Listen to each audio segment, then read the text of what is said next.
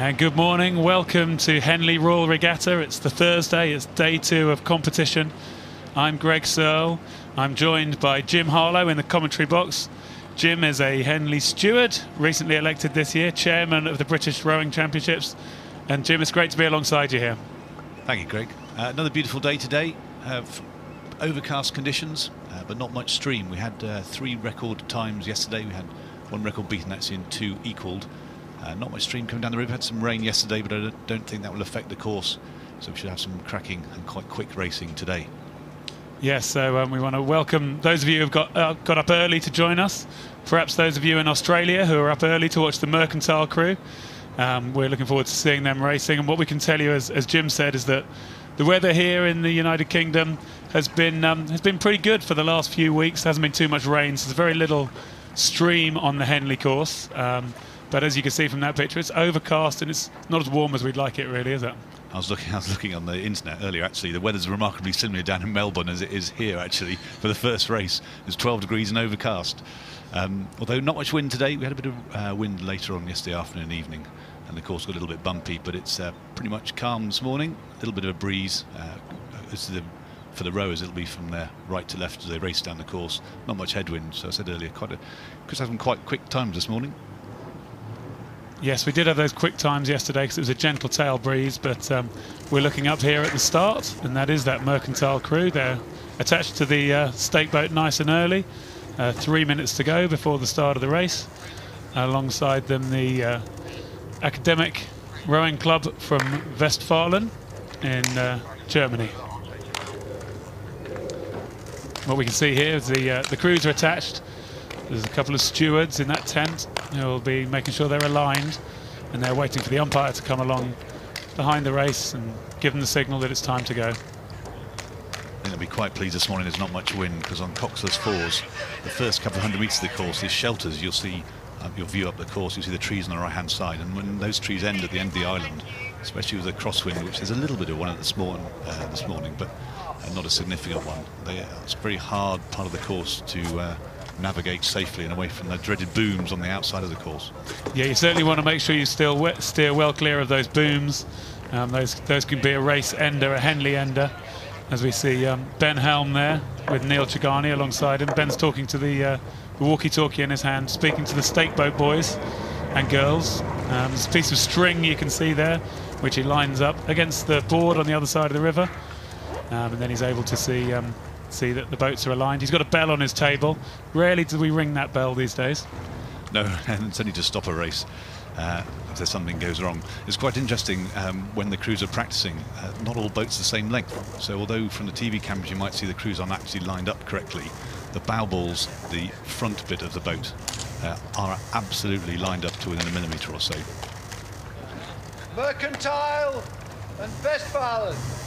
This is a heat of the Wyfolds Challenge Cup between Merkantile Rowing Club from Australia and the Academic Rowing Club from Westfalen in Germany. Go. Get ready, please.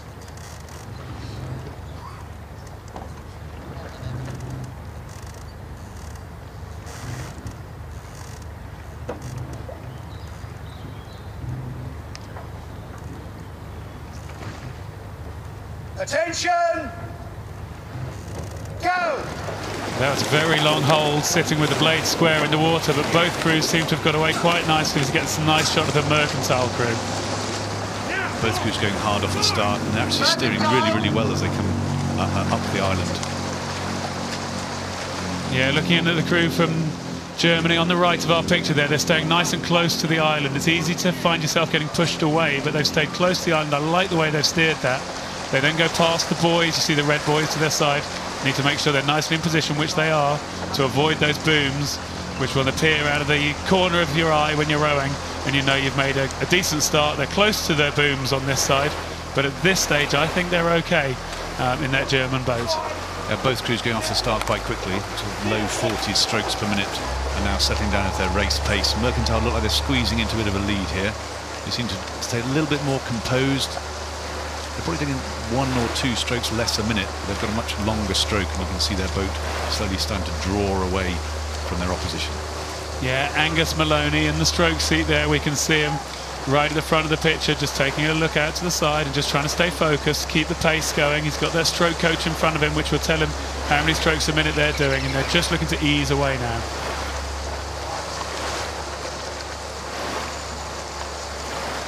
And that's Brennan Hermes in the stroke seat of the German crew, 23 years old. A little more experienced than his Australian counterpart, who's only 20.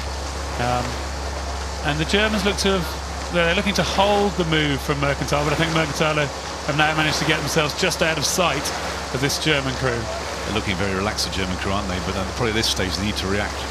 Merkantile is still drawing ahead, probably a couple of lengths lead now. Yeah, they see them coming down. They're coming towards the mark we call the barrier. The barrier is about 2 minutes into the race. It's almost like the first 500 in most races. We tend to think of it as about the first quarter. As they go past that barrier mark, Merkantile have got a good hold on this race, but still plenty to happen.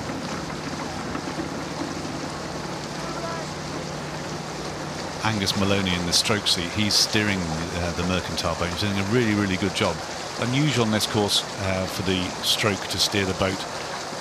When the boats go off the start, there's a upright marker and a V, so the crews off for the first couple of 100 metres can steer quite clearly off this, and this is where it gets tricky because that's off in the distance now. Yeah, Jim, that's a great point you've made, because you can see those points. Thank you to the director there. Like a rifle sight, there's a V and a stick, so you can see it's one for each crew. They attempt to line those up, but Merkantile have wandered off their station here, come out towards the middle of the river, because as you say, they're a little bit further away from their rifle sight.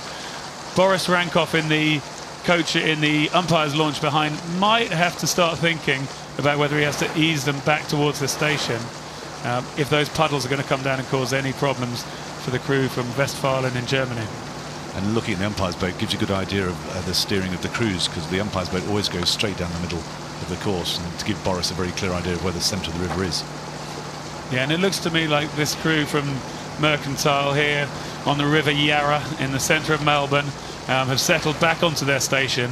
They're not out of their water. They're perfectly allowed to do what they're doing, and they're making very good progress there down the course. They're taking 34, 35 strokes a minute consistently now, and they look very composed and controlled, and they're in control of this race. Yeah, and that's the Forley marker that they've just gone past, so that's halfway through the race. So they're now into this important third quarter. Merkantile look like they've got it nicely under control. Just moving very well together, aren't they? The bodies come through nicely together. And this race, I think they'll enjoy. They had a hard race yesterday against Mosy A. Their race was nearly 20 seconds quicker than Westfalen's race yesterday. And Mosy A pushed Merkantile all the way. It was only a length and a quarter verdict in the end. So they've had a hard race. So this one, they'll enjoy a little bit more, I think, because they're now in quite a commanding position. Yeah, I think they're doing a nice job of it, because they're not letting up too much. You don't want to lose the rhythm when you get out in front and then it becomes scrappy. But as you say, this is they had a race yesterday in the Y-Folds. There's 32 entries, so to make it through to the final you have to race 5 times. So you have to manage yourself through the regatta, look to improve, look to build race by race. And Merkantile, as you say, they're nicely in control of this, passing Remenham Club there on the left, and they look nicely in control. We have to give a lot of credit to Westfalen as well. They're not giving up, are they? Sort of keeping at it, taking an extra couple of strokes a minute than Merkantile. They're not letting Merkantile have it all their own way. No, that's right. They're hanging in there. They've raced at Ghent Regatta this year. Some of the crew have raced at Henley before, but they've pleased to have won a race yesterday, I would imagine, and they've come up against a very classy crew from Australia here this morning. Yeah, and their stroke man Brennan, he was studying in the UK recently, so he'll be no stranger to the Henley course and understand what it's all about. Yeah, they're coming down towards those enclosures now. It's the competitors' enclosure first, which I would expect to be a little bit busier than it was yesterday, given that sadly a decent number of people were eliminated yesterday, so those athletes now might get a chance to come along and watch some of the racing. And that's the competitors' enclosure there that they first pass before they then come down to the main stewards' enclosure. And then of course going to be the brutal part of this event. You know, a lot of crews can be out by Wednesday. You know, almost half the crews are out by Wednesday evening, and they're the ones that qualify. Don't forget we have qualifying races last Friday, and there are many crews who've come from overseas who don't even get to race at the regatta itself.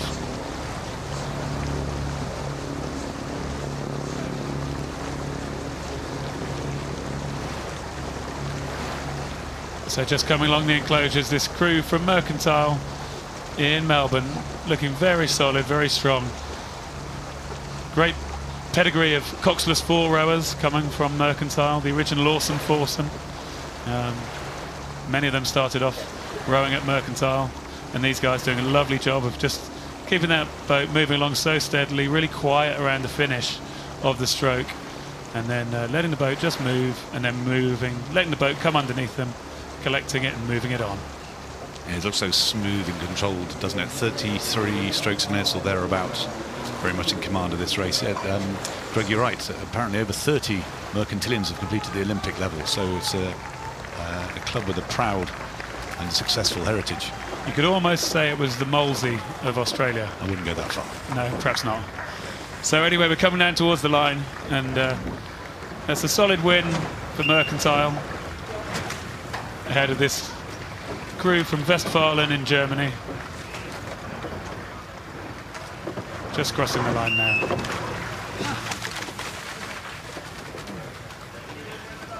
So that's confirmation of that heat of the Y-folds, a win for Merkantile over the crew from Westfalen in Germany.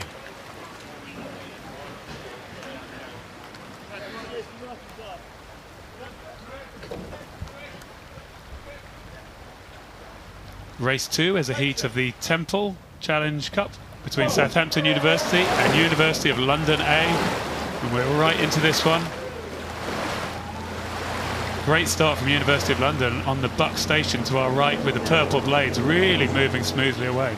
I was watching this crew yesterday in their race against Bucknell, and they're a very competent crew indeed. A really impressive win yesterday by length in the quarter. Quick time too, 6 minutes 20 seconds down the course.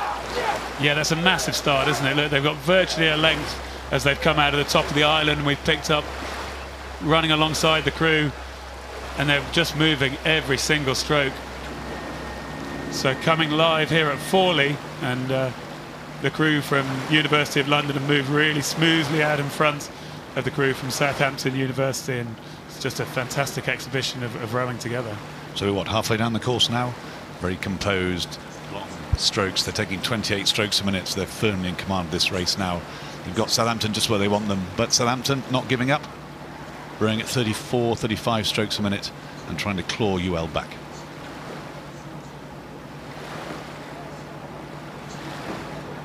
UL certainly a class performer in university rowing in the United Kingdom. In the Bucks, they always perform very well, along with Newcastle, Oxford Brookes. They've got a long history, and this is UL's top crew entered in this year's regatta, and this boat's consistently been one of the fastest university boats in the UK this year. You can hear the voice there of Molly Brown working with her crew from Southampton University. She's got a lot of work to do just to keep them motivated, to keep them going, because you can see a very big stretch of water here between University of London out. You can see a nice shot of Remenham Club with its flags of its member clubs from the upper reaches of the River Thames. Those clubs come together and form Remenham, so that there's a place for their club members to come together and socialise. If you have a look there, that's Molly Brown's back. She's coxing this crew. She first competed this is the first time competing at Henley, and the first year coxing, but she did row across the Atlantic in 2016 with Gwyn Batten in a four. I was talking to her about it yesterday, and they said actually a four is probably the best way to row across the Atlantic, because you tend to work in pairs, so two of you sleep, two of you row, so you've got a bit of company when you're rowing, as opposed to doing it in a double where you're pretty much just on your own all the time. Extraordinary achievement.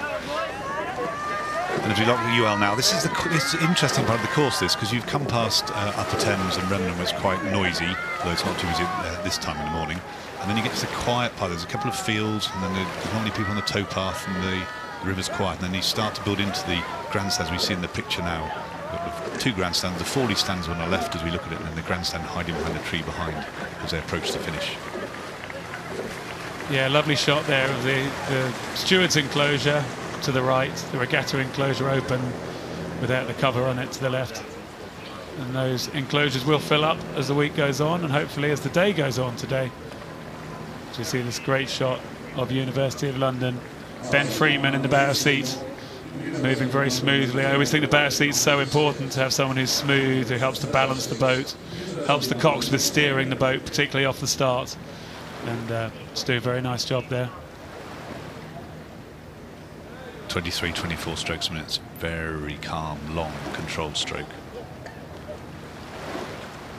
Coming up to the finish, the seven man in the UL boat, Josh Kent. I can see his father watching from the bank.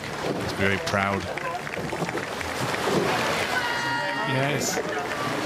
Josh Kent there sits in the 7 seat with Patrick the Jackhammer Sullivan sat in front of him in the stroke seat. He hasn't had to get the jackhammer out today, but perhaps they'll be needing that later in the week.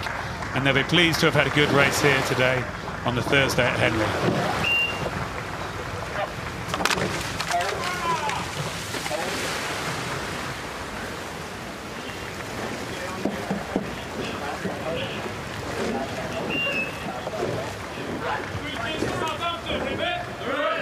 So confirmation there of that heat in the Temple Challenge Cup, a win for University of London A over Southampton University.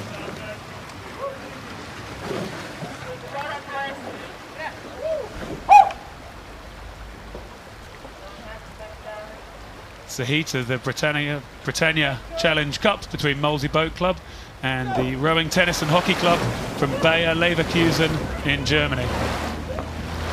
The holders of this event. Yeah, I was lucky enough to see them race yesterday. The crew from Bayer Leverkusen had a very good race yesterday, looked very strong. They needed to bide their time and then they came through well. Today they've gone out really strongly.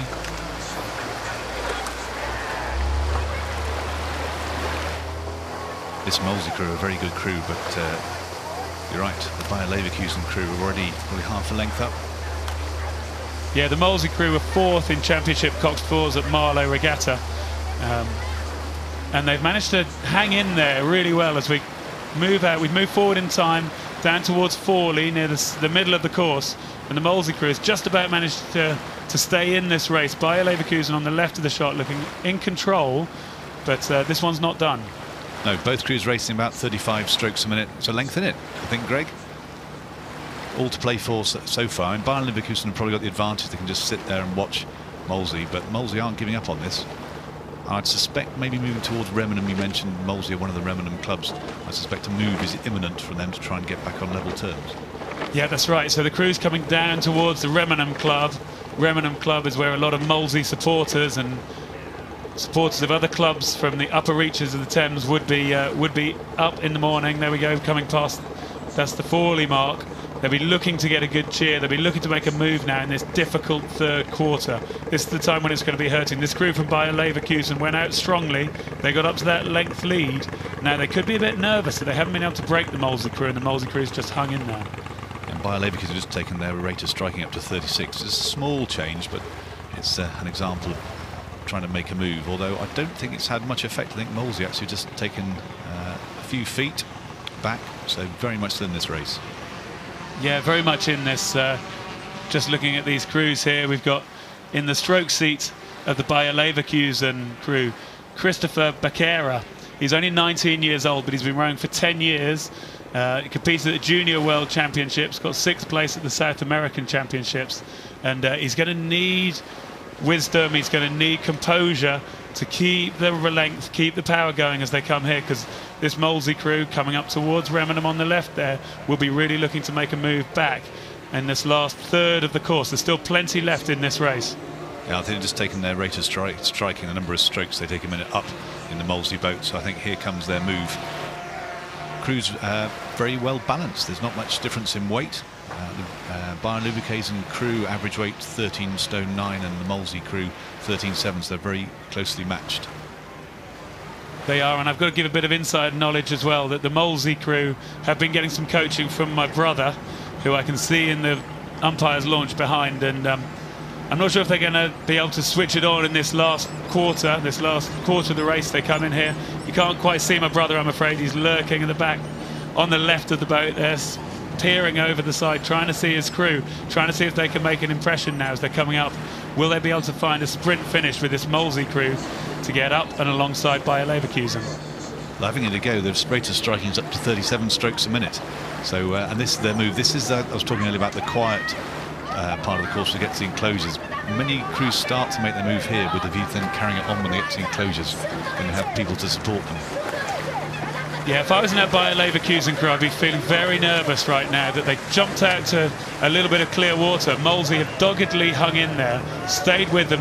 Now they're coming towards the enclosures and the pressure's really going to be coming on. 17-year-old Cox in the front of that Bayer Leverkusen boat, having to work hard now, hanging on with her left hand to the side of the boat, trying to take that look to her side and see where is this Mosy crew, because it's very nerve-wracking for the Cox lying down there. They've got very little view of what's happening behind them, and what she'll now know is that that crew could be creeping into her eye line as she looks to the left. The Bayer Leverkusen crew are taking 35, 36 strokes a minute, but Mosy a little bit more, 1 or 2 extra strokes a minute, and you can really see the difference between the crews. A little bit less composure in the Mosy boat, but they're doing absolutely everything they possibly can to get back on level terms, and it looks like, it's hard to guess the distance from this view, but it looks like they're having a good This go. Fantastic race. They're coming up. We can see from the boards that the Bayer Leverkusen crew still have a small lead as they come towards the progress board, but this one's incredibly tight. This is going to be right down to the wire. Yeah, Mosy have closed up. This is within a few feet now. This one's going to be very hard for us to call. There's probably 5 strokes left in this race. We're coming down here towards the line. What a fantastic race on the Thursday here at Henley. Are Mosy going to creep through on the inside of Bayer Leverkusen, going to hang on the outside? Here we go. We're not bang on the finish line. That is too close to call. That is too close to call. What an incredible race on Thursday at Henley. We have been treated to what could be one of the races of the regatta as we see the white flag going up. The supporters in that boat behind, my brother there to the left looking, trying to see who could have won this. No one knows. The crew's giving each other cheers. Everyone's looking up from side to side, asking about the photograph. All we can do is wait. All we can do is wait now and see. And the top of the floating stand you see at the back of your view now, at the very top, that's where the photo finishes, and they'll be. And we've got to tell you, we're not on the line here. That's the line about now they're passing. That is not the line in front of us. So we're just, you can see the winning post. So we are not really in a position to call this one. We're going to have to wait and see here. You wouldn't all be sat in that boat, one of those boats right now. The tension. Well, the tension in those boats. Personally, I've also sat in the finish line judge booth, and I'm happy that I'm not sat in there either today. In my role as a Henley steward, we do lots of different roles around the regatta, making sure the regatta runs smoothly, and one of them is finish judge. And usually at Henley, the finish judge, what can I say, most races you don't need to get the camera out, but this one the camera will be in action, and they're going to have to take some time and take a look at this photo. What a brilliant race though. Yeah, what a fantastic race. Just interesting to see the way that the Bayer Leverkusen crew got out early, looked to try and control it like a match race, but the Mosy crew were able to just hang in there and not let them get away. And by not letting them get away, they were able to then come back up through the enclosures. It looks like this result still hasn't come through yet. I have to apologise and say we may need to go away and go to the next race. If we do that, I promise I will bring you the result as soon as I can.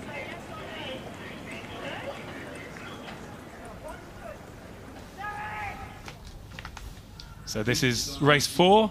It's a heat of the Jubilee Challenge Cup, the Glasgow Academy against the Beckett Rowing Club. This is girls quads, under 18 quads.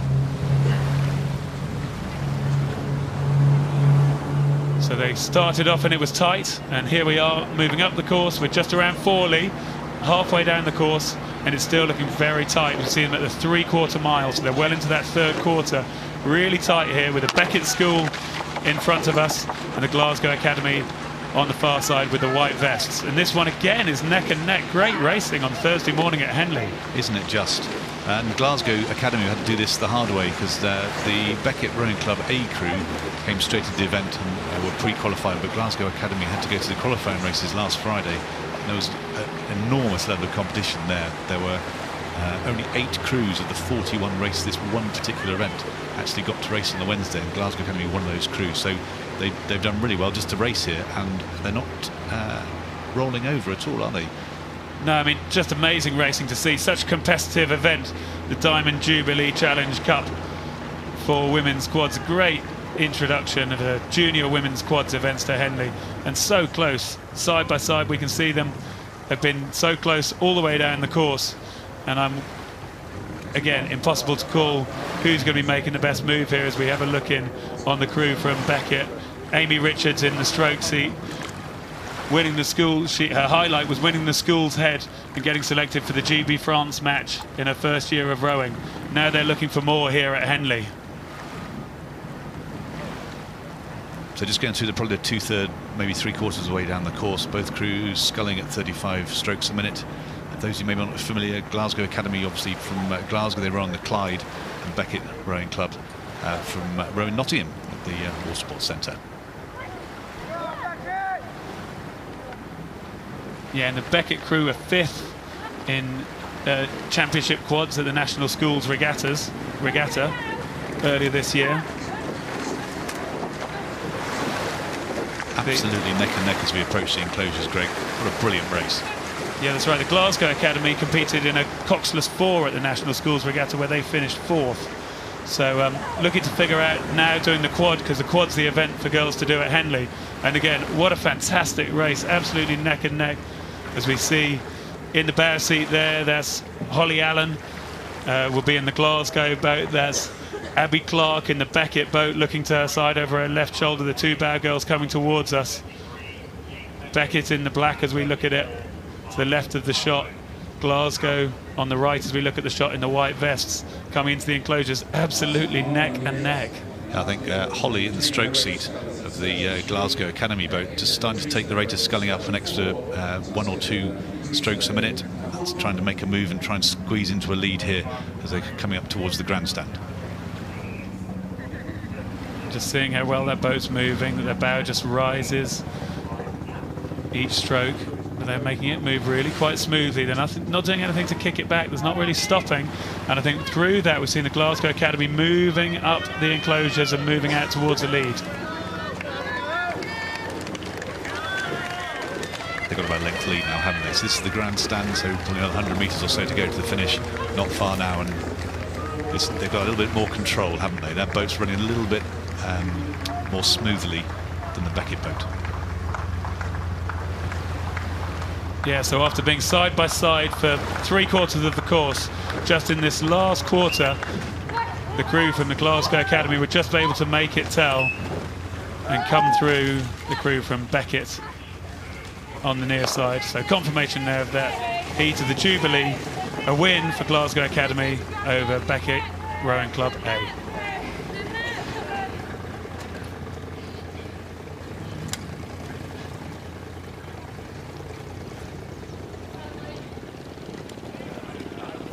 And as we watch a close race there in the Jubilee, we're thinking back still to that race we saw in the Brit, which was between Mosy Boat Club and Bayer Leverkusen. See them on the landing stage there, and we can confirm that it was a win for Bayer Leverkusen over Mosy by 1 foot.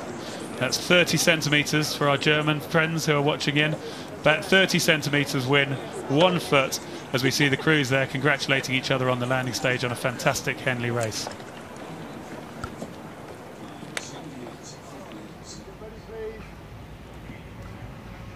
Now it's a heat of the Princess Royal Challenge Cup between Kirsten Macan from South Africa on the left of the screen and Hannah Osborne to the right from New Zealand.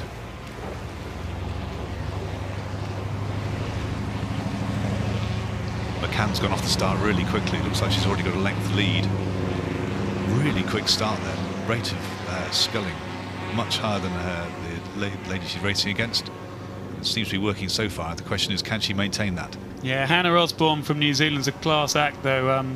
She's in a she raced the single scull in Poznan and came 5th at the World Championships. Kirsten Macan's the lightweight South African international, and she competed at 2 Olympic Games. So we've got a lightweight against a heavyweight contest here. Both good single scullers. They're really good, aren't they? Just how beautifully their boats are moving to the water. They're not checking the catch. Really smooth, efficient rowing. That's right, Hannah Osborne competed in the Junior World Championships in 2012, under 23 champs in 2013 and 16.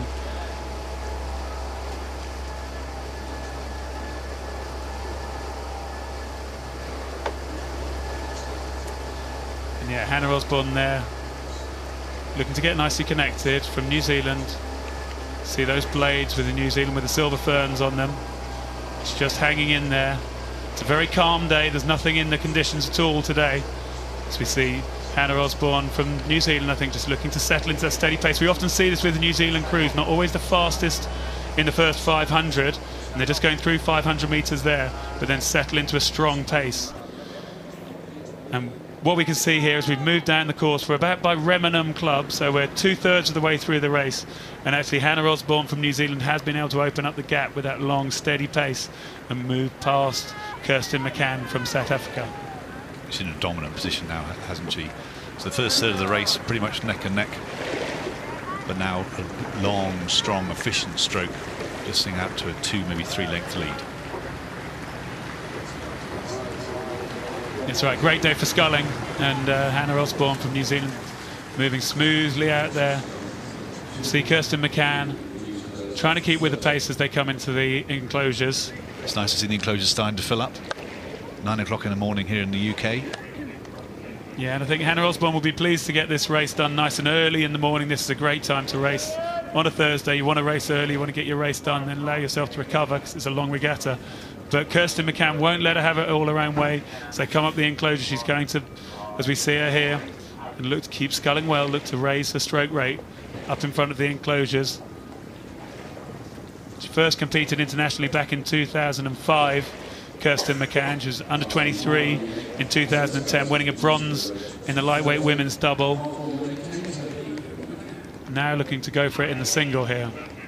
It's very interesting to watch this one particular shot. You can see the difference in the rate of sculling between the two scullers. One sculler who's got the lead in a long, relaxed and can afford to have a lower rate, whereas McCann's having to fight to try and get back on level terms, and she's taking an extra 3 or 4 strokes a minute. Yeah, great just to see that connection of Hannah Osborne in her arms and her shoulders, how she makes the connection and hangs off it and moves the boat past. Lovely example of sculling, just connecting and then letting her legs and back move the boat, finishing it off with her arms and shoulders. It's like all top sportsmen and women, they just make it look so easy, don't they? It's so elegant and fluid. Yeah, and Hannah Osborne looking really in control, really good technical sculling, coming up towards the finish line.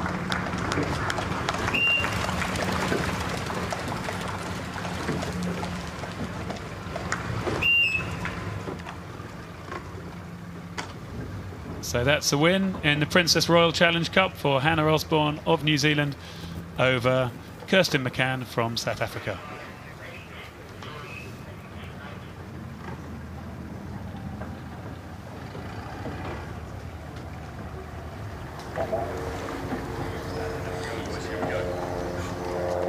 Now it's a heat of the Temple Challenge Cup between Jort Rowing Club from Netherlands and Oxford Brooks B from just down the river in Oxford. I will start you like this. Attention. Go. The umpire just talking them through the start procedure. Crews will need to square their blades up. So we see Gavin McWilliams with his arm up in the coxing seat of the Oxford Brooks race. Still has his arm up. There's a long hold he's leaving it up there for. Now the crews are ready. Go. Now for all the power of a men's 8th race in the Temple Challenge Cup, all the power coming off the start. Both crews getting away pretty aggressively. Jort have done really well. They're taking a little bit of lead after the first few strokes. And they dispatched Brooks C yesterday, so I don't know if they're going to do the same with Brooks B boat today.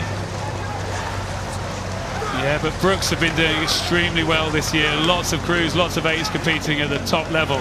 But yeah, this crew from Jort really moving well, moving out nicely.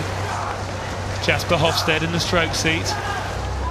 It's his second Henley, he's got some experience. And he's trying to keep the crew in here, top of the island. Maybe a small lead for Oxford Brooks. Yeah, they've come back, haven't they? And you're right about saying about the depth of talent that Brooks have. numerous boats, numerous eights. I actually live in Wallingford, where near their boathouse, and often go down to the river and watch them. You see many eights go up and down. They've got amazing strength and depth. And this is their B boat, but rowing really well there. But I don't expect this crew from Jort to give up too easily. I think they're going to try and hang in there as we come up through this early part of the race. Still not done 500 metres yet. Oxford Brookes looking to make it pay, looking to squeeze it out.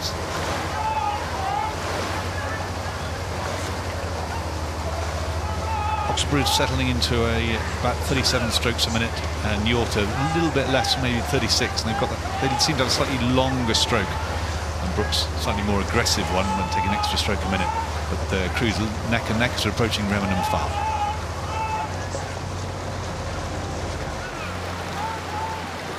Yeah, they're coming up here towards that Remenham Farm. The flag gets dropped. The barrier is the next marker that they'll need to come to as they just start to move away from the bank, so that you get into this slightly more unknown period where the water is beside you rather than the bank, and then the coxes really have to do their work. This view's brilliant. You see down the course. If you've not been to the course before, you'll see at the top in the middle of the screen is the island, and with the temple on the front of it. The start, as we look at it, is to the right hand side as you see it on the island, and the start's probably another 150 metres past the temple. But it's a stunning view from here, probably the widest part of the course. So with the wind, as we look at it, it's coming from left to right. It's hardly a headwind at all. It's pretty much all straight across, about 13-14 miles an hour, nothing more than that. No, it's really good conditions, as we can see, and the crew from Oxford Brookes now are looking to just try to inch away. It's only going to be an inch or a centimetre or two every stroke, but they're just looking to try and just be that little bit more efficient, just be that little bit more powerful, do nothing to slow the boat down and try and move away. But there's going to be high motivation in the crew from the Netherlands, from Jort, who are hanging in there and keeping that overlap. Brookes just seem to have settled, don't they? They've got, they're probably taking the number of strokes a minute they take down by one, and that stroke just seems a little bit longer, and I think that's been make it more efficient, and it's slowly squeezing, as you said, stroke by stroke away from Jort. Yeah, but I can see that Jort have just managed to hang in there. We've just gone past the Forley marker, so we're just into the third quarter of the race now, and Jort have hung in there. And, well, a number of them, 6 of them were in the crew last year that lost to Oxford Brookes on day one. So they're happy to race Oxford Brookes C on day one and beat them yesterday. They say the training's been going well with the new members of the crew, and they're hanging in there. They're keeping that overlap, and in an 8, again, you feel quite nervous when you're in that Oxford Brookes 8 and the other crew's hanging on to you. You haven't been able to break them. Well, especially here at Henley, because it's, you know, it's one-on-one, isn't it? And there's a great deal of psychology. It's different to multi-lane racing, whereas having your opposition right next to you all the way down the course. Yeah, it's very difficult to get them out of your eye line, but here we see it, Jasper Hofsted's face in the stroke seat. He's keeping his focus, he's keeping working hard, but he's trying to stay relaxed and keep connected. You can see on those marker boards the crews are still very much overlapping, and Oxford Brookes can't shake off this crew, very determined crew from the Netherlands. Yeah, both crews taking 35 strokes a minute. 2/3 of the way through the course now. It's anyone's race.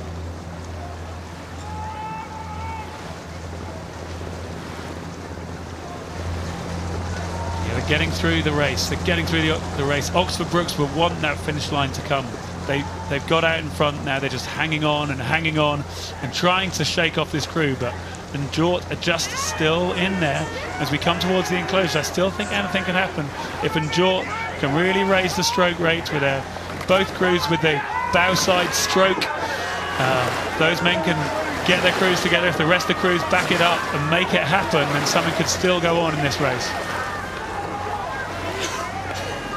Both crews starting to build up towards the finish now, just starting to make their move, increasing their rate of rowing 1 or 2 strokes a minute. A couple of 100 metres to go now as they come into the enclosures. They're a very young crew, the Oxford Brookes crews. We've got 19-year-olds, 18-year-olds in there. But what I can tell you is that Oxford Brookes, they will have done plenty of battle paddling. They will have done plenty of this kind of side-by-side stuff, where you line up 3, 4, 5 8s on their training camps, get side by side and work it as hard as they can, so they know what it's like to be in these situations.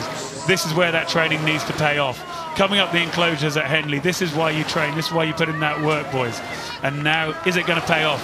Is this Oxford Brookes crew going to be able to hold off this crew from Jort in the Netherlands? Both crews now building up towards the finish. Oxford Brookes taking 38 strokes a minute, Jort at 37. Oxford Brookes B-boat, their A crew won this event last year, so they want to try and defend their title as best they can, and it looks like they're going to at the moment. Well, in this coxswain seat is Gavin McWilliams. We can see his face there with the Oxford Brookes crew. He's hoping for an all-Brookes Sunday. He wants to see the B-boat coming through, and they've come through today on the Thursday, ahead of a very determined and brave crew from Jort in the Netherlands. But we can see it there, confirmation, a win in the Temple for Oxford Brookes B over Jort from the Netherlands.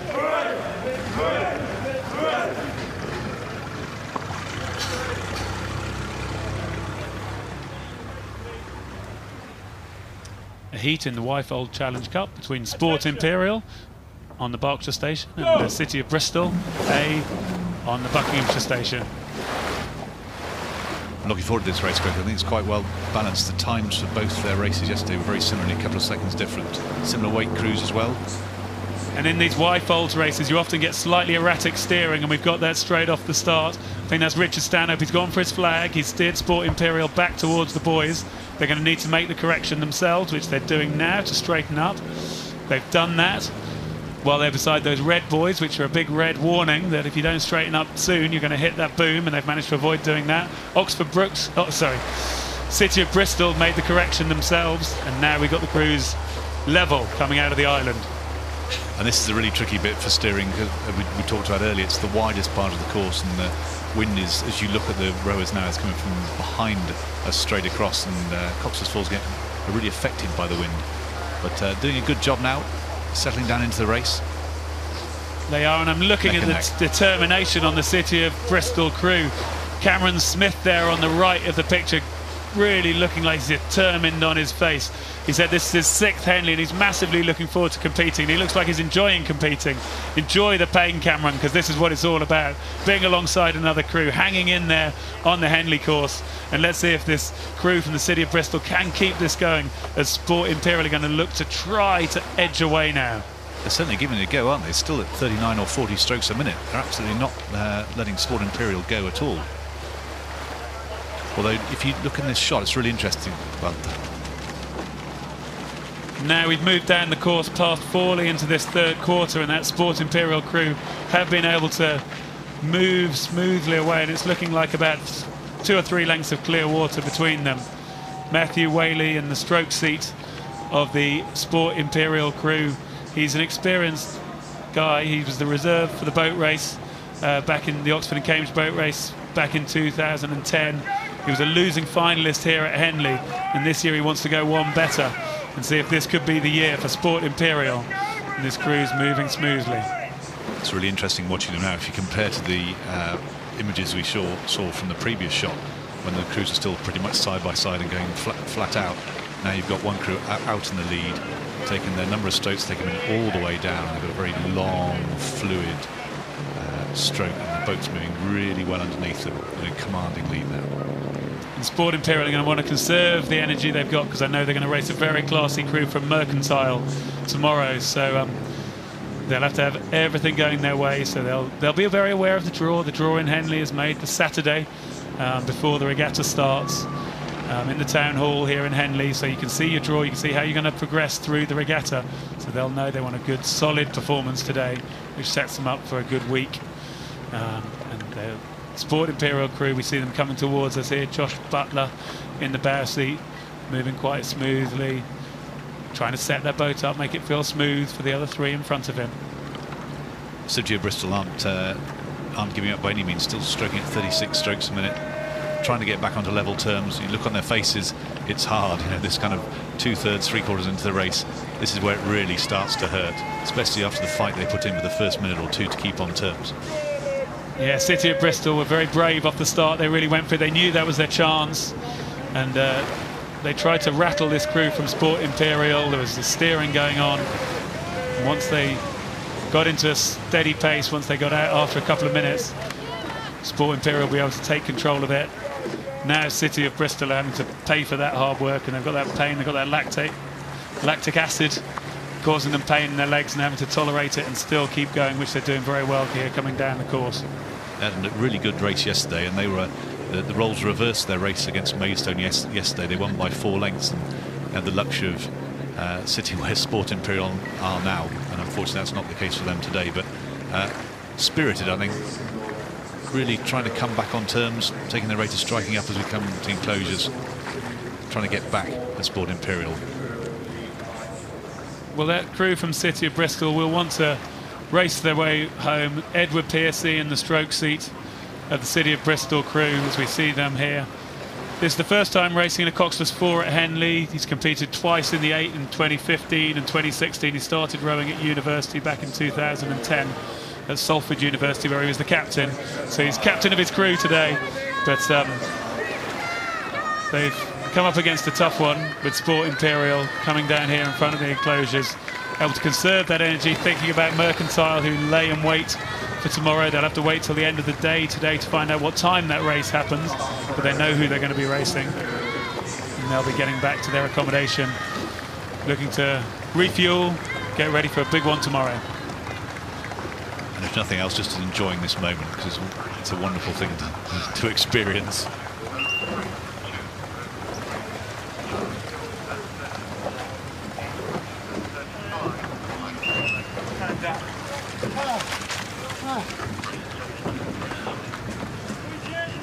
And that's confirmation of that win in the Y-folds for Sport Imperial over the City of Bristol A.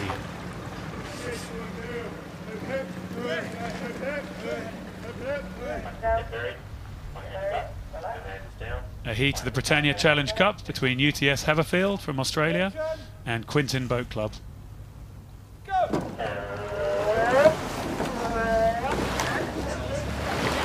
UTS Havfield in Sydney in Australia made a big journey. Seeing the crew on the right there from Quinton squeezing sideways off the start. Unusual to see that in a coxed boat. That's probably to do with the blade pressures. And Hazel Wilson up there in the coxing seat will have had to make a little correction to keep them on course there. Yeah, just one side pulling slightly harder than the other, isn't it? Of those in Australia, I think it's tea time about your time. Similar to weather to which here in Henley, to which you're experiencing at the moment, I believe. We joined the cruise. This is about 200 metres after the start. And it's classy performance from UTS Havfield. They're just looking to move smoothly away. See them just with holding their finishes a little bit better than the Quinton crew. I don't want to be too harsh, but blades just coming a little bit loose in the Quinton boat, so they're not quite able to get maximum distance per stroke just through the finishes. And then when they came down to Forley, so we've moved forwards just into the third quarter of the race, UTS Havfield are able to control this one and enjoy looking down the Henley course, as we see in the coxing seat of the UTS Havfield crew. That's Tim Morrison, able to talk the crew calmly through the race. And they are enjoying it, aren't they? They're taking 24, maybe 25 strokes a minute. And they're making the most of the weight advantage too. They're nearly a stone and a half a man heavier than the Quinton crew. And they've got these long, powerful strokes. But if you compare in this great shot, you can compare the difference between the two. You've got one crew, a significant lead. They've got the luxury of being able to take their time and relax and control the race. And Quinton having to fight their way back. And they're doing a brilliant job. You can really see at this part of the race, probably 2/3 in, it really hurts. That lactate's really burning you, but they're not giving up. They're fighting back, doing their best to try and reduce that lead. Well, they're feeling the burn in the Quinton boat. I'm not sure they'll be feeling quite so much burn here in the UTS Havfield boat. Looking in there, Zach von Appen in the stroke seat. In 2014, he was in the Australian junior team in the Coxless 4. 2015, New South Wales schoolboy rugby union team. So an all-rounder. We get a lot of these rugby players who decide they want to take up rowing. Usually leave their rugby teams short of a number 8 and a couple of second rows and some flankers. But they find a good place for themselves sitting in the middle of a rowing boat, or in this case sitting in the stroke seat of a rowing boat, and enjoying coming to events like this here at Henley. And the Quinton crew are regulars here too, kind of the stern pair, Harry and Paul. Harry rode here UCL, and as did Paul, three-man in the UCL in the Temple last year. Yeah, that's right, they've got the experience. They're a much younger crew from UTS Havfield, 19 years old, 18 years old. Zach Whitehead in the bow seat said this is first ever Henley.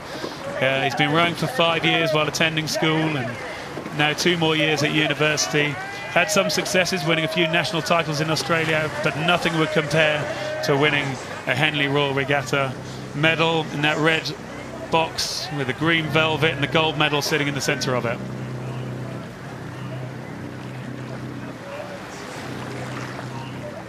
As you look at the bow of the Havfield boat, you can see how smoothly it's cutting through the water.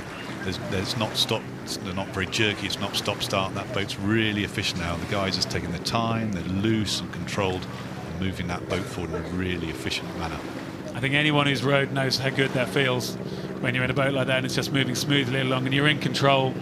They'll have woken up this morning and you can't help having pre-race nerves. You wake up, you know it's a big day, you know you've got to go out and deliver, you know you don't want to mess up, then you go out and you do deliver, and it feels great to be able to then enjoy your work. Of course, I'll deal with jet lag too if you've come all the way from Australia. Kind of another challenge to add to it.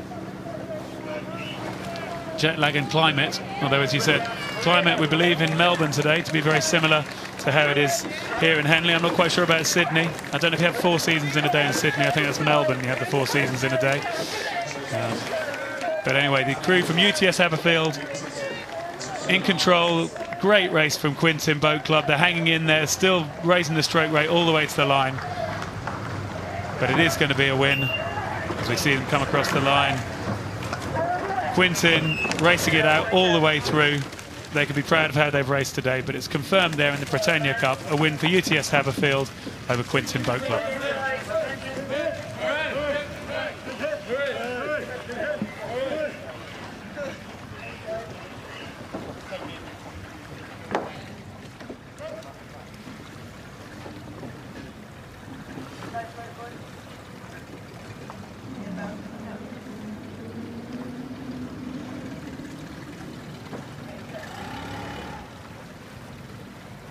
This is the Diamond Jubilee Challenge Cup between the Globe Rowing Club and Headington School A.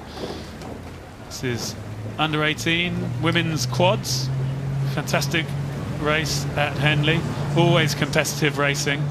And we've got the Globe up against Headington. Headington have got great pedigree in girls rowing. Usually they spend their time doing very well in 8s, and then they make the switch to quads to race here at Henley. And they're one of the favourites. This A crew is a really quick crew.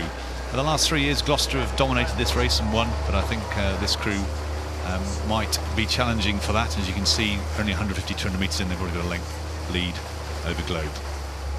Yeah, the coach is Ryan DeMaid, and he's always done a great job with the Headington crews, and he's looking to get this win, get ahead of the crews from Gloucester who've done just that little bit better and just outclassed them just when it comes to it in this competition. Headington, could this be their year? Could these be the 4 girls who are going to deliver that win?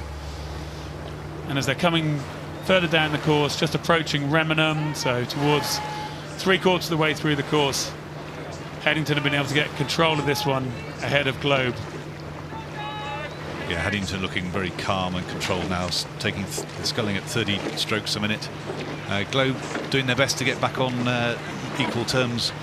They did fantastically just to be here because they had to go through the qualifying system we talked about earlier.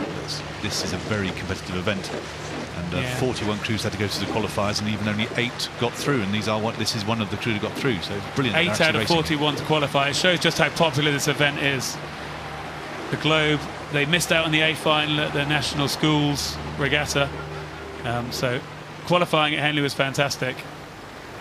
And now they're out on the course, being umpired by Sarah Winkless, stood in the front of that umpire's launch in her Cambridge blazer. Great to see how many female stewards we have now, how many female umpires we have on the water, and how many new women's events we have here at Henley this year.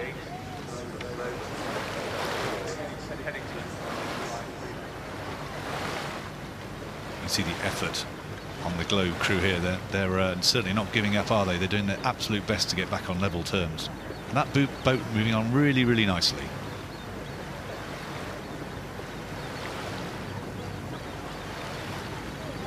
Yeah, the crew from Globe, this is for most of them their first time at Henley, and they're saying they're really looking forward to it. In the stroke seat, sorry, in the 3-seat, Layla Bernstein. She's competed at many national events, medaling 3 times and racing at the World Indoor Championships, coming in 10th. So the big ergo puller in the 3-seat of the Globe crew, and she'll be joining UCLA in September on a scholarship to go out there and really make the most of her rowing talents, which is just a fantastic opportunity. These last few images, you can see the difference between the crews. Headington, they're taking 28, 29 strokes a minute. This long, fluid rhythm, and yet Globe having to fight the race now, and they're up at 34, 35 strokes a minute. And they're if you look at it in the pictures, you see that it's that little bit shorter, whereas the Headington crew, this brilliant shot from the back now, kind of just how long that stroke is, how smooth the boat's through moving through the water. Yeah, Danielle Semple in the bow seat there. We can see her back coming towards us. Her highlight was winning the national schools in the 8 for the 3rd year in a row, but now they want to convert it to the quad. And you can see they're not big girls. They just row really well together. Just hang off those blades and stay efficient. There's room for improvement. As you can see, they're not entirely synchronized. The blades are coming through at slightly different heights of the water. So, but it's still the way that boat moves. You know, it doesn't check, does it? We're being harsh critics, aren't we, looking at this from this straight-on angle. No rower likes being filmed from here, but yes, we can just look for how parallel are those blades, how well are they moving together, how will they be able to handle a tougher opposition and perhaps tougher conditions when it might be a little bit wavy or a little bit more windy, because we've got lovely conditions here Thursday morning at Henley. But what will it be like by Saturday afternoon, Sunday afternoon, if they get to make it that far? You've got to be careful, actually, because Globe are coming back. Globe are coming back. They're not going to leave anything out there. They're going to make sure they've raced this as hard as they can and put every pressure they can on this crew from Headington. And they're approaching the finish line now, and Globe have taken their, they're just sculling up 3 or 4 pips. And I don't think they're going to catch Headington, but they're giving a really, really good go. A brilliant race. Yep, Headington managed to stay calm there, but the crew from Globe came back really strongly. And it's confirmed that win in the Diamond Jubilee Challenge Cup for Headington School over Globe Rowing Club.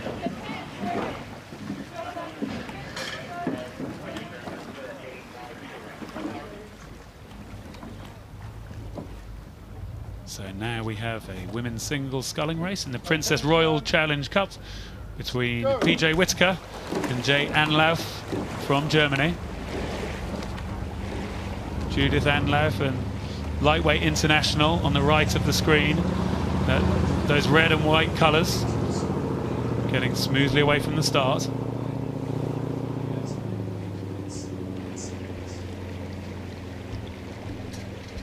Yeah, both have Scullars having a really good start. Judith just drifting into the middle of the river a bit. Often this is the tricky part of the course to navigate, because it's the end of the island. You get a little bit of a breeze sometimes. You can drift into the middle of the course. Yeah, that's right. Judith Anlaf on the, well, in the red and white here. Yeah, the boat had drifted towards the middle, but she's now got it under control.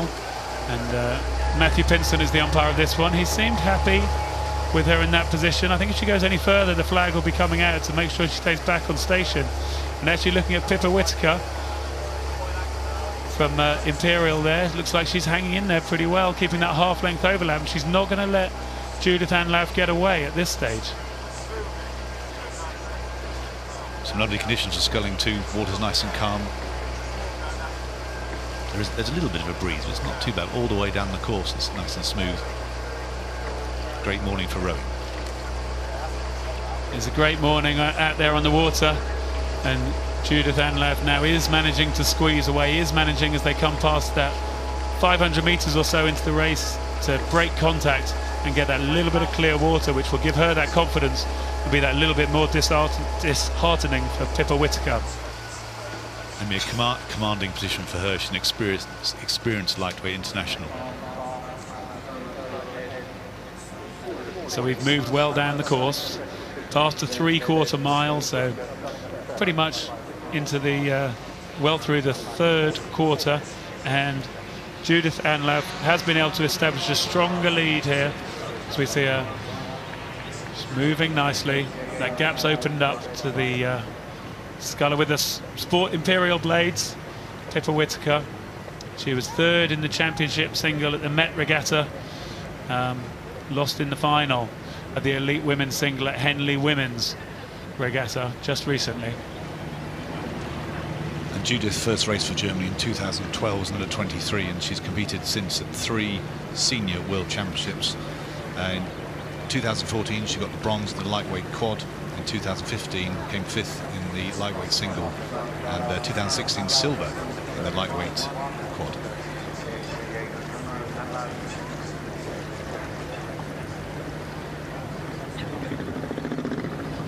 See, she's down at lightweight, or she's close to lightweight, weighed in at 59 kilos. But in these conditions, she's handling the water, handling the conditions really well, sculling nicely and moving away. Pippa Whitaker in the other boat. She started rowing at Henley Rowing Club as a junior, went on to Leander. Here we see her now. She's now at Imperial College because she's working in London.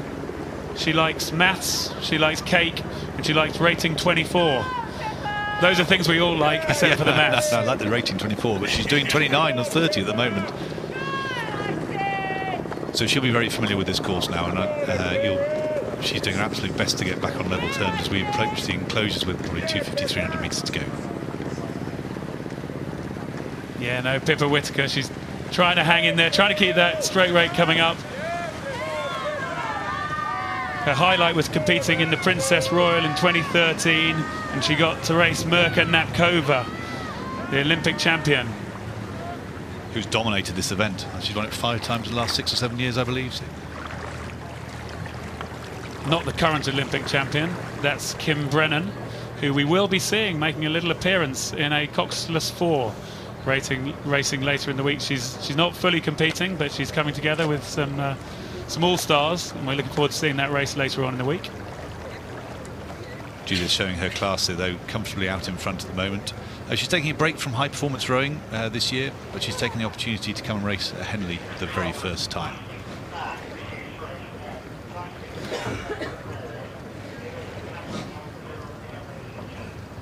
See Matthew Pinson in that umpire's launch has had a relatively quiet job on this one. Both the crews behaved themselves pretty well. See him stood up. As you look at that shot to explain what goes on in the boat, umpire at the front, and there's 3 people at the back. 2 are stewards, and they're recording the times and the distances. A gentleman at the back with the hat on, the London 2012 Olympic hat, David Biddulph, he's on the radio and he relays times and distances to the commentary team.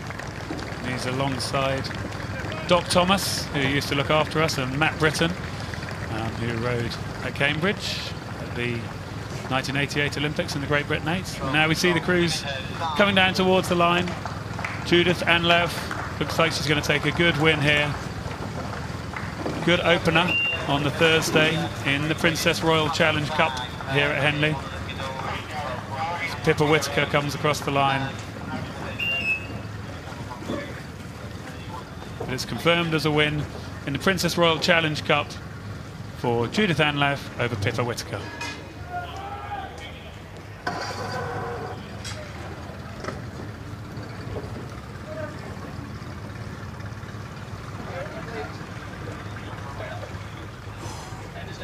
Now we have an international race in the Thames Challenge Cup. King's College, Queensland, up against Yale University from the USA.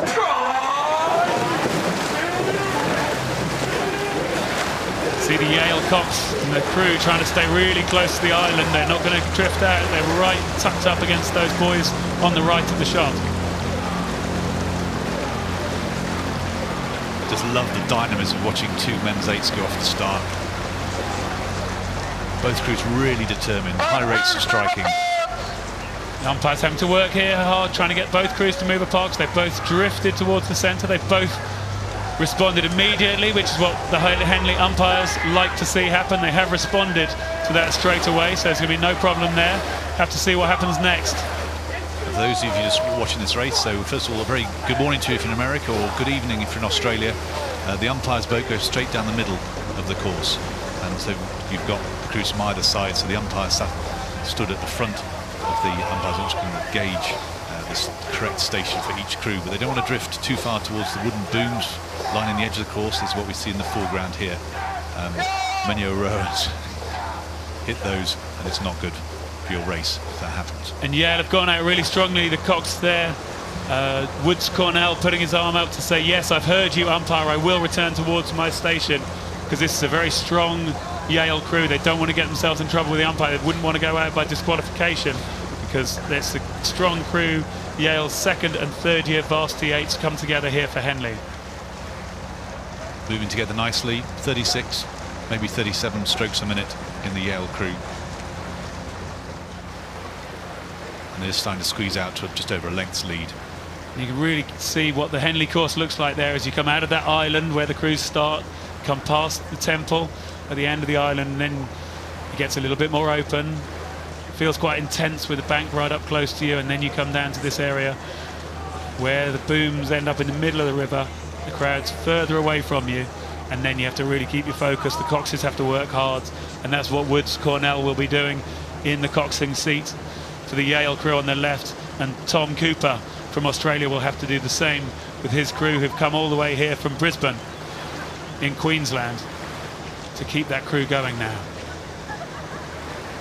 The University of Queensland crew, 36.5 strokes a minute for the last 15 or 20 seconds, so they're doing their best to hang on in there. The Yale crew just slowly drawing away.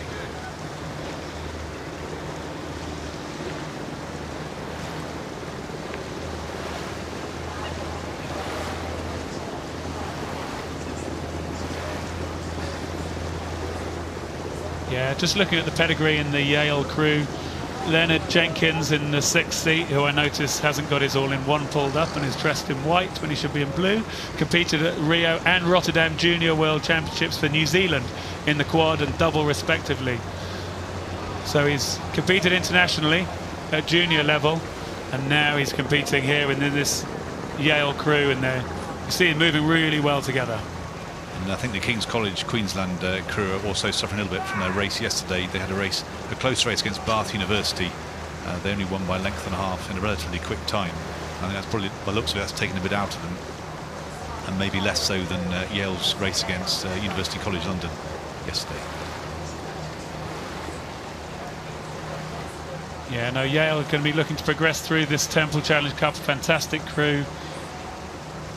Quite international. Angus Morrison in the 7th seat. He competed for Australia in the 2015 Junior World Championships back in Rio when it was a test event. One of his highlights was beating Harvard in the 2017 Harvard-Yale race. He's quite proud of that as well. Kind of his interest in his biography is that they crushed them. Of course, great competition between Harvard and Yale, and we love welcoming both of them to Henley whenever they want to come here, along with all the other internationals like we have from the King's College Queensland. Brian De Veers in the 2 seat there, looking like he was able to have a little smile as he looked to his left there. The support that's building on the Henley course this morning, on this Thursday morning. This is the bit you want to enjoy when you're in command and in control of a race.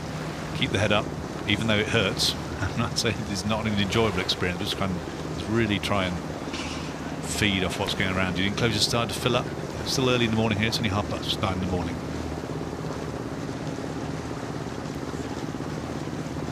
The Yale crew moving pretty smoothly now.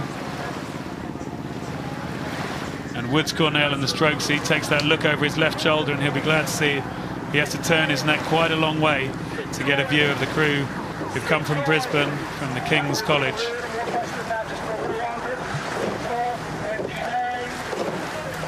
Crew from King's College came together in April. Two of the boys were competing at nationals and selection trials, and they won the Brisbane Inter-College Regatta convincingly before coming over here to race at Marlow. They're starting to take their rate of striking in the Queensland boat up. They're up at 36 now, and that'll start to build and build and build as they try and close this lead down and get as close as they can to Yale as they come towards the finish. Yes, Lach and Bowman in the stroke seat of the King's College boat, who will be looking to get the crew moving forwards. His highlight was winning the Brisbane 2016 GPS Championships when he was at college, studying science and medicine at the University of Queensland.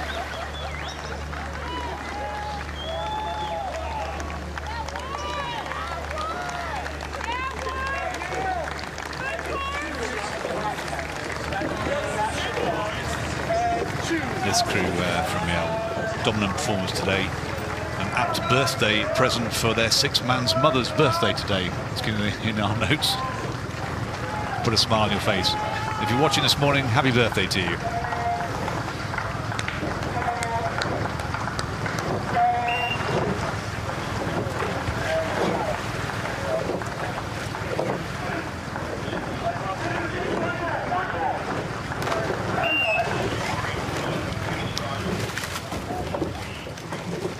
So confirmation of that win in the Temple Challenge Cup for Yale University from the United States over King's College, Queensland from Australia.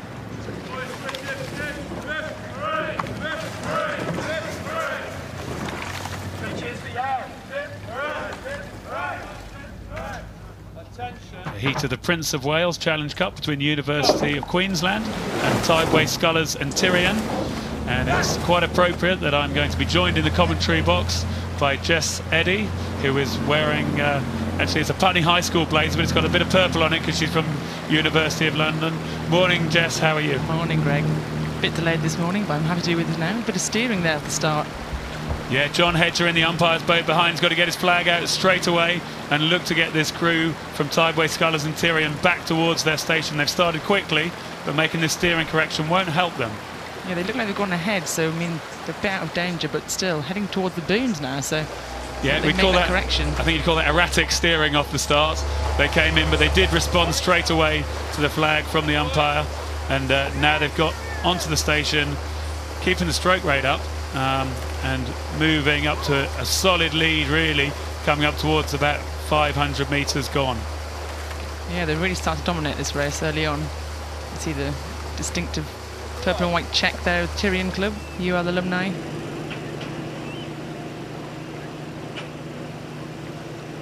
John Hedges needed to use the flag a fair bit to keep the crews apart, to keep the Tideway, Scullars and Tyrian crew on their station, but we're coming up towards Forley, the centre of the course, and the race is still on.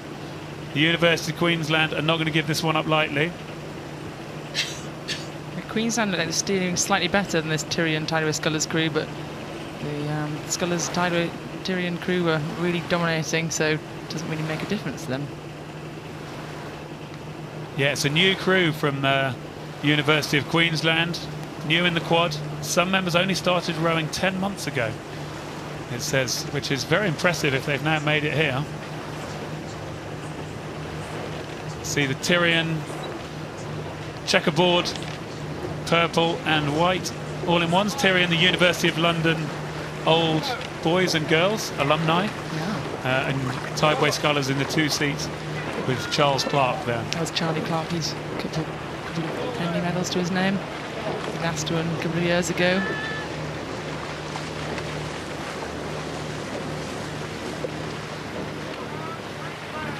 We're really dominating now. They can probably afford just to be a bit more relaxed now towards the finish line. A bit more beans in the tank for the rest of the week ahead.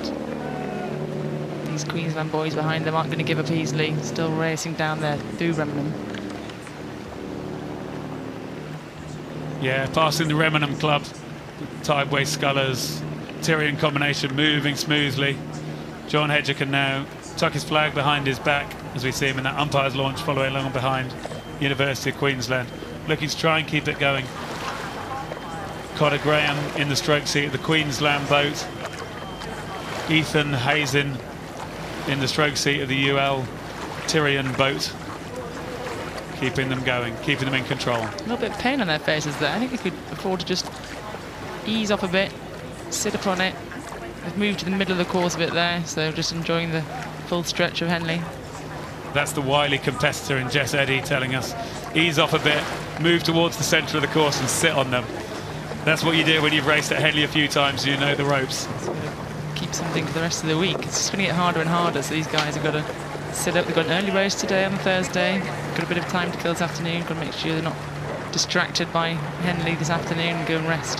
Yeah, it's an interesting one. You can see them actually having a little conversation in the stroke and 3 seat, just shouting over their shoulder. And I often find that tricky when you're not quite sure what you're going to do when you get out in front. Are you going to drop the rate? Are you going to drop the power and keep the rate? And unfortunately, sometimes you lose the rhythm and it doesn't quite turn out as one thing or another.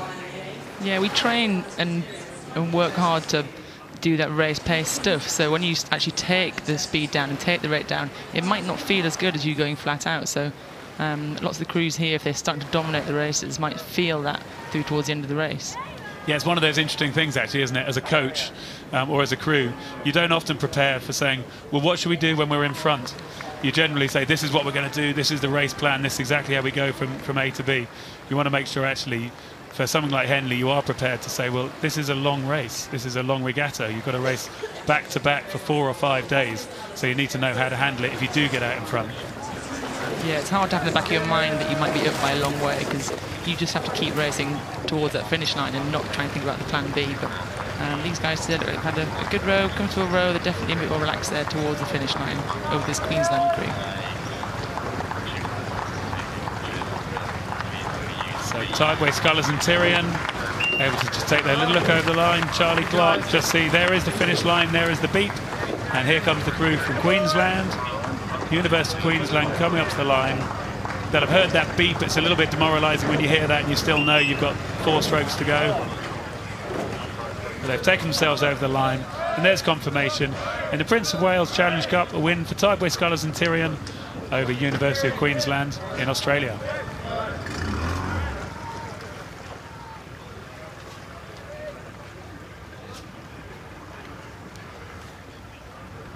So there's a little introduction for us. Myself, Greg Searle, and Jess Eddy, who's a recent silver medalist from the Olympic Games in Rio. Currently thinking about what to do next, Jess. What to do next, yeah. Joining in this amazing rowing event makes me want to get back on the water, to be honest. So we'll see. Come and watch them training in November. So this is the heat of the Y-folds between Northwich Rowing Club and London Rowing Club. And looking for some interesting steering just straight away. London Rowing Club going towards those boys and the island, but they managed to make the correction. It's my current club now. University of London was my club, and I row for London Rowing Club now, so it's good to see these boys out there on the course. This is our top boat, so I'd hope they perform quite dominantly today, but Northwich is still holding on to them there through the island. Yeah, certainly don't want to see them battering into the island. That's not a good way to end your Henley campaign if you are your club's #1 crew.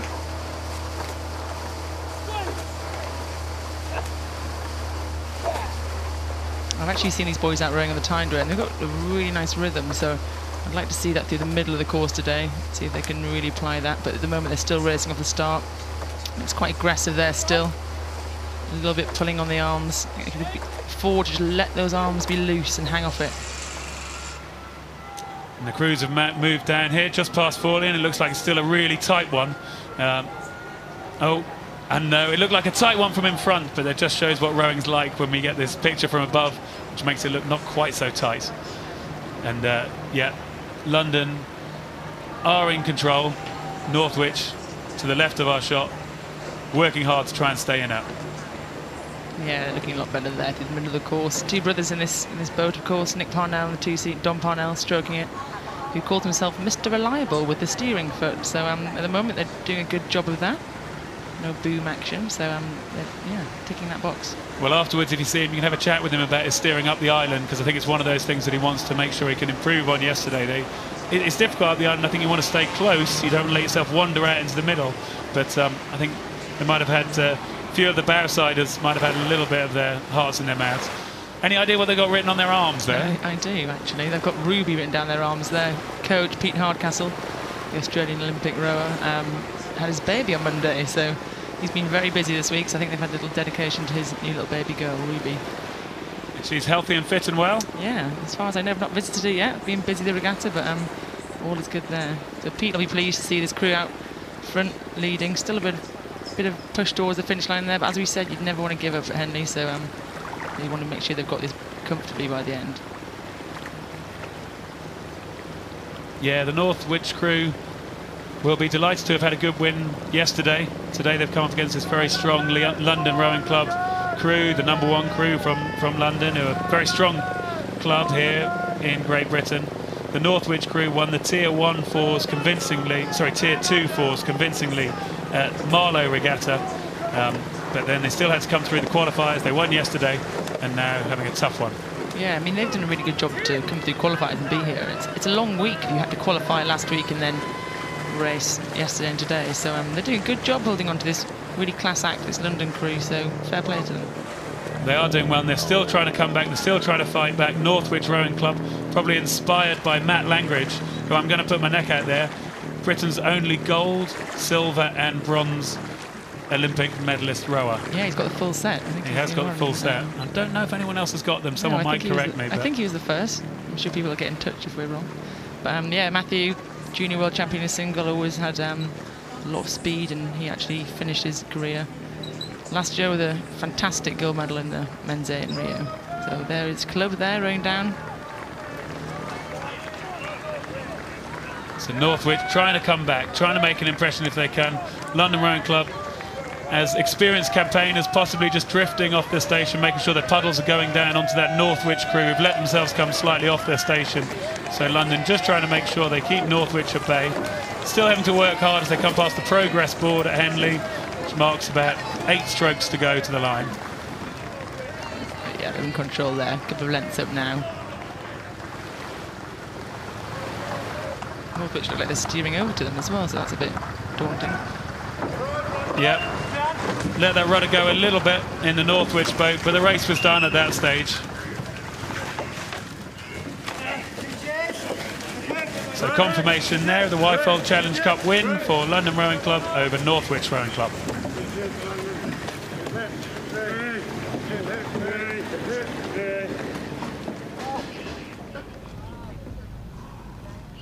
So the Britannia Challenge Cups between St Andrew's Boat Club and Cir Nautique from France. So coxed fours, the cox is hidden from our view in the front of the boats. They're going to have to get their crews away smoothly, and both boats seem to have made a very smooth, very straight start. Cox is not having to do too much work this time. Yeah, this St Andrew crew going off there, actually Scottish national champions, so we'd hope to see a bit of speed from them. And the Club Nautique from France, dark horses, really, as far as we're concerned in this field. Don't know too much about them, but they need to just try and finish those strokes out a bit longer, I think, if they're going to keep in contact, because St Andrew's Boat Club, like you say, Scottish national champions, experienced and moving smoothly as they come out here, top of the island, about a minute into the race, looking to lengthen out and find a rhythm. Yeah, that St Andrew Boat Club looks just a little bit racier than this Club Nautique on this side. I think that the French crew could do with a bit of spinning their hands a little bit faster and actually getting them raised a little bit more at this racy part of the course. Yeah, it just doesn't look that dynamic in the boat in the foreground, does it? The blades just aren't quite accelerating, the bodies aren't quite connecting and hanging off it.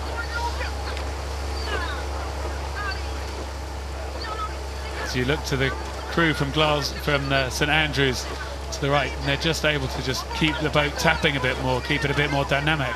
Yeah, they look like they're moving away at this part of the race, and the French crew here really needs to stay in touch and contact, because it's going to be a long old race if they're losing contact here. So we've moved down the course, so we're approaching Forley, so towards the halfway mark. And from this angle, it looks to me like St Andrew's Boat Club are able to be in control, but they haven't fully shaken off the Club de Nautique from France. Yeah, they've got a bit of pedigree, this St Andrew club. Kieran Tierney in the 2-seat won the Prince Albert, the university equivalent of this race, in 2016. So last year, he knows what it's like to win here. He knows what it's like to go through those nerves and come down this course. Yeah, Graham Ord in the 3-seat of the St Andrews boat. The Great Britain under-23 in the pair in 2016 made the A final at the GB Trials in 2016, and also, yeah, Henley record holder for the Prince Albert in 2015. Now they've moved up from that Prince Albert for students in Coxed Fours up to the Brit Challenge Cup for clubs, and able to get the boat moving early on in the race and then open this lead, which they seem to now be in control of. Yeah, this looks very relaxed now up in the shoulders. You can see them just slotting those blades in with some ease. The cox is barely shouting at them, so I think that's a good sign for this St Andrew Boat Club. Yeah, that's Helena Watson coxing the boat there, able to just talk to the crew in a fairly calm voice. She won't have to pull out all her aces today. She can just keep them moving, keep them focused on the basics and doing the basics well. Later in the week she might have to get all her motivation going. Might have to remind them about what they were able to do back in 2015, how some of them were able to break those records and win that Prince Albert. So the cox not only steering this boat, but they're also kind of a mini coach in the crew, really bringing that boat together with one voice and telling the crew exactly what you do. You'll see today some boats that are coxless without the coxers, but the job will fall on one of the crew members to make the calls. But it's a lot easier if you can just concentrate on the rowing and you have a cox to tell you what to do. I always think there's three aspects really to coxing. There's the steering, there's the head, and there's the heart. And really on a day like today she needs to worry about the steering and the head, which is giving the information, how many strokes they're doing, where the opposition is, where they are on the course. As it gets further and further through the regatta, they need to start to pull those emotional strings, try to go to the heart and say, how do I really motivate this crew? How do I really push this crew on? Yeah, rowing's about going flat out over this course. So, I mean, there's a lot of technical things your cox will be telling you, but after a certain point, you really want your cox to really give it to you and exactly that great. Give you some heart, tell you why you're doing it, make your body really find that extra ounce of energy and push yourself right over that red line. And sometimes the best coxers can get that out of you. So I'm going to have to ask you, can you tell me a little bit just about what was going on in your rate in Sydney? In Rio, how you managed to get over that line and hang on, win that silver medal? Yeah, well, I kind of am a rower that likes a lot of heart and likes a lot of grit. But actually, Zoe de Toledo, our cox, kept very calm through the middle of the race. The point of the race when I was actually starting to flicker on thinking, let's go now, as we were coming last in the Olympic final. Because you were pretty steady, weren't you? Pretty in control, a bit like this St Andrews crew, except you weren't 3 lengths in front, you were a length behind. Yeah, it looked like we raced the wrong way around, but yeah, Zoe kept very calm, kept to our plan. I think that's what the guys this week have to do, keep to their plan. They've all trained really hard through the winter, through the spring. They've got to come here and execute exactly what they've been doing. And that's it, isn't it? Taking what you practice it, and then you bring it out onto the race course so that you are able to handle the pressure by just doing one stroke after another, living in the present moment and delivering the very best you can, stroke by stroke, day by day through the regatta. And it's St Andrew Boat Club now. They've really relaxed their rate right down. Yeah, Helena Watson there, great shot of her. She describes a highlight as being second in the Met Regatta Elite Coxed Fours on Saturday in 2017 and first in the Coxed Fours at the Nat Champs in Scotland in 2017. So these guys know how to race. They've done a lot of races through the summer, and this is really the pinnacle of their racing season now. So hopefully they put all those little pieces of the jigsaw together, ready to finish it off this weekend. But yeah, they're very good over there.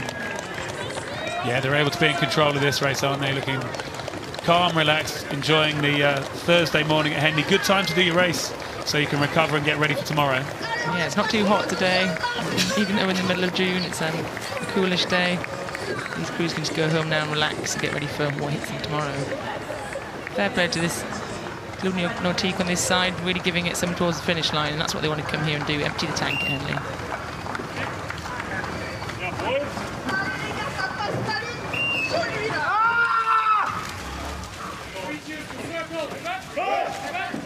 So confirmation there of that win in the Britannia Challenge Cup for St Andrews Boat Club over the Cir Nautique, France.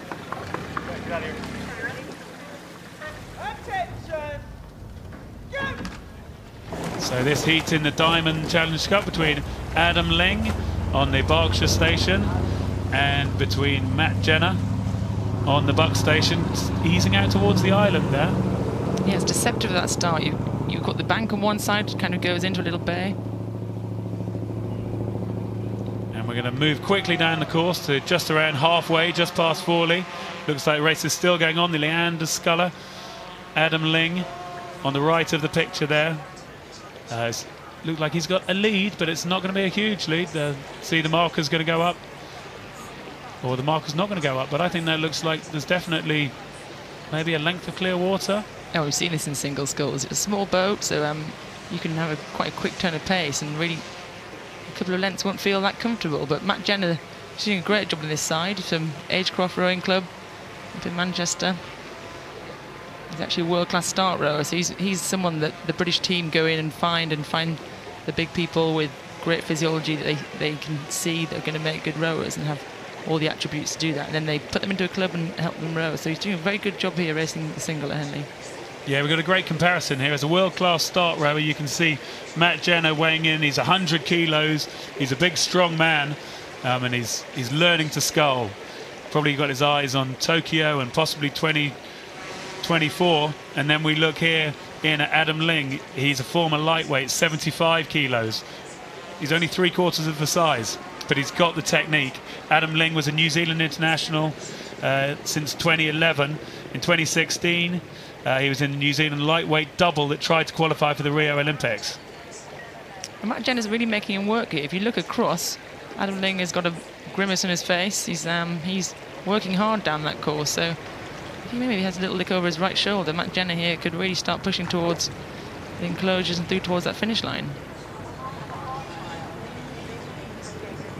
Yeah, it's interesting to see, isn't it, the length and the power per stroke from Matt Jenner in the red on the buck station. So he's got a big, strong back. He's looking to try and get in, get connected, takes that look to his side. Small steering correction. Let's just try and stay in the middle of the boat. How did you find it, Greg, moving from kind of sweep rowing into the single scull? Well, I'm so glad you asked, because actually 20 years ago I was racing in this event, and I loved the switch to the single. I loved the control it gave me. I loved being able to use the physiology and everything I'd learned from everyone else in my career and then put it into action myself. So yeah, 20 years ago this year was my first time racing in the Diamonds with some success, and I absolutely loved it. That course feel like a long way in the single, transferring from the other bigger boats. Yeah, it does, but it's really interesting that we think about the control you've got. And I remember I was coached by a legendary man called Harry Mahon, and I remember him talking to me about the race plan.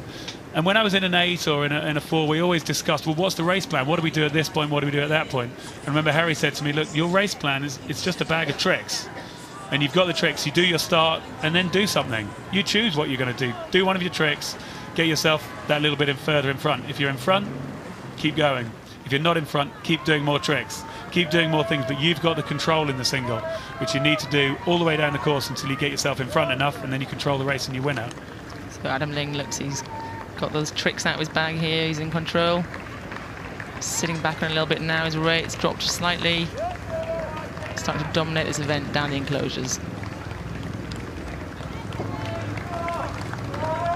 Yeah, in 2015 he was the lightweight single sculler for New Zealand. He's looking to qualify for Great Britain. Training at Leander now. Hasn't yet broken into the Great Britain team, but it'll be interesting to see how things might pan out over the next few years. It's Matt Jenner still racing it all the way to the line, putting pressure on Adam Ling, but it is going to be the win for Matt Jenner as we come down here. And that's going to be great practice for him, coming and racing a single at Henley.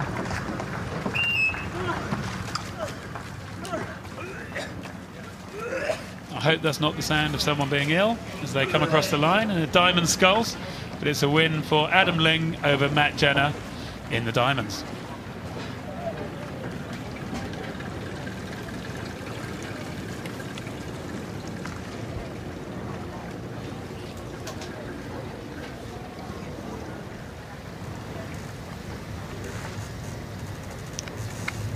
Attention!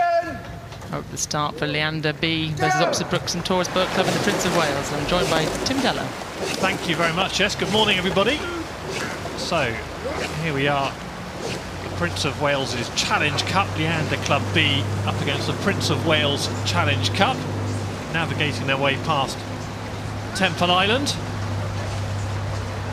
And just a little bit of an issue for Oxford Brooks University and Taurus B as they head out.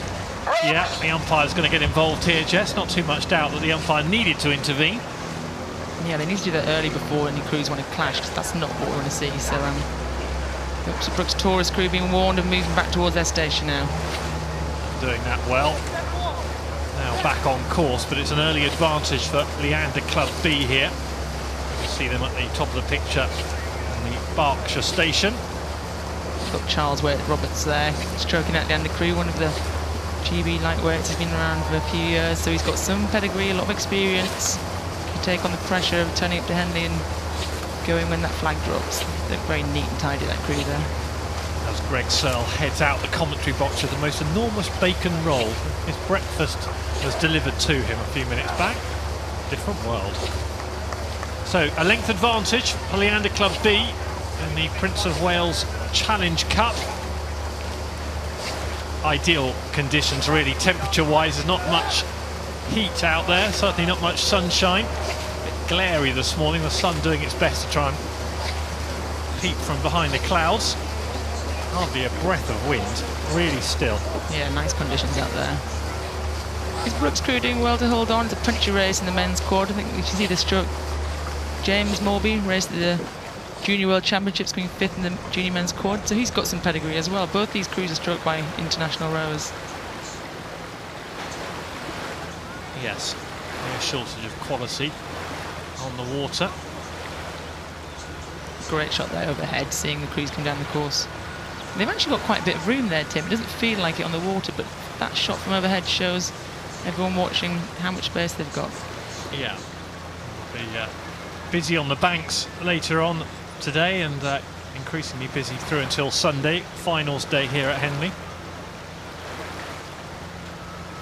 And Leander putting in a good shift here, aren't they? Just getting a little bit close to the boom. And keep that concentration all the way down. They won't want to get any closer.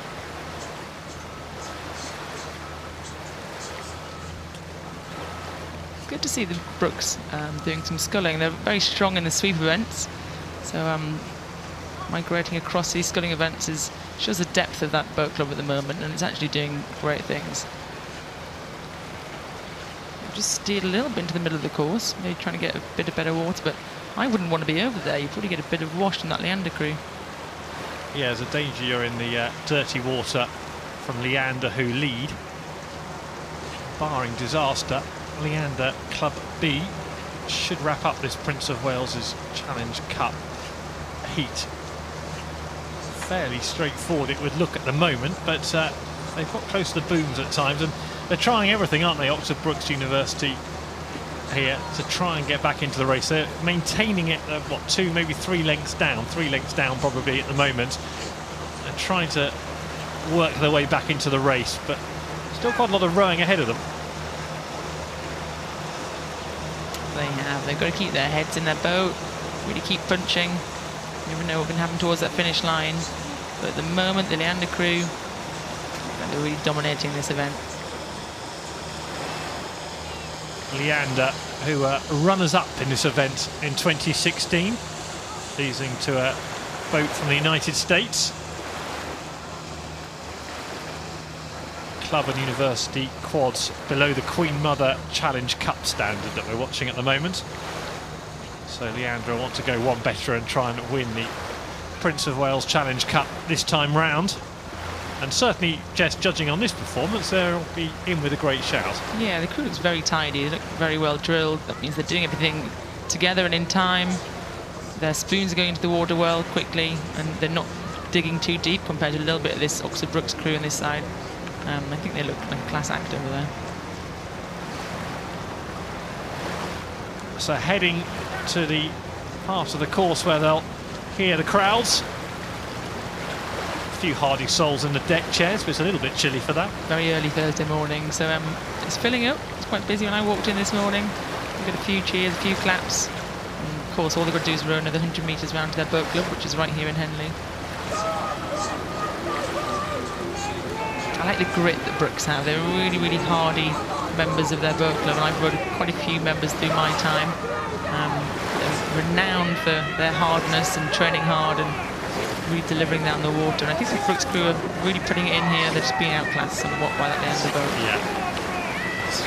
Not too far to go now. There's stewards you can see in the background, and it'll be a welcome sight for both these boats. Leander Club B shifting on towards victory here.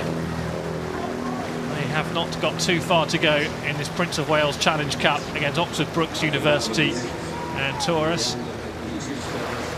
Lots of quality in both these boats, but as Jess says, keep an eye on Leander Club, because having come so close in 2016 to wrapping this one up, perhaps they can go one better. Very international field, as in so many of the events. They'll be up against American and Australian crews between now and Sunday, if they're to progress all the way. See the little camera on their bows there, just filming what they're doing. Sometimes that's just for some analysis, maybe. Maybe it's just a little bit of social media action, you never know. Yeah, it's either for their Twitter accounts, or it's to crunch the data when they're cooling down later on. The coach will no doubt be looking at the data and trying to work out the breakdown of this performance. But in a word, good, really good from Leander Club B, as they win the Prince of Wales Challenge Cup heat this morning, beating Oxford Brookes University and Taurus Boat Club. Over the line they come now. Gutsy performance from them, but it is Leander who will progress through.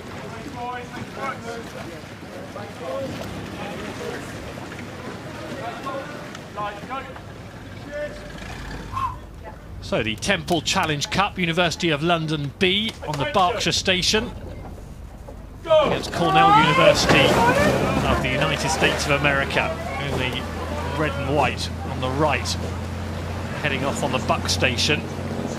Power in these eights as you see them go from the start pontoons. Now we could see the winner of this taking on the University of London A. Could be an all UL race tomorrow, but right now it looks like Cornell have really smashed out of those blocks. Yes, I'm sure the American boat there, taking an early lead, nearly a length early lead, will have something to say about an all University of London party. That is one they'll want to avoid. A bit unfortunate for University of London with that at stake as well, isn't it?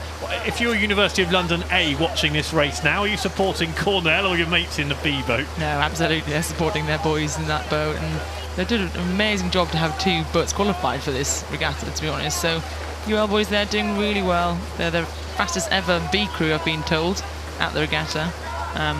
Yeah, they've done had a really good season. They got bronze at the intermediate A. It's at the Bucks Regatta. That's the University Regatta for all these crews. So holding on there to that Cornell crew.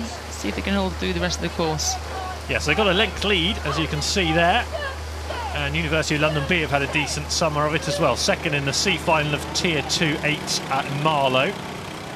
So another boat that's enjoyed some success already. Let's move a bit further down the course, and you can see that Cornell seem to have this race under control. They look very fluid and calm here, don't they, the Americans? Oh, they're a class act, this crew. I mean, they're undefeated varsity lightweight A this year, so they're not messing around. They've come here to lay down a marker, and they've got a real pedigree in that crew, a real history in the Cornell boat club. Upstate New York, isn't it, Cornell? Undefeated varsity lightweight 8 from Cornell. This crew will be a handful for anyone wishing to take home the Temple Challenge Cup, you suspect? Absolutely. You can see the ease down a little bit there of this UL crew who are going to be fighting.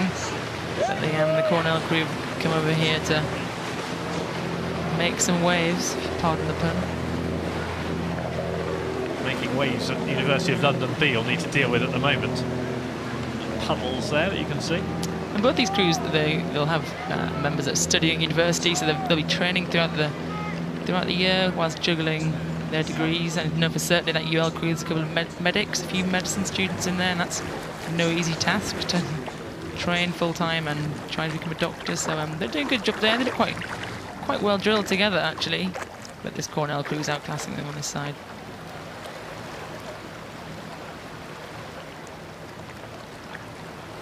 So Cornell, with this race at their mercy, you should have thought. And we look at University of London B. Yeah, lots of medics in both boats, in fact. Biomedical science. Toby Langston in 3-seat for London. Cornell crew is steered by Gabrielle Steinel. starting medical school in Columbia in the fall, so if you need a doctor, come and find these guys. Yeah, Lucy Jones, the cox in the London boat, just coming into your picture now. Blonde-haired figure at the front of that boat is also a medic at St George's University of London. So medical expertise aplenty on the water right now. There's that famous purple of UL coming down the course. I think a few cheers still. Clapped on, rowing hard to that finish line, but this Cornell University air crew are really, really taking it up a level. If you're joining us from East Coast of America, good morning. Very early morning for you. Probably the middle of the night, but we're waking up to watch this American crew dominating this Temple Challenge Cup race this morning. Certainly are. Not too much further for them to go now. Cornell University A from the United States of America in the Temple Challenge Cup, teeing up a tie against University of London A, having beaten University of London B. They've led from way back at Temple Island, and here they come now, and it'll be pretty comfortable. They're pushing it towards the line, UL. They're not giving it easily, but Cornell have got that. I think they're going to have maybe some overlap towards the finish. Cornell over the line, and just about a length for victory against University of London B, who dug deep there to stay in contention. Give them some credit. Gritty performance from University of London B, but not enough to overturn Cornell University.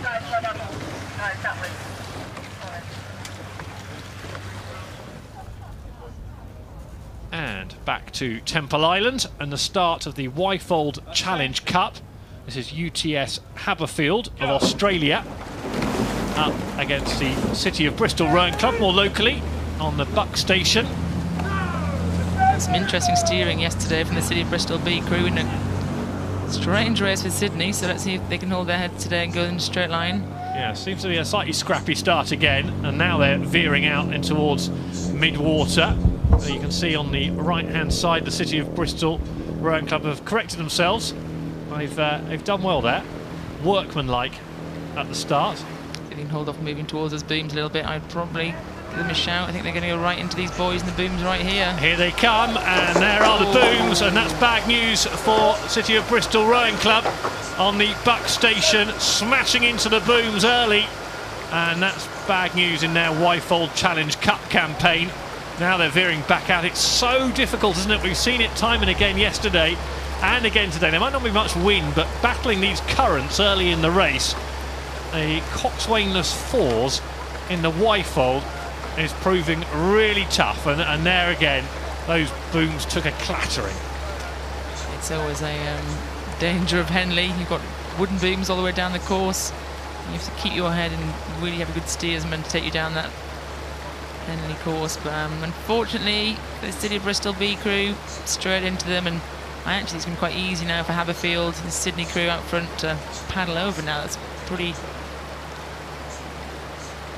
So let's have a look at this again. City of Bristol Rowing Club turn away now. Oh, it's the inevitability. You know it's coming once you're that close. You can't really do anything about it. You've got to pull those oars in, push yourself off and carry on.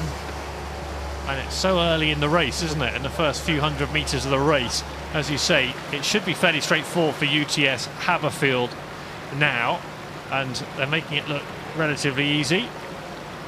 Big lead. I suppose the only hope for Bristol is that the same misfortune strikes Havfield, but at that rate, just a paddle, really. I think this Havfield crew will just ease off now. I mean, it's fairly easy to keep straight when you're just paddling along. The City of Bristol, they're going at the start, they're going flat out, they're thinking about putting all their physiology out there. Made one mistake, bang, race over. Presumably, Jess, you are supporting Havfield based on the fact they're wearing Newcastle tops, the black and white stripes. They look like the Toon Army over there, yeah. From your roots. But yeah, we can see that shot from above. Just looking at the rate now, Havfield have dropped it right down, haven't they? And Bristol scurrying along a bit quicker, trying to catch, but can't see much hope for them at this point in the race. You never know. Well, the City Bristol crew have done well to qualify and then to get through that race yesterday against a strong Sydney force. So up against another Australian crew today, maybe they thought their luck was going to keep going, but unfortunately steering error. And they want to keep racing towards that finish line. They're here at their Henley Regatta, the pinnacle of their season. They want to put it all out there. Really know they've done the job today. Yeah, lots of quality on the Havfield boat. Lots of Australian national champions in amongst them. A stroke there, James Shooter. That's Matthew Curtin, Marcus Elster and James Wilsey in the bow seat with the white baseball hat on backwards. And pretty comfortable at the moment for Havfield there. Top left of your picture, the black and white stripes. The Australians keeping this one under control. Pretty young crew, the City Bristol crew. Come back again another year. This is all good experience for them, coming down this Henley course. Two guy, George Verdon, was a coastal rower, so he's not used to this flat water. The umpire's getting involved again, trying to ward off the Bristol boat. They've had their problems on this course today, haven't they? They'll be pleased that they're in front of stewards and the end is near. It's been a tough morning out for them.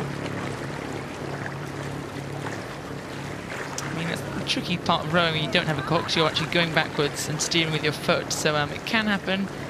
It's not as easy as it looks. Yeah, just having another correction.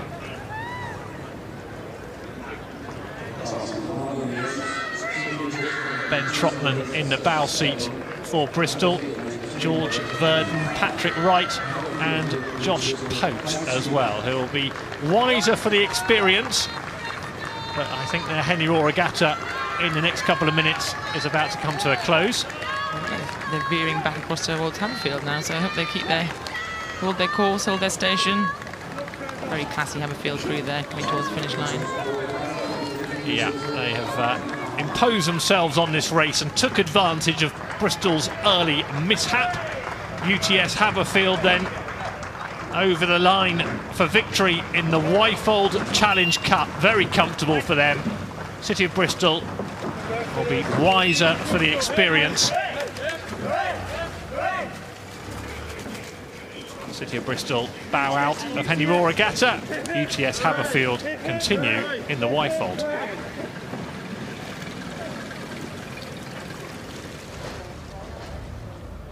Right, next up the Britannia Challenge Cup. This is Riverside from America up against Stratford upon Avon. Fairly local on the Buck station here in the red and white. Stratford upon Avon, big challenge for them against another powerful American boat in the Britannia. Again, looking at this crucial stage of the race. Races are won or lost around Temple Island, aren't they? In those first couple of 100 metres, get your steering right, get out in front, and it could be yours. But get it wrong and it could be game over as soon as this point in the race, really, Jess. Yeah, and this Stratford upon Avon crew aren't any strangers to tight racing. Last year they were the right side of a 1 foot verdict on the Wednesday, so they probably want to make sure they get themselves out of danger, get themselves up there, and they can see that early on. They got a length over this Riverside crew from Cambridge in Massachusetts. Approaching Thorley now and just having a look at Stratford upon Avon. This is, you say, no stranger to tight finishes. This could be another one, couldn't it? I know we're early in the race still, but Riverside against Stratford upon Avon here. There's nothing to call between these two boats. They're both well positioned on their stations. The steering looks good. They have the advantage of having a cox there. You can see in the Britannia they've got the cox in there. Yeah, the Riverside crew's really stuck in there, actually. Just kept a good rhythm, a long stroke. You can see their blades well covered all the way to the finish. Blue and white stripes. They look actually like they've come back on this Stratford upon Avon crew. And this Britannia event nowadays, no events for student boats. They're in the Prince Albert Challenge Cup, not this one. So this is club crews only since 2004. And a winner from Germany last year, by Leverkusen, winning in 2016. Beat Sport Imperial by 2.5 lengths in the final. Both of these two boats will be, well, get through today. They'll start to dream.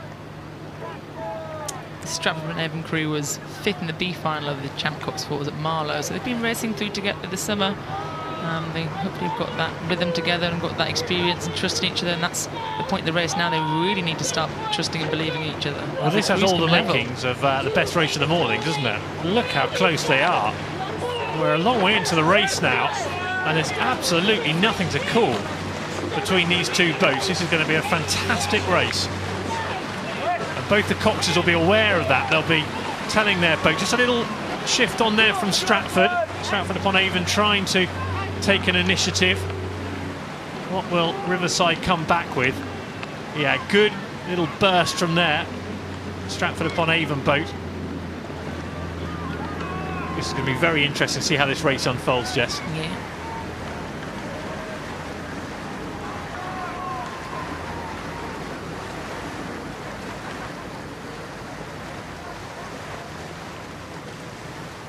Can Chris Thomas, the stroke man here, really take it up for Stratford? Hold on to this race. He's got a grimace on his face.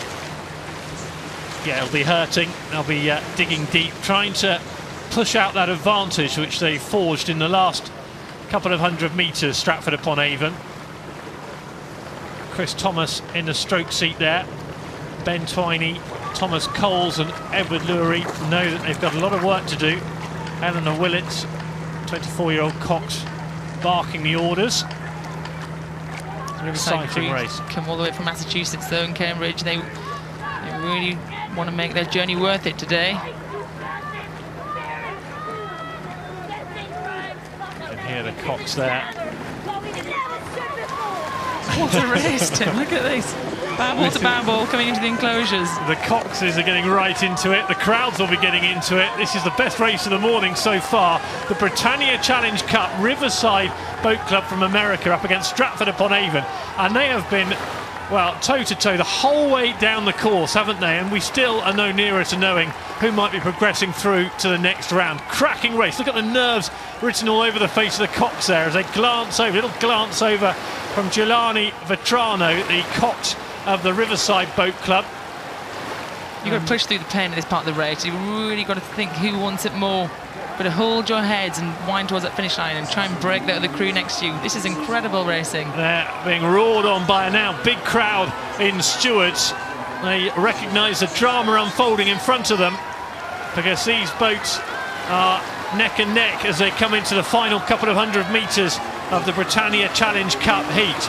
And the Coxes have recognised that fact as well, and they're just urging every last drop of energy. Stratford-upon-Avon's Cox there, Eleanor Willits nearest to the camera, just maybe, well, there's nothing to call at all. Who wants to race on Friday? Who's into the last 50 metres or so in the Britannia Challenge Cup, Riverside Boat Club from America, Stratford-upon-Avon Boat Club.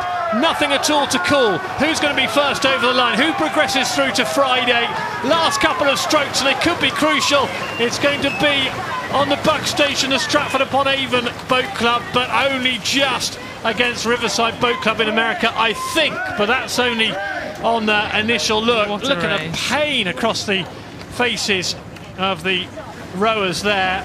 And Stratford-upon-Avon Boat Club have beaten Riverside Boat Club, but it was marginal, Jess. What a race. There was early people down in Stewards today, got a best race of the day so far. They don't come closer than that, really, do they?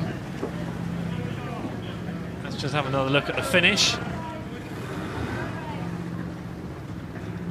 Yes, you can see. I'm going to say quarter of a length. Is that exaggerating? About a quarter of a length, maybe a third. Maybe. Yeah, Bayer Leverkusen beat Mosy by 1 foot earlier on, but there's not much more in that, is there? Great race in the Britannia Challenge Cup.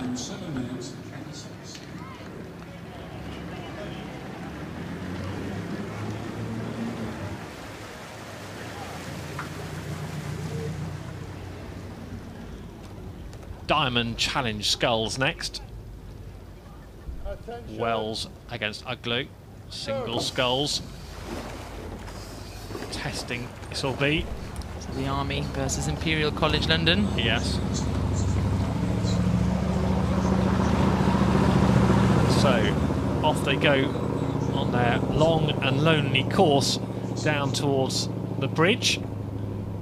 which you might be able to make out in the distance. So Uglo on the buck station there, taking the lead early. Wells a length down already. This could be a long morning out, already carving out a good lead, Uglo. These single scullers are made of sterner stuff than most, aren't they? They certainly are, and if Uglo here trains on the Tideway, he knows how to row through those choppy, washy conditions, making ease of it here at Henley.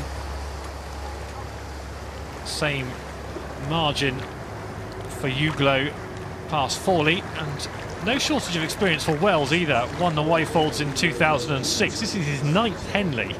That's a lot of up and down the Thames here, isn't it? Certainly is. Impressive to come and race a single scull. Probably one of the hardest boat classes you can go and do in the world of rowing. Just you out there by yourself against one other person. So it's a tough one to come and do, and he's doing a good job of it there. It's still in contention, I'd say, in this race. Also entered in the army crew in the ladies' plate as well, so he's got a busy week. That's doubling up, Jess. That's not for the faint-hearted, It certainly isn't doubling up the single to an 8. They're probably the two most different boat classes, so fair play to him. Yeah, great effort. 36-year-old army officer. We have here that Harry Uglo was the youngest person to row the Channel, aged 15 in 2012, so the Tideway is nothing to him. He's rowed the Channel, he'll be fine down this course. It's like a mill pond. Interesting backgrounds, both of these rowers. Both gritty, Lawrence Wells and Harry Uglo. I think if any young scullers are watching that stroke there, that pause he's got and the grip there through the stroke really shows he's got hold of the boat. He's not in a rush to get through that stroke, pushing the boat past the spoon. It's a very good connected technique.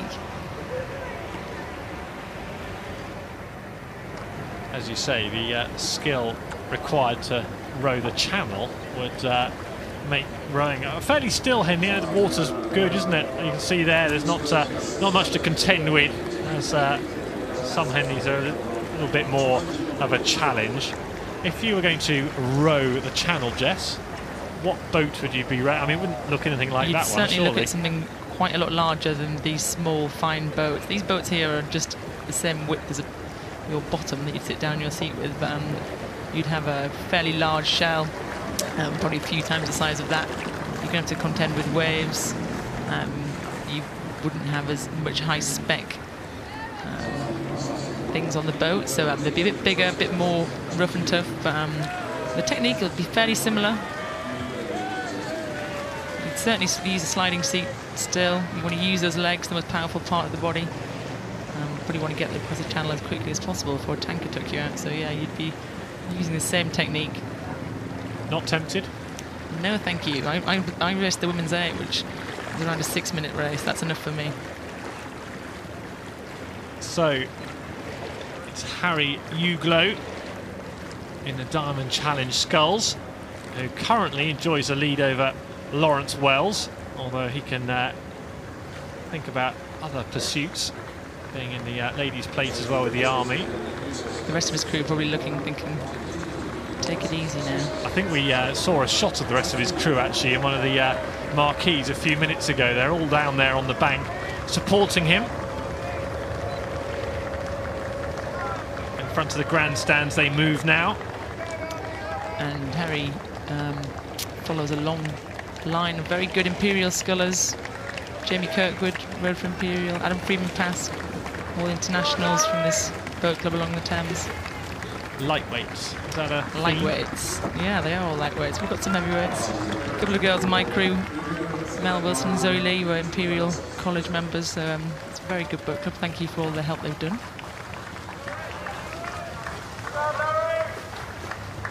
Little glance over the shoulder, and good news for Harry Uglo, who lets out a huge roar. Happy with that. He's very pleased with that.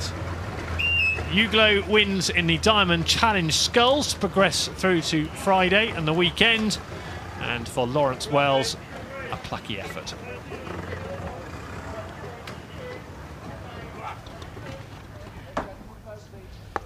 So the Wyfold Challenge Cup. It's Aveyron Grenoble, and they're up against KAR VZ de Hoop of the Netherlands in the bright leggings that we saw yesterday. And it's welcome to Matt Britton into the commentary box. Matt, good morning. Good morning, Tim. Good morning, everyone. And we're off with a really nice clean start, and the Y-fault's always tricky steering. You can see a little bit of that going on right now, coming together, and the umpire warning already. And a clash. Both boats are likely to be warned, and we might have some boom action coming up for the French. Aviron Grenoble, who overcompensated.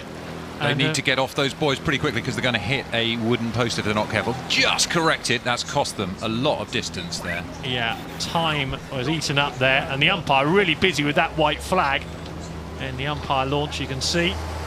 Well, the Dutch in their fancy tights will be wanting to capitalise on that steering error and get well ahead through here. It's going to be very unsettling. If you have an incident like that at the beginning of the race, it really blows the rhythm apart just at the time when you're looking to get out of the blocks fast and establish a confident rhythm. So the Dutch looking very nice, commanding. Look at those loose shoulders, leaning forward, long sweeping strokes. They're in a good position at this stage of the race. And Matt, presumably it's not just the rhythm that you lose, but also the mental distraction, isn't it? That will immediately play on your mind, and there's a danger if you don't park that error quickly, you can ruin your race mentally early. I mean, you watch the start multiple times here now. It's a moment of silence, and suddenly an explosion in the first couple of strokes. You lose the nerves, and you get into the race, and you're away.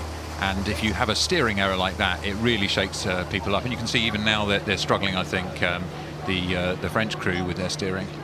Yeah, Aviron Grenoble have had a tough time of it steering-wise. It's so tough. We've seen the Y-fold already in the last hour or two. Boats coming to grief. Coxswainless fours, don't forget. Club rowers, quite a challenge. Right off Temple Island with the currents there, and then navigating through the booms with all the adrenaline coursing through the veins. Tough ask for these rowers. Yeah, its wind conditions are quite still down at the start, but it's really difficult in the coxless four to establish a straight line. You haven't got course behind you as you start to look and say, I can see the parallel booms, and it takes a while until you reach those booms and can feel confident that you're in the right place. But you can see here now the De Hoop crew from the Netherlands, a strong crew this. They were third in the Whitaker Regatta and second in the ZRB Regatta, so a pretty strong Dutch crew. They're looking very relaxed. It's exactly where you'd want to be. The challenge here for them is just let's not think too much about tomorrow's race. Let's finish this one off and make sure we don't make any mistakes and hand the gift to the French. But right now, they're exactly where you'd want to be at this stage in the race. Total command, relaxing, stroke rates down, so they're not expending too much energy. Well, the Dutch are characters around Henley. I think they've won lots of friends and admirers in their short stay here. All doing jobs outside of rowing, of course. Treasury controller at the stroke seat, Matthew Kleinpunt. We've got a PE teacher in there as well. Milan Camfius is a PE teacher. Dominic Merritt Cole is a financial controller in the two-seat. In the bow seat, Frank Verschuer manages a company. So busy people off the water. And just looking at their... You mentioned their colourful tights. I don't remember you wearing anything like that, Matt, back in your Cambridge and international rowing days. Fortunately, no evidence exists, but I think the Dutch particularly like to style it out on the rowing course. They're always wearing amazing blazers handed down from generation to generation, and I think they're trying to say something about that here. But looking at them, really nice rhythm, loopy, relaxed strokes, and just powering through to make sure that they get the result that they want here. Which looks almost inevitable. Putting together a good race. The Dutch had such a good regatta here last time, and they won lots of the events. Lots of Dutch celebrations in Henley 12 months ago, and they'll be hoping to join those celebrations this time. We always enjoy the Dutch, against all the rules, of course. The supporters tend to swim out and congratulate people in the boats, which creates some fun for the stewards trying to make sure that things are safe on the water here. But it's a tradition that's hard to stop. That's just on finals day, Sunday afternoon. Yeah, don't expect that in the next couple of minutes. As this Dutch crew, KARZV De Hoop of the Netherlands. Yeah, they row in Central Amsterdam, the Royal Amsterdam Boat Club, so a great place to do your rowing, I think. But they're used to a little bit of wash from barges passing, and they cope very well with much more benign conditions here in Henley. I think the French will be a little bit disappointed with their row, just never really got into it after that quite dramatic steering error off the start. Well, they looked good yesterday, the French. Very good in the first heat. I watched their race and they looked ones to watch, but they haven't performed to the same level today. Yeah, they beat the Army, the British Army, yesterday, 2 1/4 lengths, and a pretty solid time. So I think that they would have hoped for a little bit better today. But you can see they're still trying to put everything into it.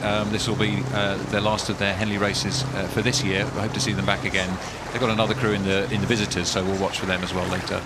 But a boat with lots of French domestic medal success in there. Avron Ron Grenoblois in the shot there, coming second to the Dutch at the moment without too much water left to navigate. We'll see stewards in the background in a few moments' time, and that's your indication that the race is nearly over. Yeah, we can just see the Frank Verschure in the bow seat, 30 years old, 87 kilos. You can see he's wearing a belt around his chest to measure his pulse. Athletes these days need a lot of data and information. You can see on the rigger in front of me he's got a watch which is giving him his pulse reading, so he knows he's being efficient all the way down the course. That's the kinds of data that top athletes need today to make sure that they're working at the right point of their fitness all the way through the course. So let the French come back in the closing stages. The crews are coming together a little bit here. They are. Good performance from the French late on, but a half a length victory in the Y-fold for De Hoop of the Netherlands on the brighter, more colourful boats that we've enjoyed watching over the last couple of days. Will be here for more action going into the weekend.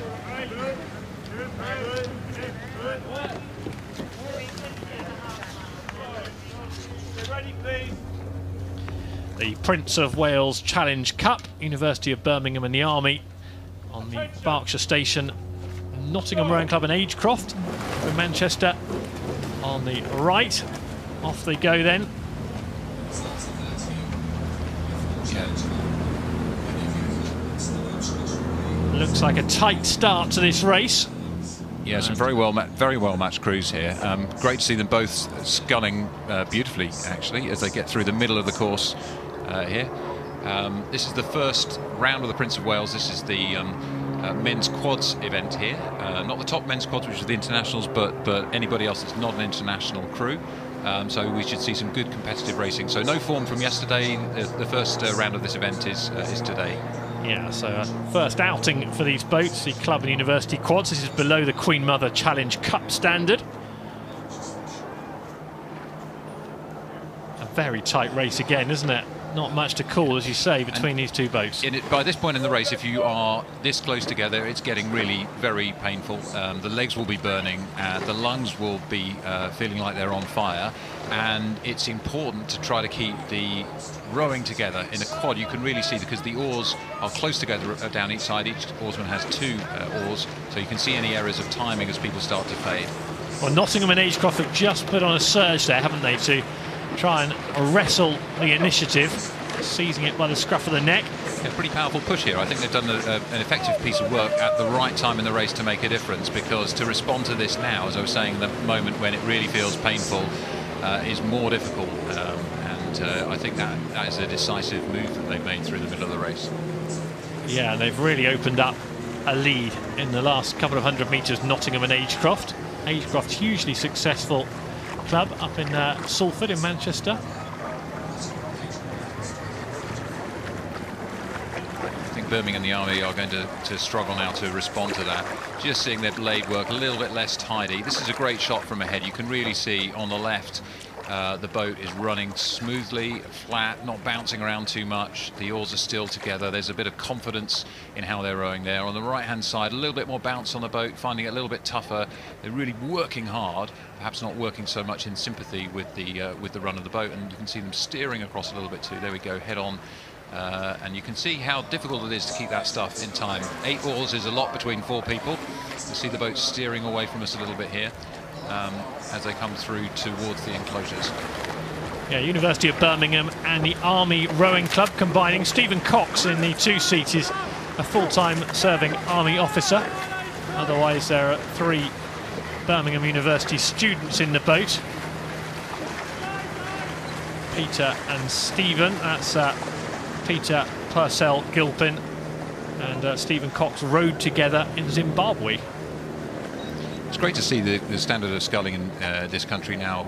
Over the last 20 years or so, everybody starting rowing has begun in sculls, and that's really helped to raise the standard of the events. To have an event like this began at Henley in 2001, and really strong competition in this Prince of Wales Challenge Cup for men's quads. Yeah, Stephen Cox, the Army officer who I mentioned, will be representing Zimbabwe at the World Championships in September. So it's his next big outing, no doubt. Well, that's a fantastic experience for him to have. Zimbabwe doesn't have a huge rowing team historically, but a great opportunity to go to Florida for the World Championships this year. And competing at Henley is rather special and can be nerve-wracking, so it will help him prepare for the big world stage there. But for now, it's all about Nottingham and Agecroft as they head for the line in the Prince of Wales Challenge Cup. Very good first half of the race, nothing in it, nip and tuck for the first 1,000 metres or so. But that crucial move from Nottingham and Agecroft mid-race has seen them to extend their lead to 2 or 3 lengths by the end. And over the line come University of Birmingham and the Army. Great row by Nottingham and Agecroft there. Really commanding second half of the race, totally in control. Really tactical, wasn't it? Yeah, I think so.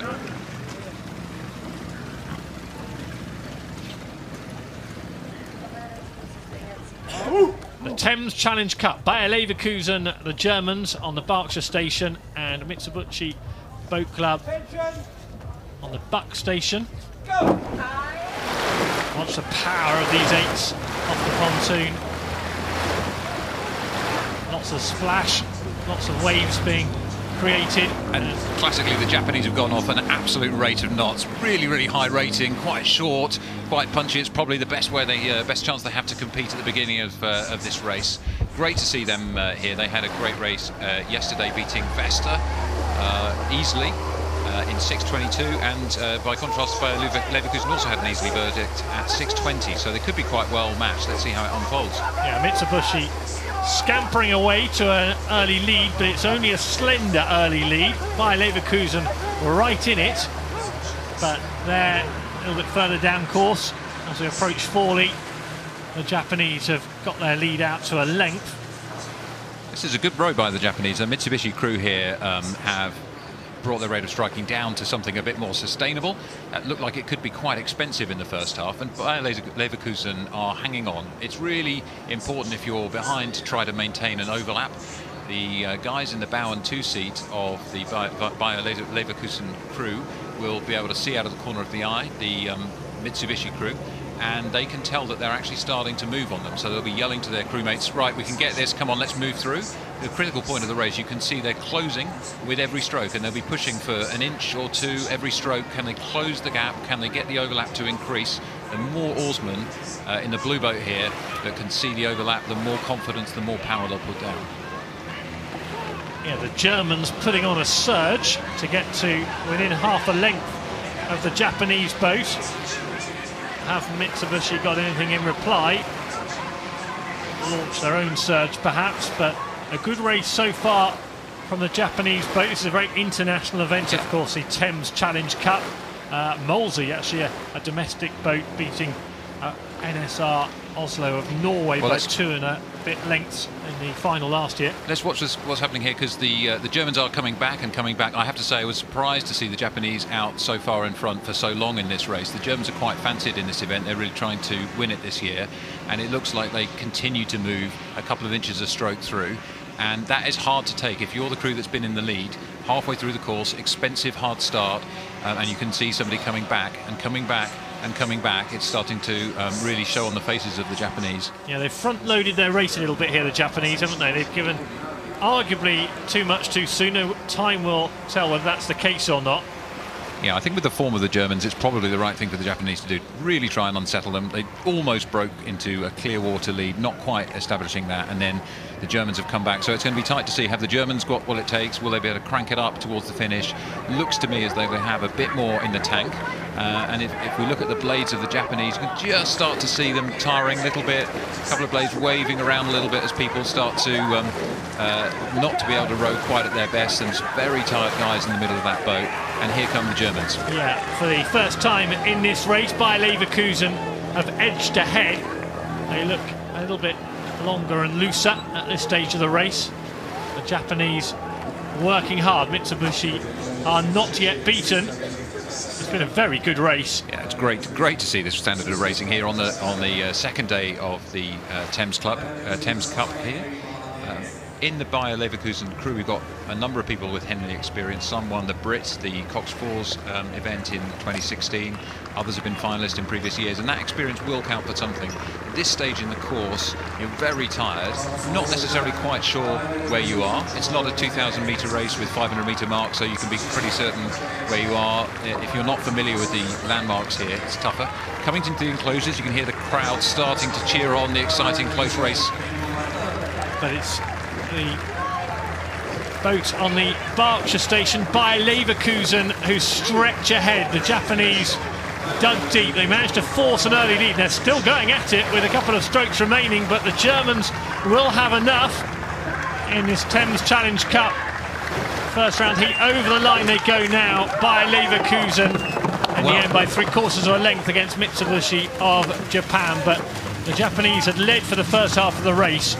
A real ding-dong battle. I think the Japanese really pushed hard. Tremendous row from them. You can see how pleased the Germans are to get that result. They found it a tough race as well. So great day 2 race in the Thames Cup.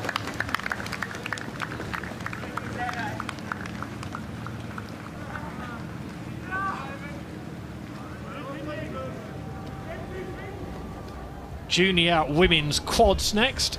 The Diamond Jubilee Challenge Cup. Big moment for Henley Rowing Club B against Headington School B from up in Oxford. Away they go. And keeping an eye on the steering of Henley Rowing Club, who are heading out towards Temple Island, and now Headington School darting to midstream. Look at the steering again. Real problem as the wind starts to cut in a little bit. They've both gone way off to the left. That's the umpire Sarah Winkles warning the Headington B crew to move across. But that's caused problems for Henley, who are now heading towards the booms and the buoys. They've got to get away from that before they hit the wooden posts. Looks like they've just made it, and they've separated widely. Interesting moment. Henley Rowing Club having to get out the way of Headington School B, but they've hung on in there, Henley Rowing Club, haven't they? They are only half a length down as the race unfolds. This is heading up towards Forley. Still the challenge of the steering. Yeah, it's difficult. There is a bit of a crosswind in the middle of the course here, which gives the coxless boats a little bit of a challenge. Both quads rowing really well here, sculling really well. Looks to me like we've still got a challenge, and the umpire is again warning the Headington School crew, steering too close into the centre of the course. They've got to get onto their station, back on their side of the course. Only a subtle re-alteration required this time from Headington School B. Henley Rowing Club have settled down into a nice rhythm here. This is a good stretch of the race for them, isn't it? Yeah, well, obviously a local club, so they know the river extremely well. Half of them raced in an Henley A crew last year and got through to the Friday, so there's some experience of racing here at Henley Royal Regatta in that Henley B boat. And on the Headington School crew, Henley Women's Regatta, all 4 of them won in the 8 against Lady Ellen Hollis School, so some good athletes in both of these boats with some good experience under their belts, and that's proving to be a strong race as we come through the middle of the course. It's a good match-up. Just keep an eye on Headington again. This is on the Buck station, heading rather dangerously towards the booms. They might want to just correct their steering. And Henley, a moment ago, spoken to by the umpire Sarah Winkles, and being spoken to again. Henley definitely on the Headington side of the water here. So it should technically be better, easier to control a quad than a coxless 4. In a quad, each athlete has 2 oars, and that means if you're at the bow, you can squeeze on with one and lighten off with the other and just correct the course of the crew more easily. In a rowing boat with 1 oar each, you have to rely more on the rudder. Every time you turn the rudder, slows the boat a bit. So it should be easier to keep these boats in alignment. And you're seeing them both, in fact, making small corrections to their course when needed. You mentioned the crosswind. The wind has picked up, I think, in the last hour, hasn't it? When I was watching downriver, an hour or so ago, it was very, very still. But I think there's just a little bit more wind around now. A little bit more crosswind makes it more challenging. I was out on the course following some races just before coming in to commentate, and it's not too uncomfortable out there. It's pretty good conditions. This race is proving very strong, as we often get in the junior women's quads events. Really close crews. Not much in it at the moment. And again, we can see that lovely shot from ahead. Not much bounce on the boat. You can see the oars almost looking as though there's one oar on either side. So very, very well drilled Headington crew. They produce some fantastic scullers and a really high standard consistently. So Headington School have some work to do against Henley Rowing Club here in the Diamond Jubilee Challenge Cup. Good boat that Henley have put together as well. Half the crew raced as Henley A last year, making it through to the Friday before being beaten by Gloucester. We can hear them now as they approach the enclosures, the crowd starting to cheer. Another close race. It's only day 2 of Henley, and we've had some amazingly close races, and this is no exception. Sarah Winkles, the umpire, again warning this time the Henley crew to steer apart, keep them clean. We don't want any clashes. We want them to be able to compete as fairly as possible here. A little less than half a length up. Georgia Edwards in the stroke seat, Claire Pearson, Daisy Butterworth and Lauren Kay. In the bow seat, Lauren Kay for Henley Rowing Club. Very well matched crews. There's a kilo between them in terms of the average weight of the athletes here. Similar ages, obviously, and again, amazing. The standard of women's sculling has come up and up and up, and the stewards and the Henley Regatta played a part in that with this race, inaugurated only in 2012, and each year we're seeing a better standard. If you think about this, is the Headington School B crew and the Henley Rowing Club B crew. It's remarkable to see the depth in both of those clubs, and some really great athletes here. I expect we'll see many of them in years to come, hopefully in the national team. It's also remarkable how close this race is. It's a very tight race again. We've seen some tight racing today already, and here's another one. The Diamond Jubilee Challenge Cup. Henley against Headington. Right, reaching this point in the race, you are conscious of the crowd noise, and you are therefore knowing that you're coming towards the finish, but it's a long way further than you would like it to be. So Henley Rowing Club just over half a length up now in front of stewards. A few more strokes. Headington are going, they're winding the rate up, they're doing everything they can to get there, coming a little bit close to the booms on this side. They need to correct on that, so it looks like Henley, who have got a better line, are going to be able to take this probably by half a length or so from Headington B. That's exactly what they do, Matt. Henley Rowing Club have taken this Diamond Jubilee Challenge Cup tie up against Headington School B. You can see the exhaustion in both crews there. That was a really, really tough race. Well done to all of the women in that race. Fantastic rowing, really, really competitive stuff, and it could have been either crews right until the end there. So congratulations to both of them.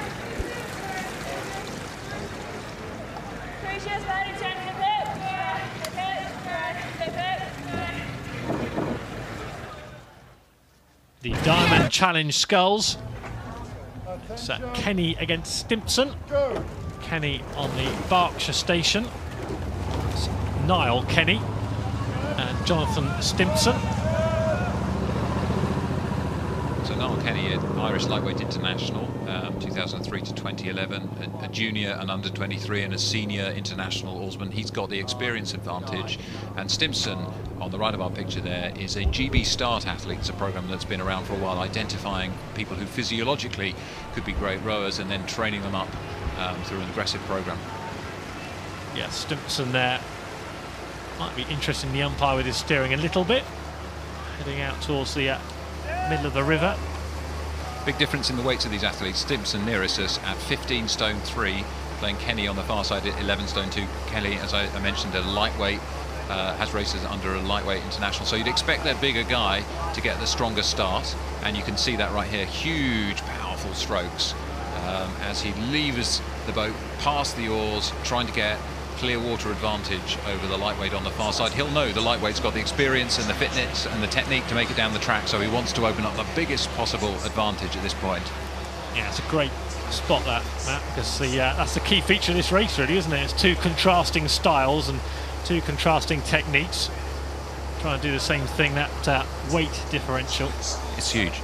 Yeah, it is. 98 kilos for Jonathan Stimpson, 75 Niall Kenny. Let's move up towards Remnant, and you can see there the heavier man, Jonathan Stimpson, is in good order really in this race. Well, they say a good heavy one will always beat a good light one. Often the lightweights have better technique because that's what they need to do to get the boat to run well. But I think this is a pretty commanding advantage. It's going to be hard to see the Irishman coming back from that. You mentioned Stimpson, a product of the GB Start Initiative, finished 7th at the GB Trials in April, so very much on the edge of the national team. Yeah, it's great to see the way that program's brought more people into the sport from across the country. If you're a national team coach, having an athlete like this pushing to get into your squad is going to be great. Everybody's going to be wanting to beat somebody with this kind of weight. He's sculling really well, actually. You can see how, with the advantage of a few lengths lead, he can relax, nice and loose in the shoulders, picking it up incredibly long. Look at those long levers. He's got long arms, long legs, huge range of movement, and then he's got the power to lever all the way through. Exactly 2 metres tall, so a tall 26-year-old on the water who enjoyed some success at Nottingham City Regatta earlier in the season. Looks like he's going to enjoy some success here at Henley as well today, Jonathan Stimpson. Making relatively straightforward work of Niall Kenny, the lightweight Irish rower in the white vest. This is the Diamond Challenge Sculls. The Open men's singles began in 1844, so it's 173 years old. This is a race that the chairman of the regatta, Sir Steve Redgrave, 5-time Olympic gold medalist, has won in the past. We've seen Mahi Drysdale, the Olympic track champion, in 2012 and 2016, winning in this race as well. So it's an amazing race to have a chance to be alongside those legends of the sport of rowing over many decades. And the winner receives that famous pineapple cup here, don't they? Yeah, it was originally a diamond scarf pin that was given to the winner, and then they also get modelled sculling oars as well. I'm not sure where the pineapple comes from here. Yeah, last year, great final. Abrano of Belgium, surprising lots of people with his win at Abrano against Drysdale of New Zealand. That was a bit of a turn-up. But today in the heats, it's Jonathan Stimpson who will progress through against Niall Kenny. And a very impressive performance. Coasting to the finish now. He knows his work is done. All about recovery and energy preservation. Really having a go. Kenny's really having a go in the final stages. He knows it's out of his reach, but he's throwing everything in as a really professional, experienced athlete should do. And there he crosses the line, exhausted. So in the diamonds, Stimpson progressing against Kenny.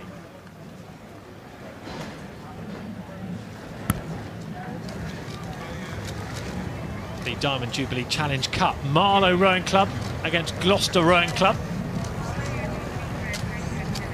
Nervous moments waiting at the line. It's really, really nerve-wracking sitting here at the start. It goes quiet. You're waiting for the umpire to be ready. You can see that there's an aligners hut there on the left-hand side, so they're making sure that the bow balls, the front of the boats there, are totally aligned. And as soon as the umpire's ready, they will call the crews to attention. Make sure the crews are straight and ready. At this point, you are feeling like you want to be anywhere else in the world but here on the start. Junior women's quads. If you're coming to Henley over the next couple of days, do take a walk up to Temple Island and enjoy the unique atmosphere. The tension palpable. It's a very strange atmosphere, isn't it, as a spectator there? It's a respectful hush and everyone's nervous. I first raced here 30 years ago, and just watching these pictures still makes me feel nervous. A moment of silence will fall. When I see that you are both straight and ready, I will start you like this. Attention. Go. Get ready, please.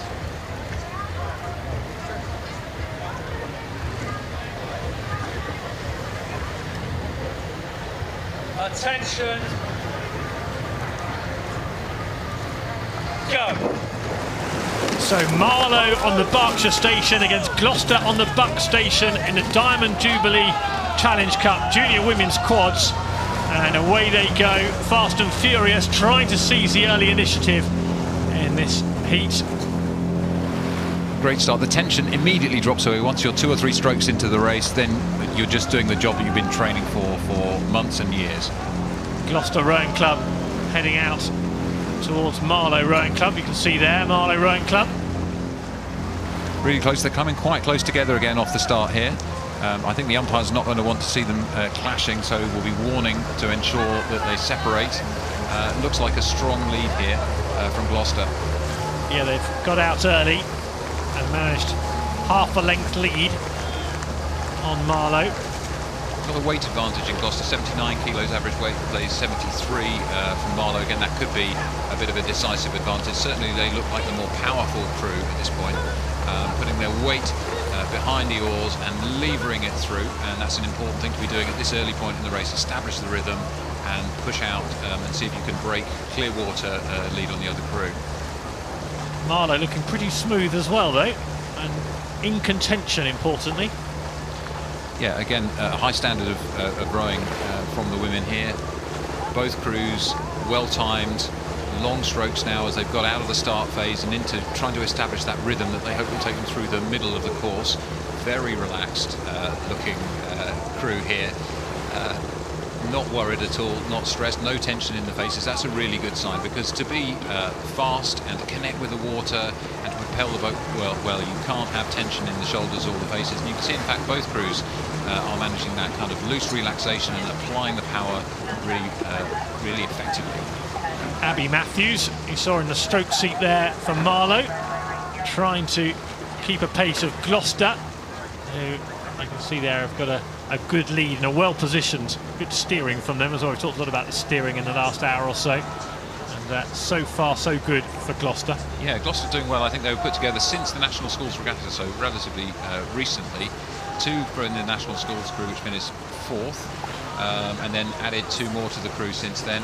And they won gold at the Henley Women's Regatta and set 2 new course records in the process of that. So we shouldn't be too surprised to see them pulling out here. And just a lovely overhead shot shows the coordination of those scullers in the Gloucester crew. Marlow got a bit close to the boom. Now they're darting out into the middle again. Yeah, I think that's that crosswind again, just in the middle of the course there, proving a little bit challenging for some of the competitors. And there are some breaks in the booms as well, and just that break in the boom, the water will feel different, and it seemed to be a bit of a draw out towards the middle of the water. Yeah, so something that happens here is you can see, if you look down from this view, you can see how the bank moves away from the booms in the course. So if you're steering, your eye can be distracted sometimes by the distance to the bank being the distance you're judging, and it sort of draws you across to the booms because you're more aware of that perhaps than you are of the booms next to you. But they've recovered well and they're now on a good course again. But it's Gloucester Rowing Club who dominate. They've got themselves a good lead. But they are being spoken to by the umpire. Even though they're a long way ahead, they're being asked to get back onto their side of the water. That's changed a little bit this year, hasn't it? The umpires have been reminded that even when you get ahead, you've got to stay on your station, because you create the dirty water behind for the boat that's trying to retaliate. Exactly right. So people might be curious about that, but if you look, you can see here the wake of the back of the Gloucester crew actually extends quite a long way across the river, and the puddles, that's the swirl that's made by the oar pulling through the water, do create quite a bit of turbulence, so it can be a disadvantage. If you sit behind a crew in their puddles, you really feel the boat bouncing, and that's inefficient. It also can destabilise the rhythm, so we want to try and keep the crews apart so that they can perform to their best unimpeded by their competitors. You can see now quite a significant gap. But look overhead, you can just see the puddles as you look down the river. You can see them still swirling for 2 or 3 seconds after the oars are extracted. And you can see how that turbulence could disrupt the crew behind. Just very faintly, you can see the weight from the boat in that beautiful V shape. Well, if Marlow are going to do something, they're going to need to do it now, aren't they? Because they have got past the halfway point in this race in the Diamond Jubilee Challenge Cup against Gloucester, who took an early lead off Temple Island and have sat on that lead. And in fact, they've extended that lead. And they'll reduce the rate. Yeah, Gloucester just reducing the rate a little bit now, as they go in front of Remenham and towards the grandstands. Yeah, look, that's Georgia Martin in the stroke seat for the Gloucester crew, just 17 years old. won, as I say, at Women's Henley just recently.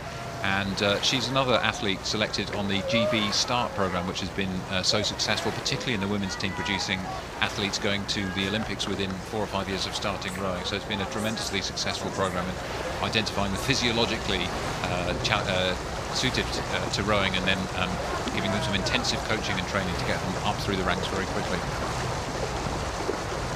It's the Marlow boat. Abby Matthews, Katie Claridge, Abby Bird and Georgia Dean. There they are.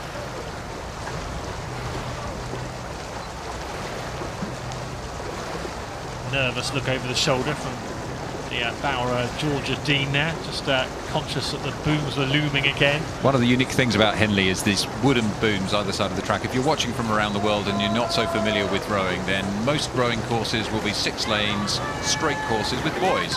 And if you clip a buoy with your oar, well, you know, that might cause you a short slowdown. But if you run into a static wooden boom, your race is probably over and you could well damage the boat and injure yourself. So you do really want to avoid hitting those things at all costs. And Georgia Dean's face said all that just now. Much more eloquently than I could. But at this point in the race, obviously, these women are thinking about conserving energy, just making sure they row beautifully together, and they'll be wanting to make sure that they're well prepared for tomorrow's race in the second round of this event. So Gloucester Rowing Club approaching the point in the race where they'll hear the crowds as stewards. They know they've got Marlow in their sights. They can control the last 100 metres or so of this race. Yeah. Shouldn't be close. These are all the ones to watch through this competition, I think. It's a crew with real momentum, as I say, some Henley women's winners in there, and they've obviously improved and established a new combination since then that's come together really well. Look at that, lovely sculling, beautifully together, beautifully relaxed, almost effortless, just letting themselves lean back and push the boat along all the way through the enclosures. Some respectful applause from those appreciating the rowing. I'm not sure I'll thank you for calling it effortless, but I know what you mean. That's a compliment rather than anything else. We're all in search of that. We're all in search of that when we're rowing. We want it to feel effortless, and sometimes it does. By the time you finish, you're conscious it's cost you some energy, but the best rowing really feels like you're swinging along and the boat's moving for you. Well, last year's winners in the Diamond Jubilee Challenge Cup, Gloucester, progressed safely through to the next round. Marlow losing to Gloucester in the Diamond Jubilee Challenge Cup.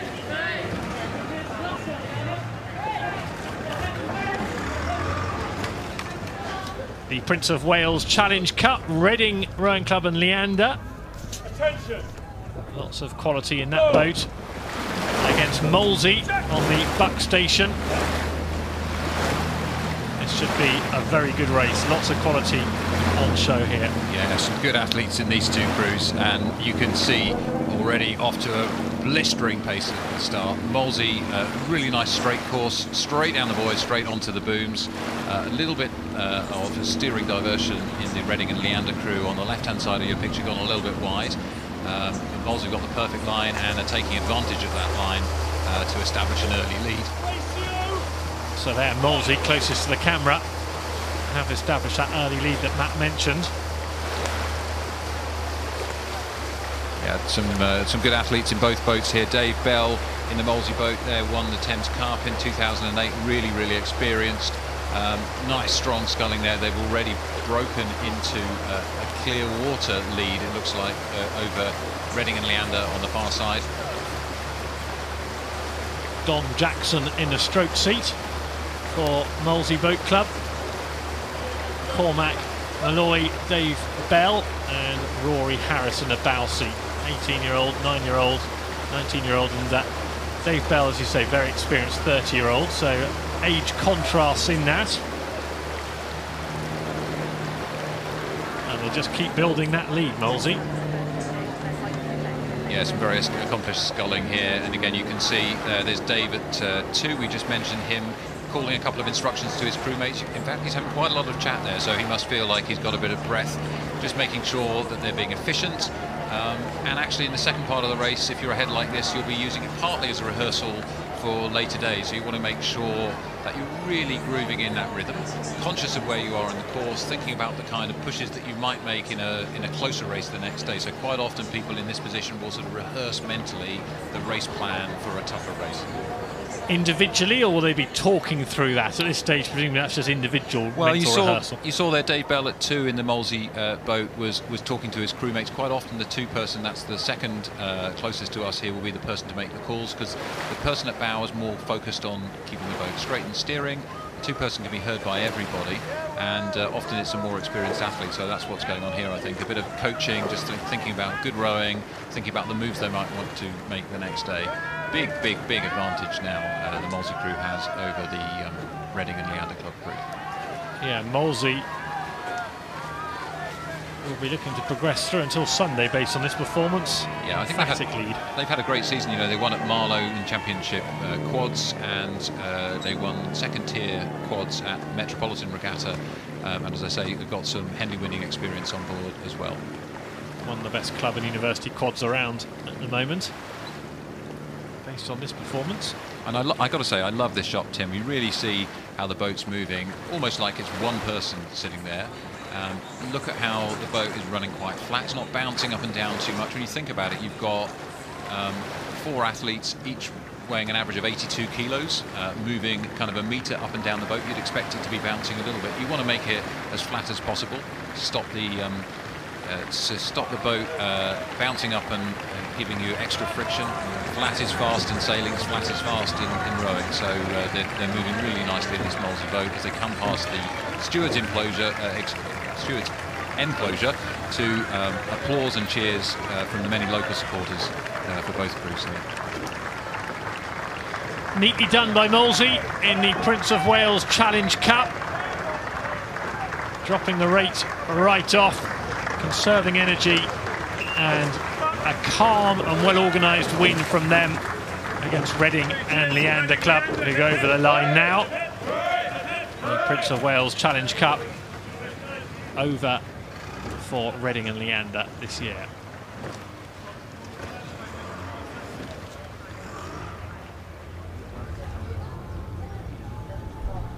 Back to 8s now, the Temple Challenge Cup.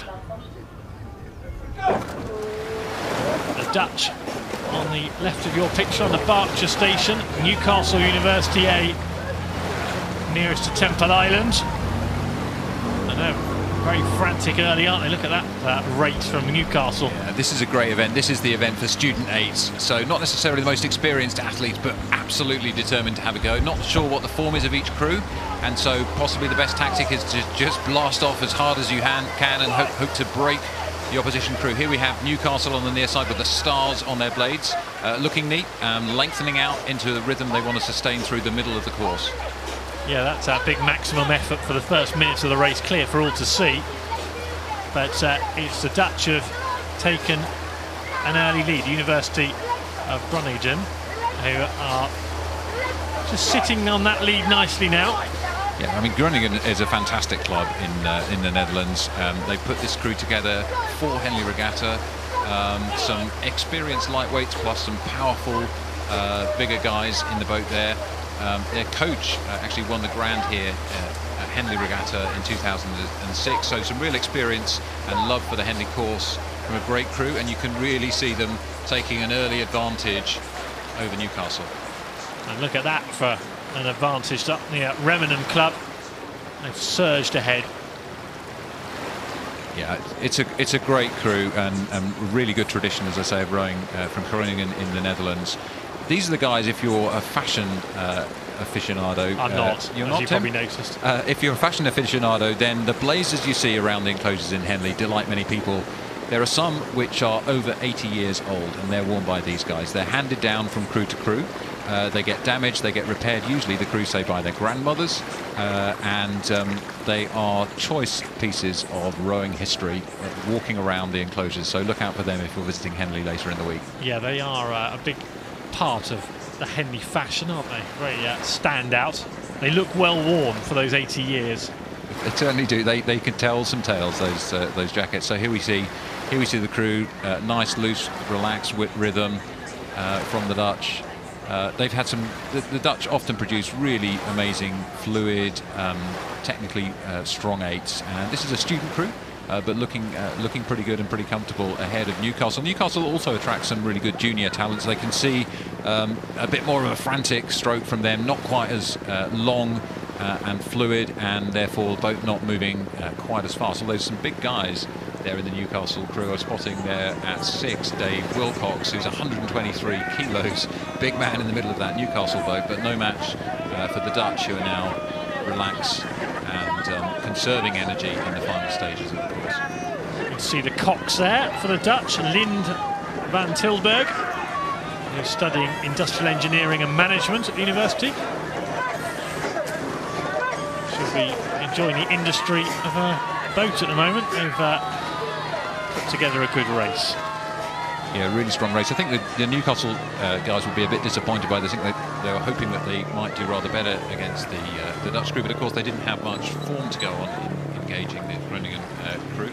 And as I say, these guys really put together with the purpose of winning Henley, and it looks like they're off to a good start in that campaign here. They beat Cornell by 2 lengths yesterday, and looks like they have a bigger verdict over the students from Newcastle University today. The Dutch trying to recapture the Temple Challenge Cup. Nehrus won the competition in 2015, and Oxford Brooks beat Harvard last year comfortably, but based on what we've seen, the Dutch could be back in the Temple Challenge Cup come Sunday. Good performance from them against Newcastle University A.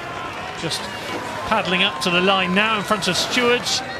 Stewards already rammed, standing room only in Stewards. Still early on day 2 of Henley Royal Regatta. Big crowds in to watch the University of Groningen of the Netherlands in the Temple Challenge Cup. Beat Newcastle University. Great row from the Dutch. Well done, the Groningen crew, and a good effort from the Newcastle crew. Absolutely exhausted. That's their Henley done. I suspect we'll see some of them at the bars of Henley later. Yeah, Groningen need to keep working, and Newcastle at the bars.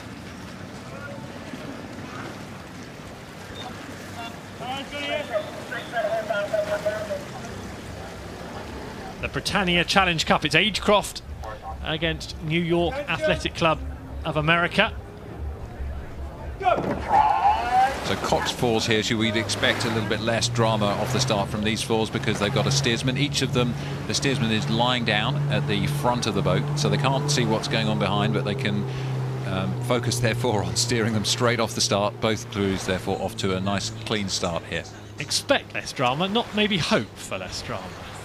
Well, everything's dramatic at Henley. I mean, to race on this 2,100 metre track in a regatta that started in 1839, racing for a trophy that's been engraved with legends over decades. This is what it's all about here at Henley Regatta. This is why it's special. We've got people from around the world tuning in to see us on YouTube. Just looking overnight, I think over half the viewers for our coverage are coming from outside the UK. So hello to you if you're watching us in the US, supporting your countrymen here on the near side, the crew from New York Athletic Club, and everywhere else around the world. Great to have you with us watching Henley Royal Regatta 2017 and some fantastic racing unfolding over these first 2 days. So let's join the action live up near Forley and having a look on the Buck Station. New York Athletic Club. It's turning out to be a pretty even contest, this one, isn't it? Yeah, some great athletes in the New York Athletic Club boat there. All of them have won at national level in one event or another. Actually, the Cox, Peter Choi, has been called up for national trials for the US team, looking to go to the World Championships in Florida this year. And Agecroft on the right of our picture in the red vests here. First Henley Regatta for these athletes, so less experience there in this boat.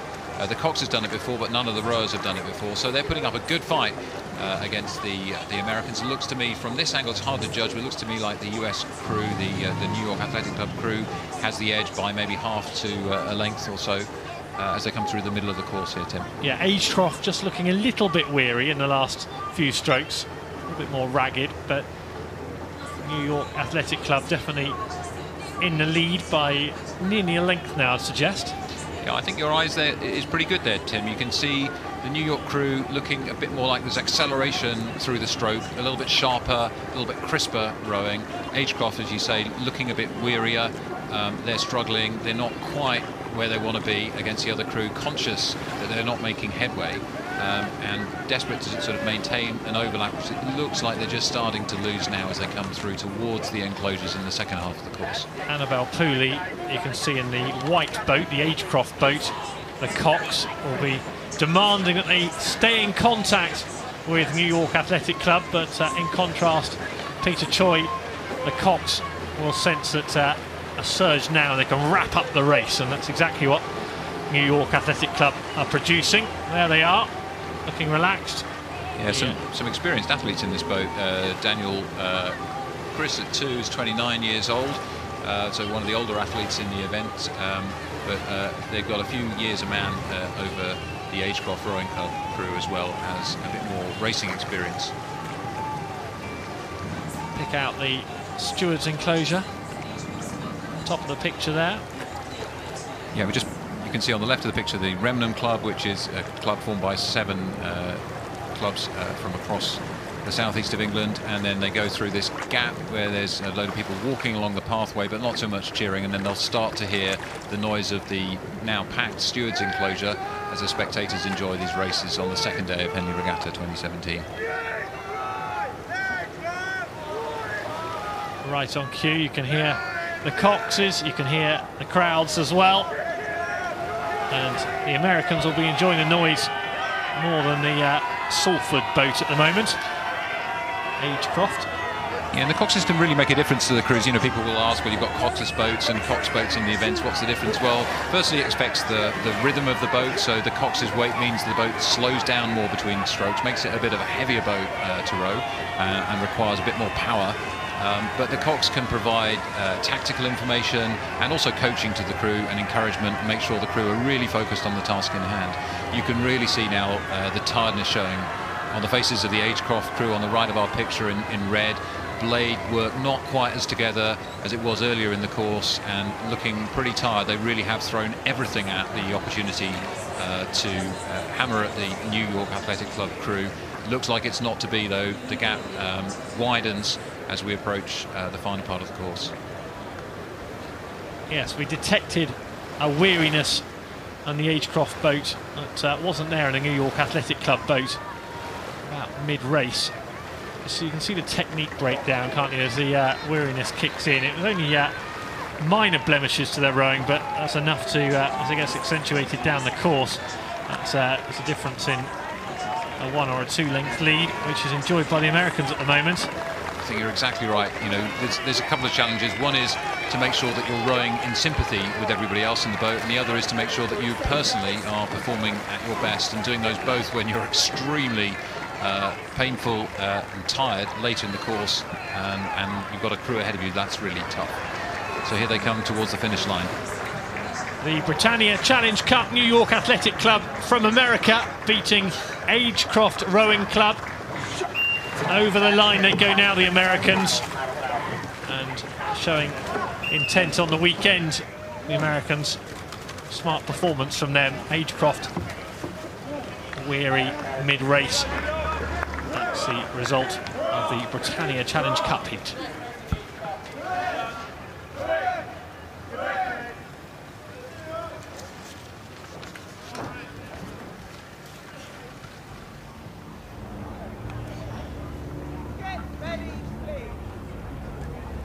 Back to the Diamond Challenge sculls.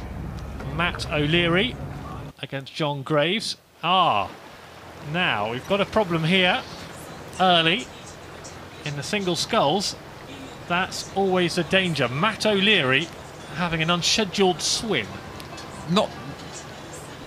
Not the ideal start. A few moments ago, not quite sure what happened, but it's easily done. Those are really narrow boats, and quite nervous getting onto the start. Probably a bit of a manoeuvring issue as he tries to attach to the stake boat. So this was a few moments ago.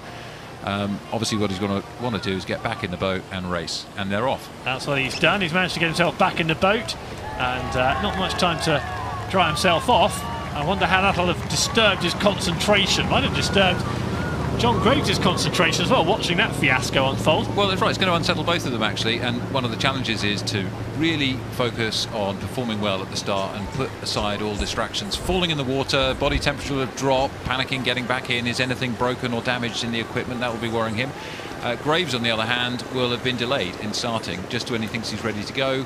He has to wait for his opponent to get back in the boat, so it could unsettle both of them. Looks like John Graves from the USA on this side, really powerful athlete, ripping along, putting a lot of distance and a very high rating for this stage in the race. He's really trying to break the other guy who's had that shock of the dip.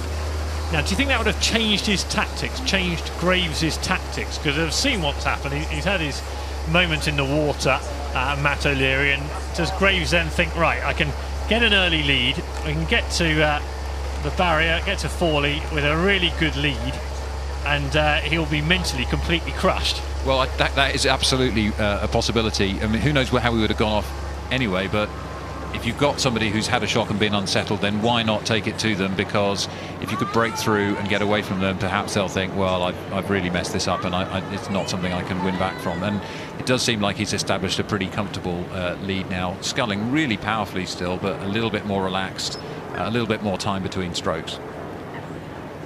Yes, O'Leary with a glance over his left shoulder a few moments ago, trying to work out the margin of deficit.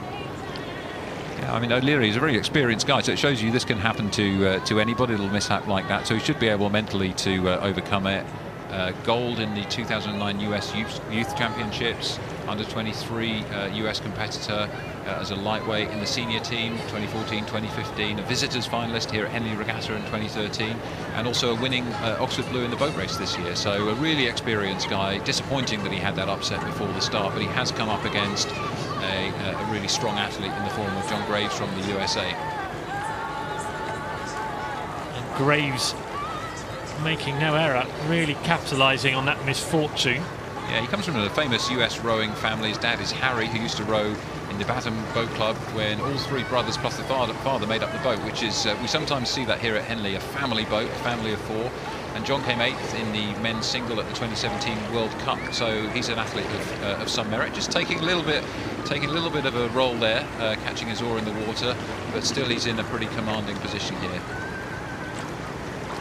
Yeah, he'll be wanting the finish to come sooner rather than later, because as things stand, he's in a great shape in this Diamond Challenge Sculls heat, stretching his lead out further and further. Matt O'Leary damp further back, probably not enjoying his morning. Yeah, he'll be disappointed by this. I think it's not the best way to start a race.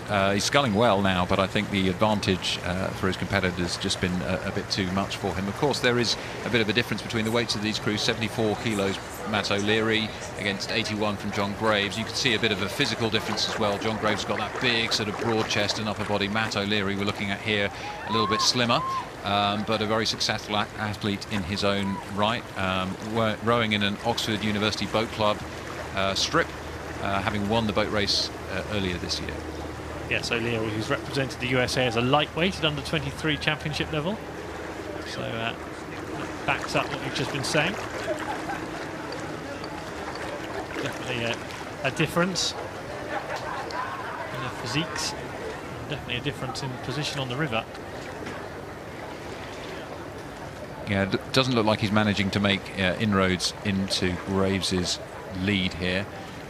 Sculling well, as I say, sculling efficiently, sculling effectively, but Graves just has that edge in the power, and he's not going to let O'Leary come back by an inch, by a centimetre, by a millimetre, just making sure he stays out in front.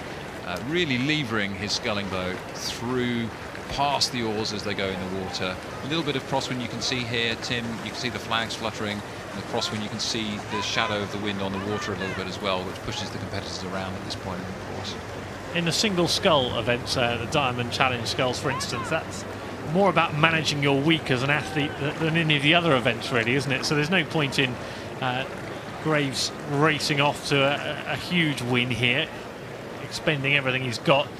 He wants to think about later rounds, doesn't he? And that must be more so in these single boats than in the other. Yeah, I mean, I've always been most impressed by the mindset of the single sculler. To do all of this stuff on your own is challenging.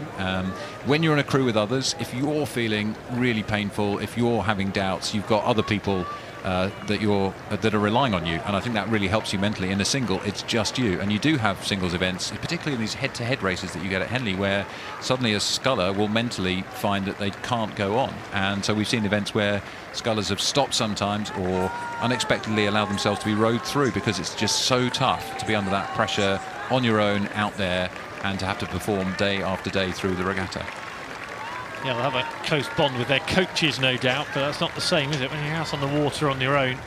It's all down to you, and that hasn't fussed John Graves at all this morning. Powerful display from the heavier man from America. Yeah, he really took the race by the scruff of the neck from the start, maybe took a little bit of an advantage of that unsettled start from O'Leary, having had the early bath. And he's led all the way very convincingly. Lovely rhythm and lovely sculling from John Graves of the USA. Takes the race. So John Graves through to the next round of the Diamond Challenge Sculls. Not to be from Matt O'Leary.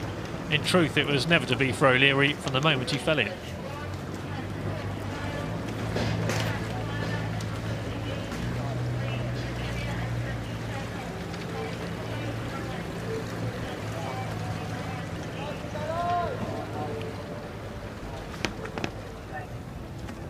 Temple Challenge Cup, an all-American affair. University of Virginia against Santa Clara University. Off they go.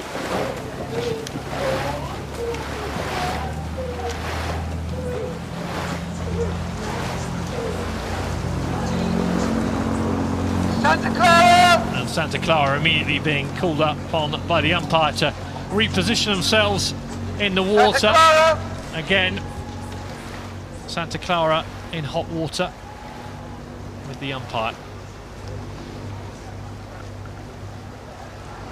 Yeah, this supposed to be quite a quick race, quite a close race. Looking at the times yesterday, Santa Clara were about 2 seconds quicker to halfway, but they were both the same time at the finish.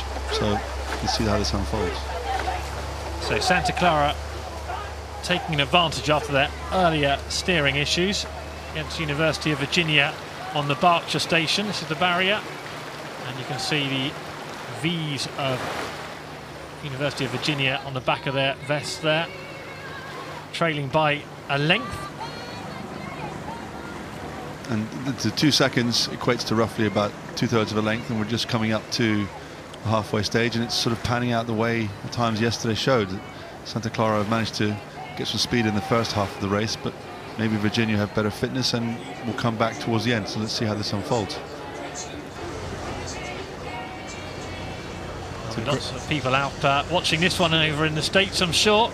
Lots of friends and family following the progress of these rowers here at Henley on the big stage. And Santa Clara, whilst they enjoyed a length advantage at one point in this race, it's down to half a length. And Virginia still showing signs, aren't they? There they are. They really are sticking into. I think both crews seem to have a very even pace through the middle and going the same speed. They're both crews just going to have to keep their form now. Looks like maybe Santa Clara just doing a little bit of a push from the overhead, but not taking that much.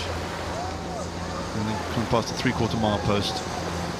Very well supported, this regatta from over in the States, Adrian, isn't it? Lots of people here across the big pond. Yeah, it's been an amazing turnout, really. I think the popularity of the coverage, a lot of the old boys have seen their crews racing and thinking, well, we're happy to support them financially to come over and compete. Yeah. And it's great for these athletes to see every aspect of our sport, not just the collegiate side-by-side stuff, but come and see something as spectacular as this. And good for the regatta as well to be supported by the Americans. Indeed. So wholeheartedly. Yep, and still the margins staying very similar. Both crews rowing very well here. There's a nice picture here of Virginia. It's a club program, which means that it's not funded like the sort of Division 1 programs. They don't be able to give people scholarships. It's like a traditional British university in some ways, that it's just the kids who turn up, you teach them to row, and they've come here and they're competing in the Temple on even terms. You saw Chris Hastings in the stroke seat for Virginia. Danielle Coles, the Cox as well. Slightly heavier boat winning. Santa Clara average of 93 kilos compared to the 81 of Virginia. So that's quite a disparity in weights. They're still keeping it together. Good to see what the margin is now. Still, Santa Clara, I think they've just put on a surge, haven't they, as they come in front of Stewards, just to try and shake off Virginia, who will not be shaken off. They will not, and it's getting back to half a length. This is going to be a good, if Virginia have anything left, this is going to be a good sprint for the line. A really good all-American battle as they go in front of the grandstand. Stewards, you can see in the background there, grimacing Santa Clara boat. There's the Cox Michael Brewer, the stroke seat, the Cox Grace D'Amico. And then really you can see there, they're really focusing in, just concentrating on what they're doing, not looking at the crew, just trusting their Cox. Yeah, and they need to stay focused as well, because Virginia have not given up. They look relaxed in part. Yeah, they're definitely, it's going to see if they've got a gear now. They look like they're already working as hard as they can.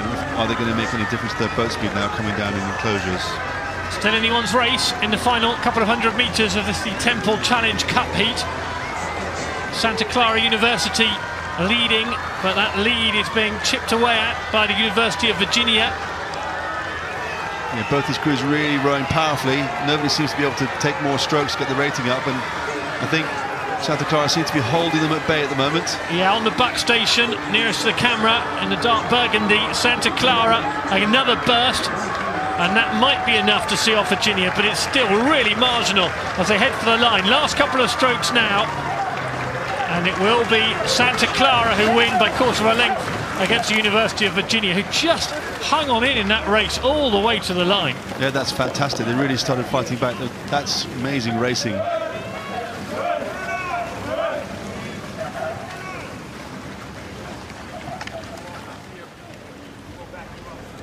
Another Thames Challenge Cup heat, Leander Club against York City.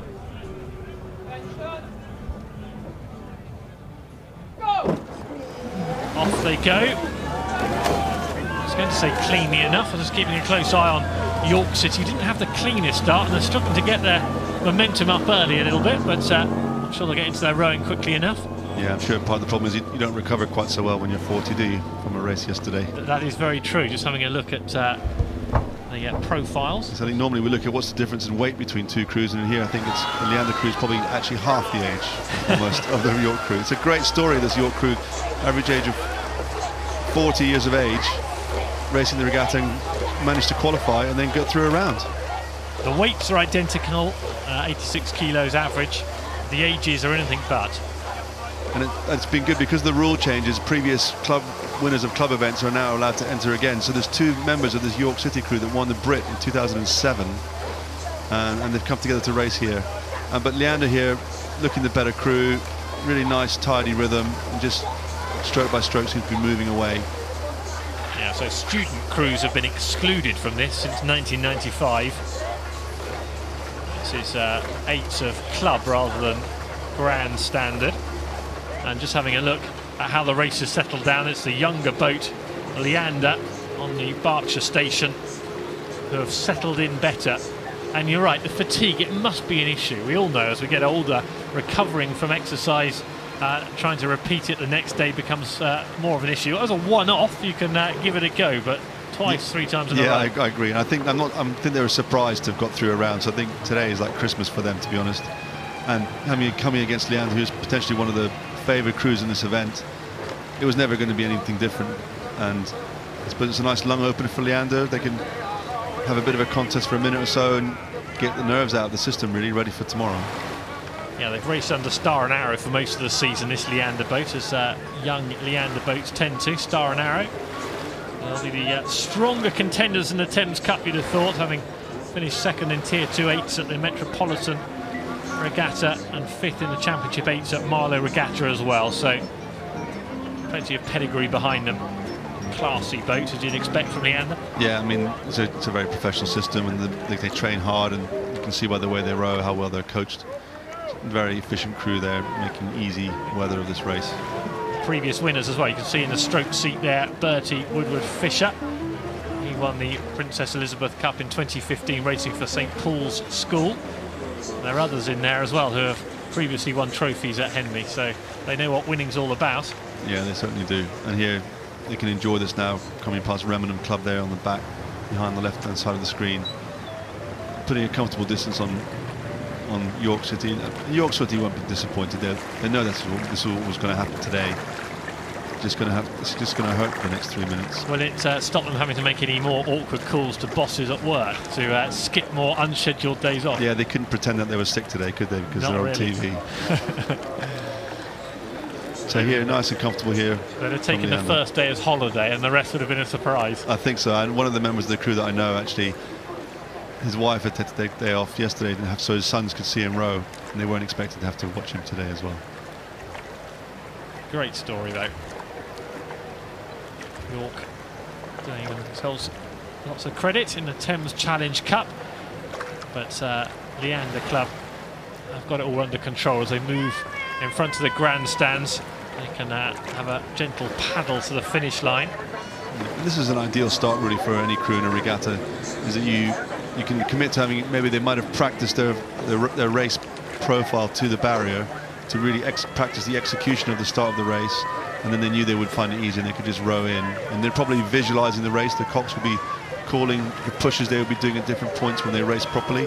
So it's, in some ways, it's a sort of firmish piece, a dress rehearsal with no pressure. You're going to watch the race back, Leander? I think they'll probably go through in detail the first 2 minutes of the barrier and see how they transition, what stroke rate they're hitting at different points. Did they do it properly? Did they generate enough speed? That kind of thing. They'll know that quite clearly. And that's something that they will have focused on today, to get that right. And that means that tomorrow they'll be more confident when they have stiffer competition. Leander with Sam Royston, their cocks. Mentioned Bertie Woodward-Fisher. Also in there, Chris Ray, James Fox, Harry Higginbotham, Callum Johnson, John O'Cameron, Paddy George, who's got a pretty glowing CV already. And in the bow seat, it's Tom Wiblin, 18 years old, 2 gold medals in the junior men's eights earlier on in the year for Tom Wiblin, as they get polite and respectful applause. It's not excited and raucous as it has been in some of the other races. It's definitely polite and respectful. Indeed, indeed. And the crowd just enjoying what's going past them. It's good rowing, to be honest. Yeah, just coasting up to the finish line now. Well done to Leander Club, winning the Thames Challenge Cup very comfortably against the older boat of York City Rowing Club, who did brilliantly to progress this far in the week. Here they come, enjoying their moment of hope. A moment to savour for all of them.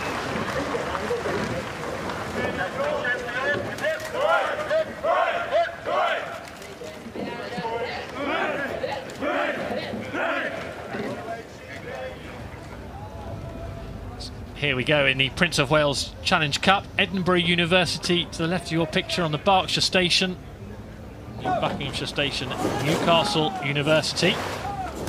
Who's going to have the better start here, Adrian? You're keeping a close eye. It's so important to get it right up at Temple Island. It is, and in these quad sculls, it's quite tricky having a blade in each hand. It's very easy to get blades caught and make mistakes. So having a clean start and avoiding any mistakes is key in this, and getting some reasonable boat speed so that you actually are in a position to race the next 1,800 metres.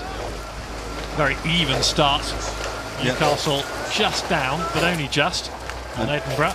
And Edinburgh have got a good pedigree in this boat. The stern pair, the two at the back of the boat, were part of the British junior quad a couple of years ago that won the first ever junior gold medal for Great Britain. And the 3-man, the big guy in the 3-seat there, he was actually at the World Cup in Poznan. He was, Josh Armstrong, yes. And he finished, I think he was 11th and he was 5th in the B final. I mean, phenomenal. And the lead has stretched as well for Edinburgh University against Newcastle University. Both these clubs are supported by British Rowing. They're high performance centres, and it's a real testament to the university in Edinburgh that Colin Williamson, their coach, has been there for 3 years, I think. The university decided that they wanted to support the sport properly, and they've put a lot of money into facilities. I know they're about to build a new boathouse, and very quickly they've gone from being just a traditional rowing university club to being a really competitive club at an international level. Gavin Horsbutt in the stroke seat for Edinburgh, Josh Armstrong in the 3-street, James Temple and Matthew Curtis in the bow seat. Yes, I met Josh Armstrong's parents out in Poznan in Poland the weekend before last. Mum was a runner. Neither had been connected to rowing before, and I think we're thoroughly enjoying the rowing circuit. Fantastic for families who suddenly produce a rower who haven't previously been involved in the sport of rowing, not least because the travel itinerary is pretty tasty, isn't it? If you like your travel, then get on the rowing circuit. Yeah, and then not all the events that the parents would go to will be as fun for this as spectators. There's really not much on offer apart from watching your sibling or your son race. And here, looking very comfortable, you can see how quiet the athletes sit still with their bodies there at the finish, making it look very, very easy. Battle of the borders, this, isn't it? Newcastle against Edinburgh. Indeed, indeed. And here looking very comfortable on this. I mean, they've got to be one of the favourite crews for this event this year. Really composed. And one of the members of this crew was won the Prince of Albert 2 years ago, I think, for Edinburgh, which was the first win for their university at Henley. So the club really is on the up and up. Touch of the Triggs Hodge about Matthew Curtis's hair arrangements, isn't there? Yeah, he's very blonde. Could be a younger version of Andrew Triggs Hodge. And here, a great view from behind. You can see the outriggers that stick out from the side of the boat. They're made of pure carbon fibre. And it's quite a relatively new addition to our sport as the technology improves. It's a good shot, that, isn't it? You get a real good idea of the synchronicity of the rowers, the technique of the rowers. Indeed, you can see how the legs go down and their bodies open together. It looks very, very well timed. It's Edinburgh University on the Berkshire station, who it would appear have this race under control. The Prince of Wales Challenge Cup. 3 junior world champions joining up with James Temple, who was in the Edinburgh University crew, as you say, that won the Prince Albert last year. Here, even this quad here is sculling very nicely from Newcastle University, and having to fight very hard just to try and stay in contention. And just unfortunately, they're doing their very best effort. They're just not as quick as the other crew. Not far to go now for both of these boats. Edinburgh University, very calm, very serene. I just need to keep half an eye on that Newcastle University, who are chopping along still at a good old rate. But Edinburgh know exactly what they're doing. And a win for them in the Prince of Wales Challenge Cup. Good performance, very solid performance from them, beating Newcastle University. On go Edinburgh in towards the weekend.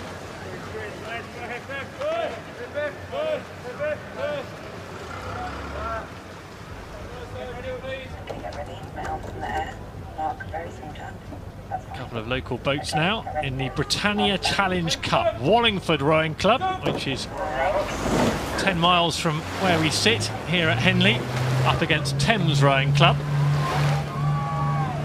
Both crews going off very cleanly here. Quite a lot of space between the two crews, which is nice, puts a little bit less pressure. And I guess that's the advantage of having a cox.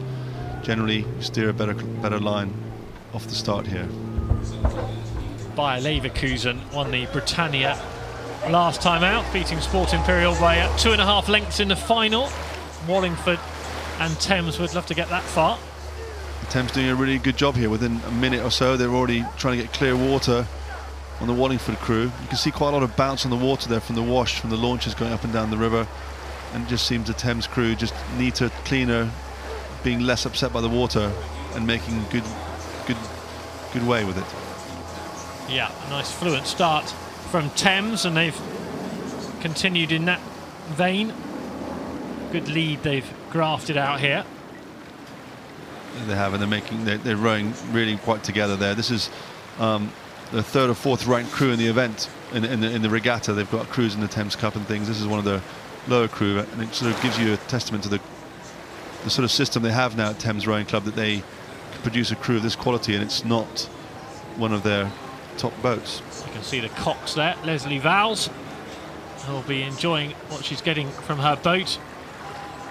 Zach Ewell is in a stroke seat. You can see his back on the left of our picture.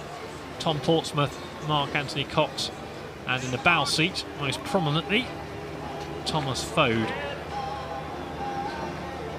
This Thames Rowing Club performance is good enough to see off Wallingford at this stage. There's still quite a bit of the race to go. There is quite a bit to go, but from that position there, I can't really see Wallingford coming back to that. I mean, they're still working very hard, but the Thames Rowing Club crew look quite neat and tidy and well within their abilities.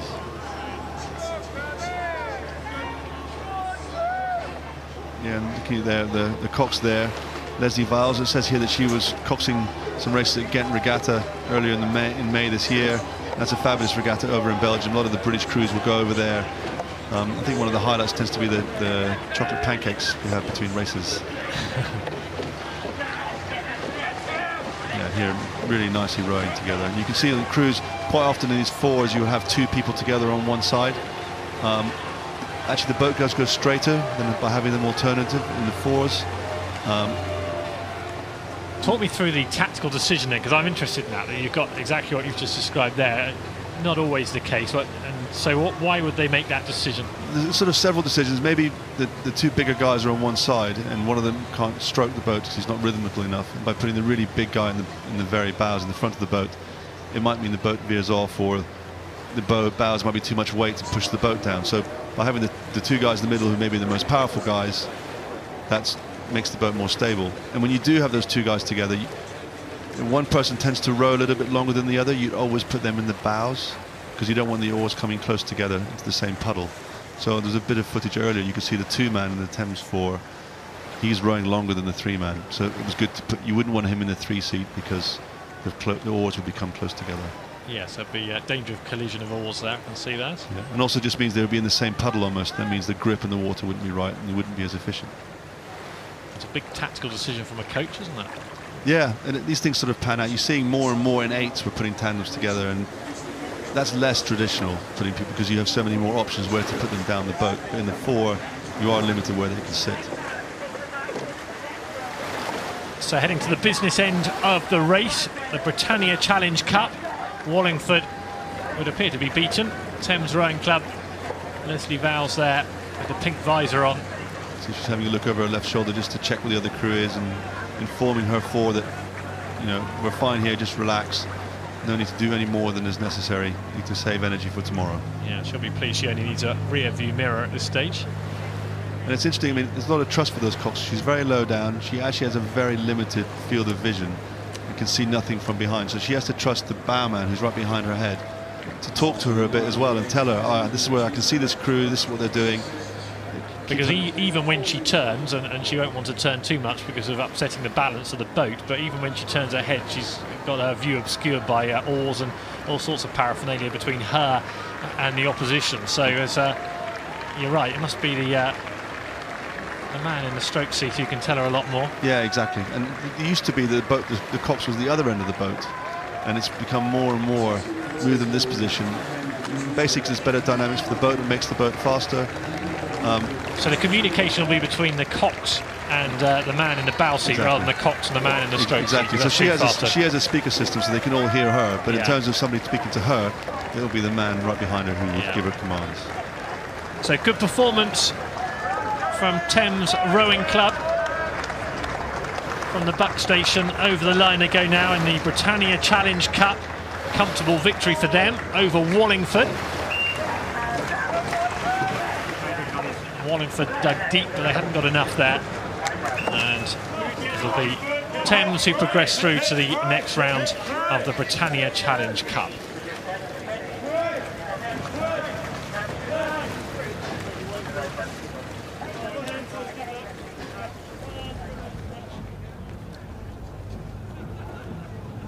It's the double sculls next.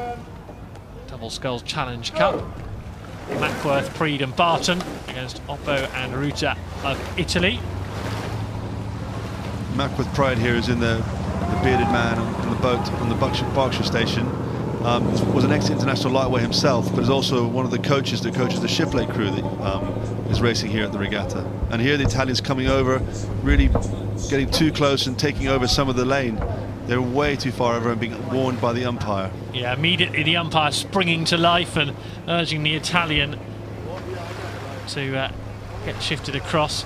The lightweight crew, as Adrian mentions, Oppo and Ruta far too far across, but they have got a lead, and it's quite a considerable one this early on in the race. Mackworth, Preed and Barton the top of your picture, struggling to keep pace. They have. I mean, Mackworth Pride has tried to do this event a few times, and he's been in the doubles the last few years, and he's had to come through qualification. And having been an ex-international lightweight himself, obviously he wants to compete, but this Italian double is an amazing pedigree. These athletes are on their game, and they are much more recent internationals. Yeah, Mackworth Pride, who is wearing the bright pink and black checkered top that you can see in the bow seat of the boat on that far side. I mean, and a bit of pressure on him if he's coaching and teaching down the road at Shiplake College. He's no doubt got lots of pupils watching him. He'll be getting a ribbing back in class if he doesn't put in a good performance. I think he definitely will. I mean, it's amazing that he feels he can train enough whilst doing those other things and then still be able to qualify for the event. And it's fun. I mean, obviously he's competitive, but it's fun. But I mean, when you look at the Italian crew, Stefano Oppo on the bow seat, he's been four-time world champion, and he was in the Olympic Games in Rio 2016. Elliot Barton, who's rowing in that boat we've already mentioned, co-owner of a company called Snob Lobster, which is a mobile lobster and champagne bar. He's in the right place, Henley. This is where you need a mobile lobster and champagne bar, isn't it? So is this marketing racing in this race, do you think, for him? I imagine there's an element of that. And he says in his further information section in his CV that he has great hair. We'll be the judges of that. Elliot Barton, obviously a bit of a character. Indeed. And here you can see the Italian crew still actually committing pretty hard to this.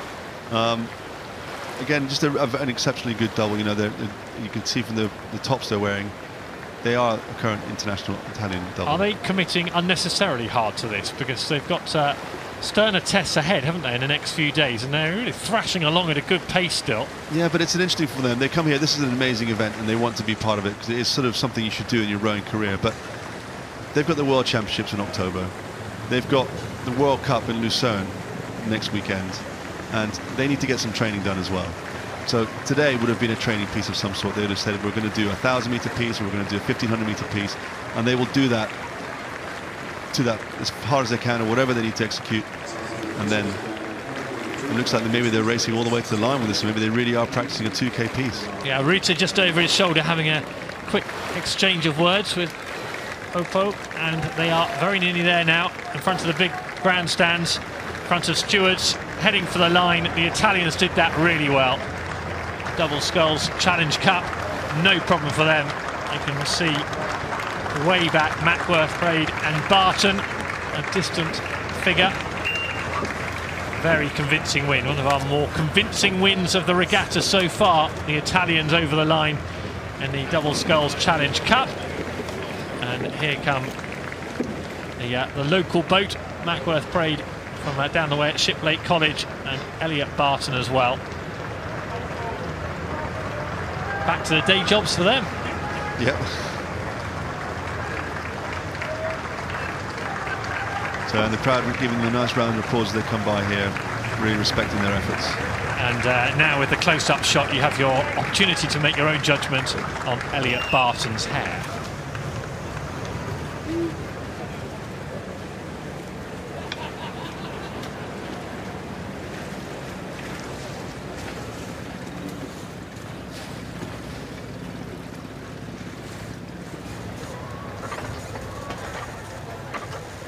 So it's thank you from Tim Della for that excellent spot of commentary, and it's hello to me, Martin Cross, for commentary on this second heat this morning of the Double Sculls race. And we see on the Berkshire station, that's the crew in the yellow boat, two athletes from Fulham Reach and Elizabethan Boat Club. Essentially they're Westminster School old boys. And on this right-hand side, that's a composite boat from Newcastle University if you prefer, and Durham University. We'll talk about them as they go down the track. I did like watching the Italians in the other heat. It kind of lets you know, those two Italian lightweights, where the standard is, Adrian. Oh, it certainly does. I mean, they're a fabulous crew, and you could see they weren't trying to humiliate the other crew. They were just executing their race plan. It was purely about doing what they needed to do, and that's a fast boat. Yeah, There's the umpire doing the start. My favourite crew is of the regattas in this, Jérôme Azou and Pierre Houin, the two French lightweights who will be coming along later in this event. Obviously very heavily favoured the Olympic champions in men's lightweight double sculls. But these two doubles, just to remind you, Fulham Reach and Elizabethan on the left of your screen in the yellow boat, Newcastle University and Durham University on the buck station, the right-hand side, and they are just about to start. It's always the worst bit. Attention! Go!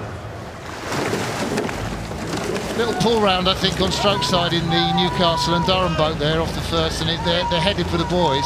Yeah, I think they've just looked over their shoulder and seen that. But yeah, but now they're going a bit too far, maybe over towards the other side. So here the two old Westminster schoolboys rowing for two different clubs together, and over-correcting out here, this could be dangerous. It's always a lot of fun on the double sculls, particularly if you haven't had that much training on the Henley course. I would think that the Newcastle and Durham crew, there we see stroke Tom Fielder, previous winner here of the Fawley Cup. That's for junior quads, I think, back in 2009. He won it with Westminster. So he's a very experienced sculler. He would have sculled along those booms, Adrian. Yeah, he definitely would have done. And you can see here maybe some of the shenanigans with the steering has really put the composite crew here on this side under a bit of pressure. So we'll just see how it unfolds from here on in. But both seem really competent sculling boats, actually.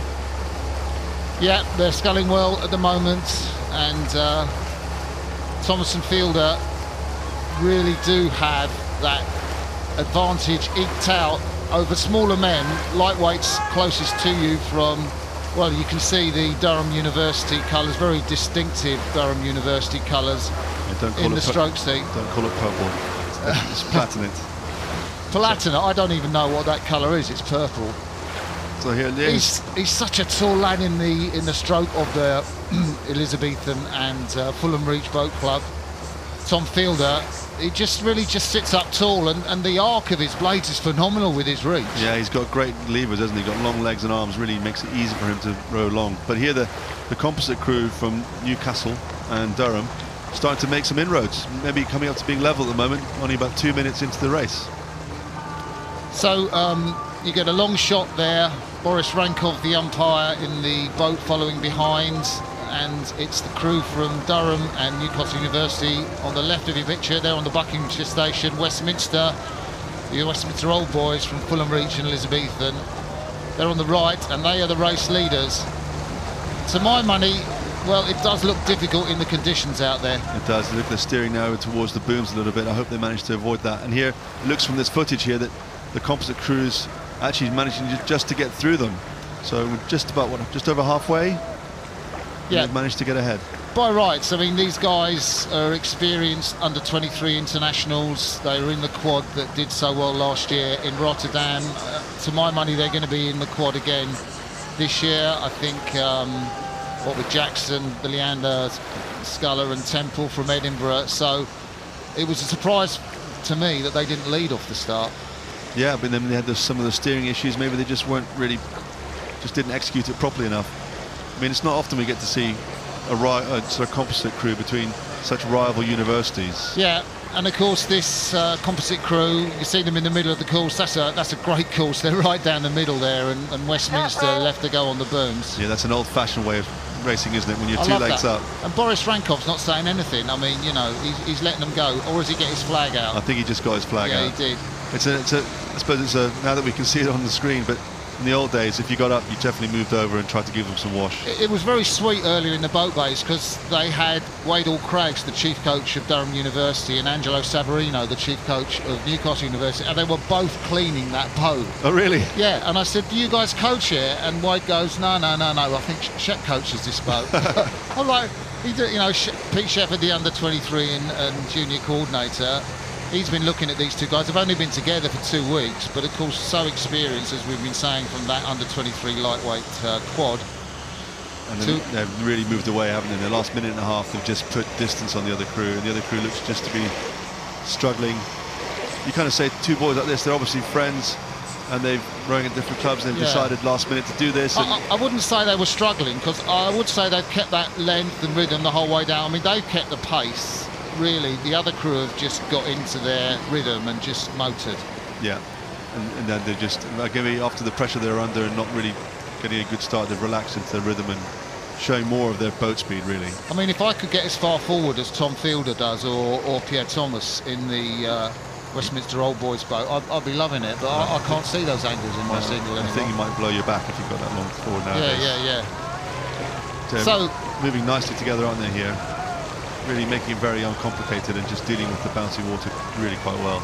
Yeah, it's good they've come here in the double. They're not in the quad. You might think, well, why aren't they in the under-23 quad? And that's because the other athletes that will come into that boat from Leander and from Edinburgh are doing different projects at this regatta, so the crew will sort of re-meet again for the under-23s. Can't remember where it is this year. It might be somewhere like Trakai or something like that in Lithuania, but somebody will tell us on Twitter, no doubt. Like you said, they're still keeping it together, still putting everything in they can. What I like about them is they've got it locked on the legs. You see there, Tom Fielder, his legs, you know, he's just there and he just pushes with his legs. So many young scullers, they get up to the front, they just jam their legs and assume they're connected. And it's one of those things when you're looking at rowing, depending on how much you know about the sport, is that you assume that you have to have very fast legs. And actually, if you're pushing very hard and you've got it right, the legs are actually relatively slow because they're loaded, especially in a sculling boat where it's heavier than a rowing boat. So I think we're seeing good quality sculling. To be honest, you'd expect that from two boys that won the Fawley Challenge Cup here in 2009, from that great Westminster quad. I remember seeing them do that, and such a standard of sculling now in schoolboy events. So we have had some help with the under-23s, and it's going to be in Plovdiv, Bulgaria, which is this really odd course where you kind of sit, have a coffee at the side, and the water is higher than where you're having a coffee. That's right, yeah, and it's where the juniors were quite a few years ago, and they broke every world record, and everybody was flabbergasted at how that was possible. 1999, I think. That's correct, yeah. Yeah, that was. I love that course actually. It's the juniors and the senior world championships were there in 2012 as well, I think. Yeah. Olympic year. So Plovdiv for the under-23s. That's where the Newcastle and Durham boys on the left of your picture on the buck station. They're just sort of easing down now to a comfortable victory from the Fulham Reach Boat Club and Elizabethan Boat Club boys, Westminster School Old Boys, as we've been saying. And the Fulham Reach is an interesting club, isn't it? It's not very old, and they basically came about because of a massive development on the Tideway. And the builders, part of their planning consent was they had to build a community use facility, and they put a lot of money and built this facility from scratch. Yeah. And about 600 boys and girls from the local community come through every week. My old school that used to row at Bowen Elms, Carnarvon School, they row out of Fulham Reach Boat Club. Oh, do they? So it's a fantastic facility, as you say, Adrian. Yeah. So here we go, this second heat this morning of the Double Sculls Challenge Cup. It's going to be won by Newcastle University and Durham University, just easing their boat ever so gently towards the finish line. That is Varley and Cousins, Oliver Varley, Hugo Cousins. They cross the line, they will wait and say thank you to that close race early on from Pierre Thomas and Tom Fielder, Westminster Old Boys, and that race is done and dusted.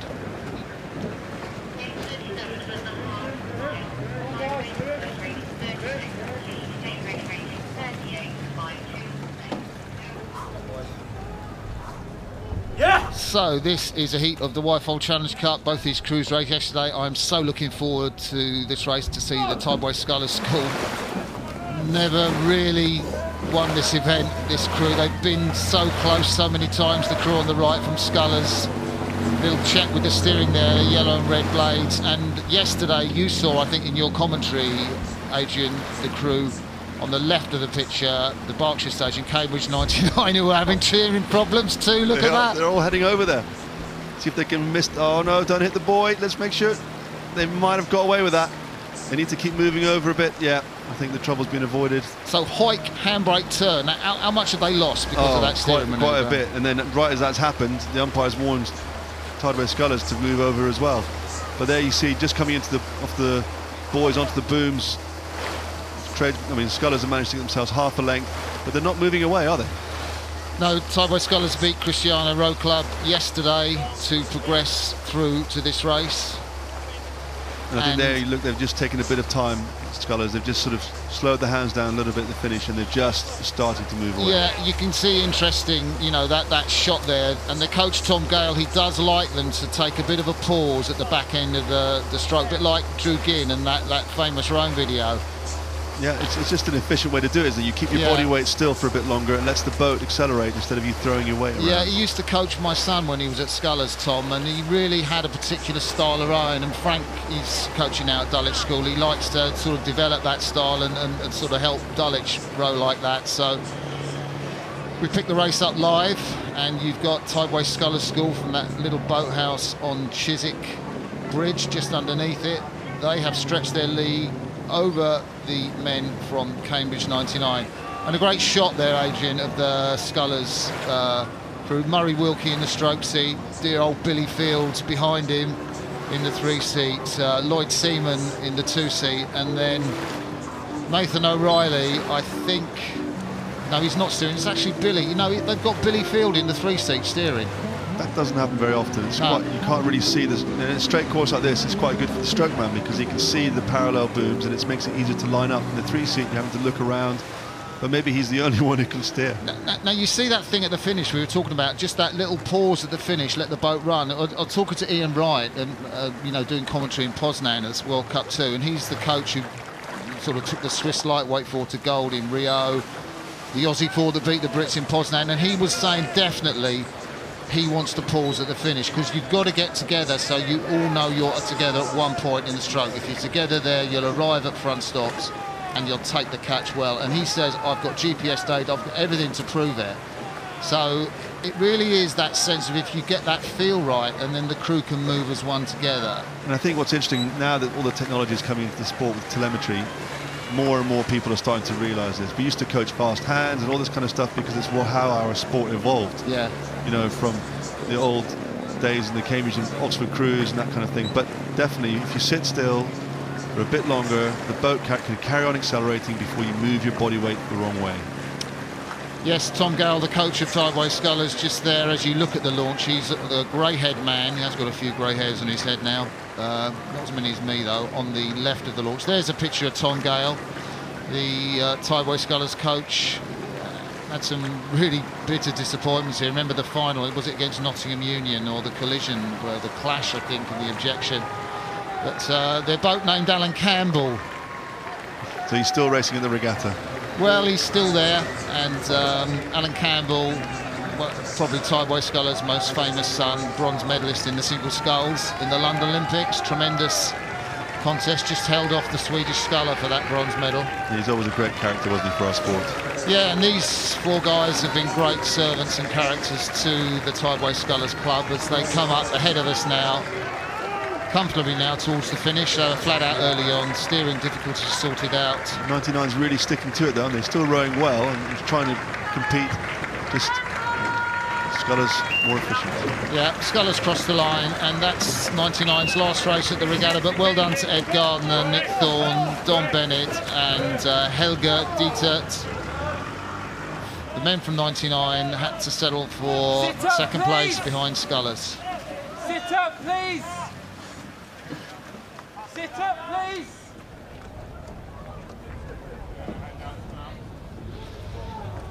This is another race I'm really looking forward to. Christiana Row Club, last year, they were on that station, they hit the booms, Adrian. And I was talking to them this morning, and I said, what's your ambition? And they said, not to hit the booms. Well, they're not doing it right just yet, are they? Well, the steering is different.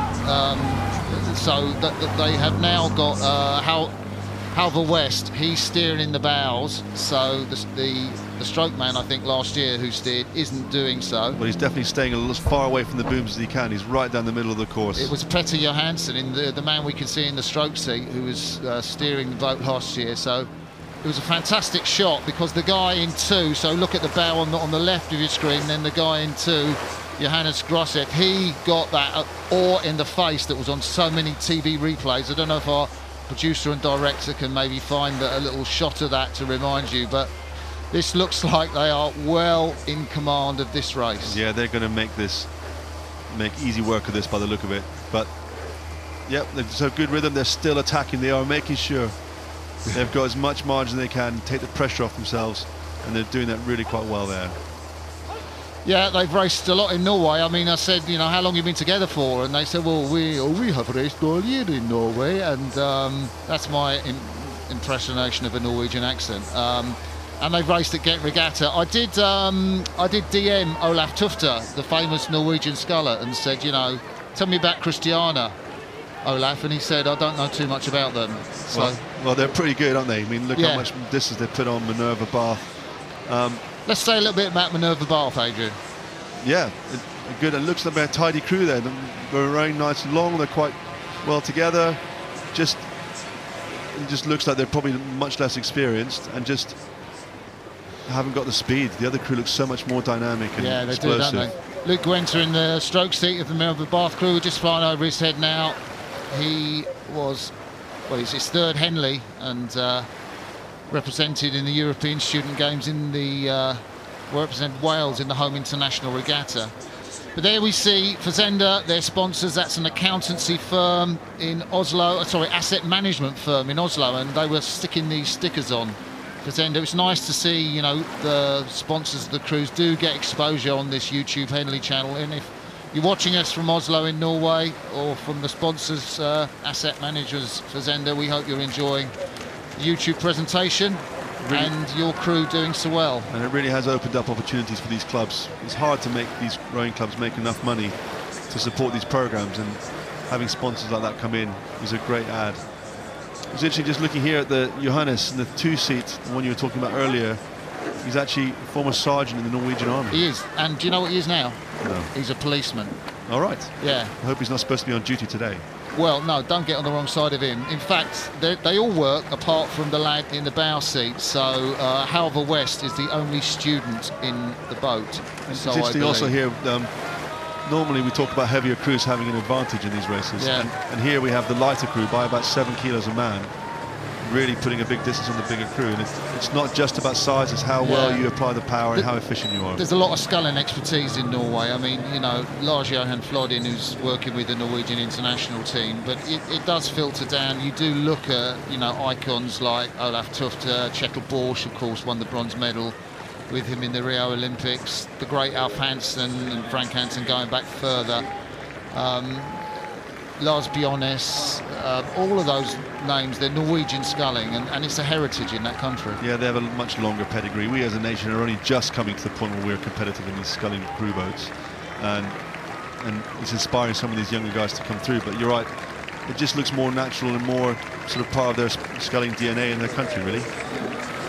So Christiana Row Club from Norway come up to the progress board, past the Grove Floating Grandstand, or they will pass it very shortly. Very cohesive, very dynamic. It's been really comfortable for them, and this is the first time we've seen this Prince of Wales Challenge Cup at the regatta. They made it to the finish. And they've made it to the finish. Well done for Bath University and Minerva Bath Rowing Club. That's Helen Glover's old club, if my memory serves correctly. Cheers from the Norwegians.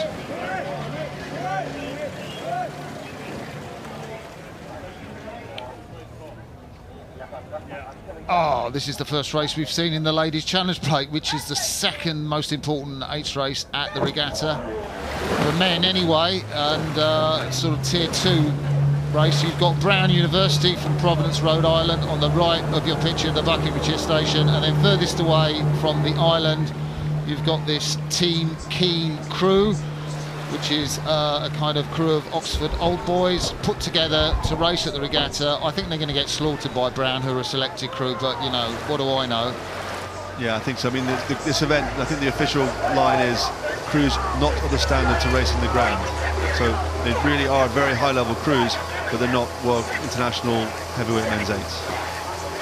Brown started off not having such a great year. I think they were back in 5th place probably or 6th place in the varsity final at the IRA Championships, but their coach Paul Cook tells me that they have been improving and improving and improving, and that's really why he wanted to bring them to Henley Regatta.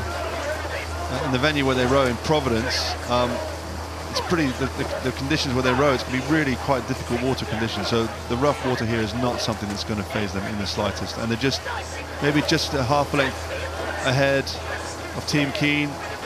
Not really moving away that quickly, but starting to settle into a rhythm. Yeah. So we're now joining the race live, and you can see Brown University from Providence, Rhode Island, and they are on the left of your picture. They have stretched out a lead. The umpire in the middle is Sarah Winklis, who basically organises us commentators, so we can have a little fun while she's not listening to us out umpiring. And then on the right, the yellow of Team Keen. It's an interesting club team. Oh, can I just say, now we're looking at the three-man there in the Brown 8, and the three-man Rufus Biggs actually won the Thames Cup with Thames Rowing Club, I think in 2015. He's gone out and he's now a Brown student. That is the guy with the white baseball cap on, just rowing in front of the guy with the enormous beard, if you want to know who he is. But Rufus, you'll recognise him if you know what Thames Rowing Club rows look like. Sorry, Adrian, I interrupted you. Yeah, I was just saying about Team Keen. It's an interesting sort of dynamic in the club in terms of it's a club where people basically pay to be coached, and it's more like being in a tennis club or a golf club, whereas rowing, we're quite used to just paying a membership and getting free coaching, and we're not very used to paying for that service. And I think as our sport progresses, people are going to have to understand there are going to be more and more clubs like this where you expect to be coached and pay for it. So here Brown really making quite easy weather of this as they row into the distance a little bit. Here this last minute proof of Team Keen coming down in the ladies. Yeah, just some really interesting, really nice chat with Paul Cook, the Brown coach, he was in the Hampton school, the final that Hampton School beat them, rode through. He was in St Paul's Concord, and they rode through in 1985. That was the crew with Henley Stewart, Matt Britton, and Neil Garden. We see him here with Concept 2, and he was reminiscent about that race. There's Team Keen, they're in second place in this, so a lot of expertise. He's got an ice hockey player in 6, Andy Stelios Provost is a really good ice hockey player. I talked to Jamie Coven, the Henley steward. I said, who's the best in this guy, in this boat, in the Brown boat? And he said, oh, no doubt about this, Daniel Miklasevich, he's a stud, you know, that's the 7-man. He's just passing us there, one behind the stroke man. He's a big guy, isn't he? At 100 kilos, he's a big guy, isn't he? Yeah. So Brown wrap this up comfortably. They will face, well, the might of Oxford Brookes with that 5:30 performance at the Mets. I'm sure they await, but this is a seeded performance. They've lived up to their tag of seeds. Brown University win that heat of the ladies' plate from Team Keen Sculling School, who crossed the line now. And talking about Oxford Brookes University, we're going to see another one of their crews down shortly, I think. But the result of that race, as you can see, Brown University beat Team Keen.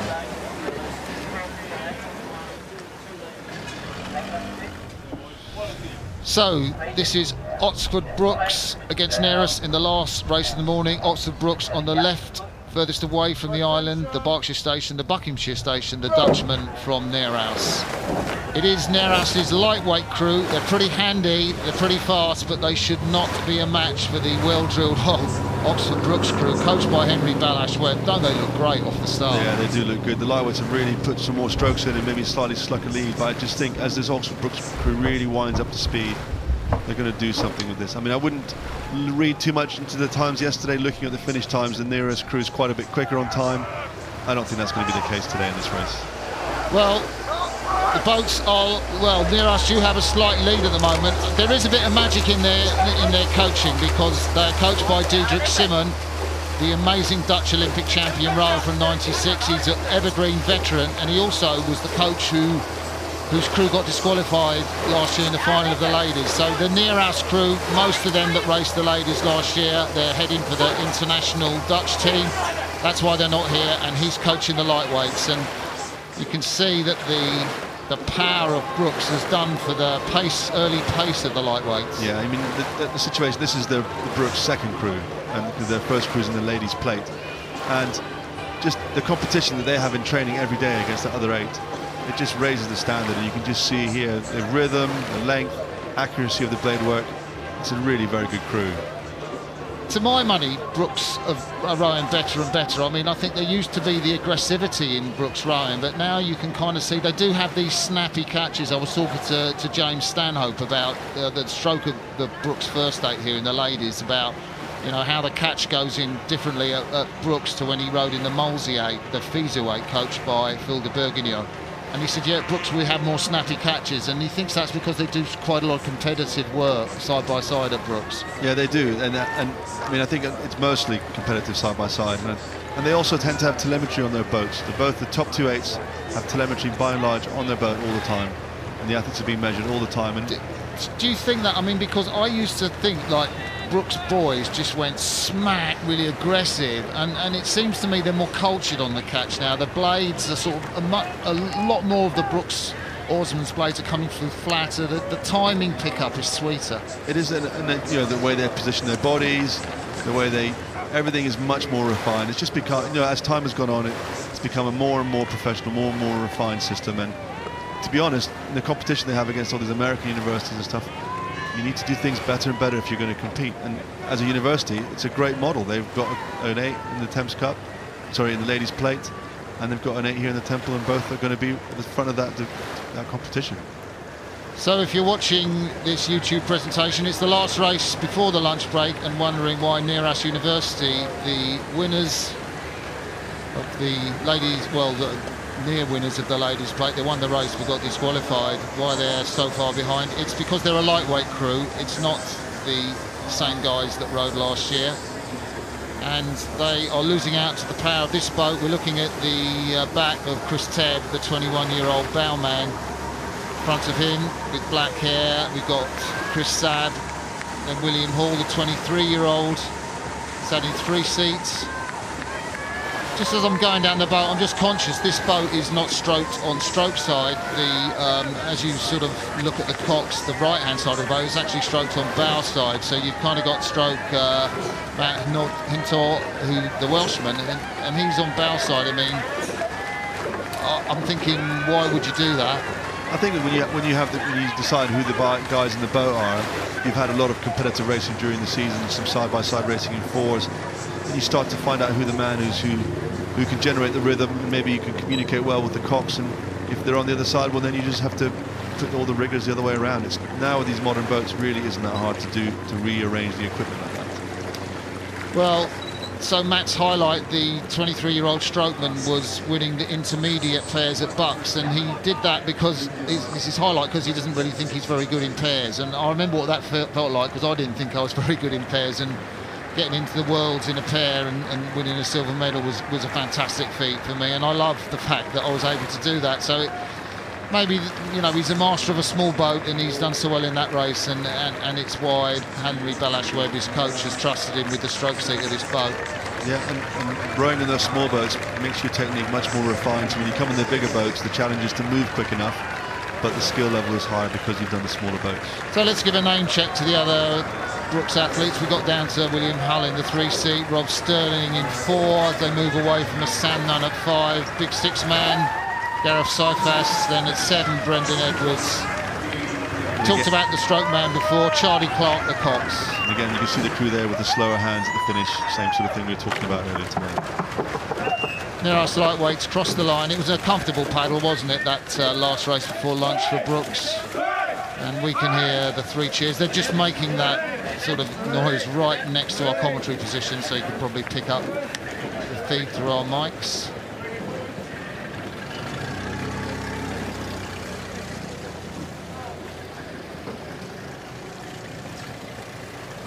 So Adrian, you've seen quite a few of the races this morning. I know there was a 1-foot verdict that Mosy's Brit 4 lost out by a foot against the Germans. That was a really tight race, but you've been in the commentary seat for a lot of the contests. It's been some great racing. I think we're now starting to get the feel that the regatta's unfolding. We've seen a lot of some events started today, but like the student quads event, but you can start to see crews are settling in. They've had some, like the University of London today, their first 8, they had a better row today, having rowed yesterday. I think that people are starting to settle into the regatta, and the form crews are going to start to work their way through this event. Yeah, German crews coming good. I think one is a very close race between Bayer Leverkusen in the Thames Cup, and the Japanese crew from Mitsubishi, who got, well, Leverkusen rode through them. But we're starting to see some of the top crews here. It's great to see the athletes walking around. I saw Grace Prendergast and Kerry Gowler, the two New Zealanders, who broke the women's world pair record on the ergs. We've got some highlights of the morning's races to come up for you. More live action in about an hour and a half. But from Adrian Cassidy, from me, Martin Cross, goodbye for the moment from Henley Regatta Live on YouTube. Thank you very much.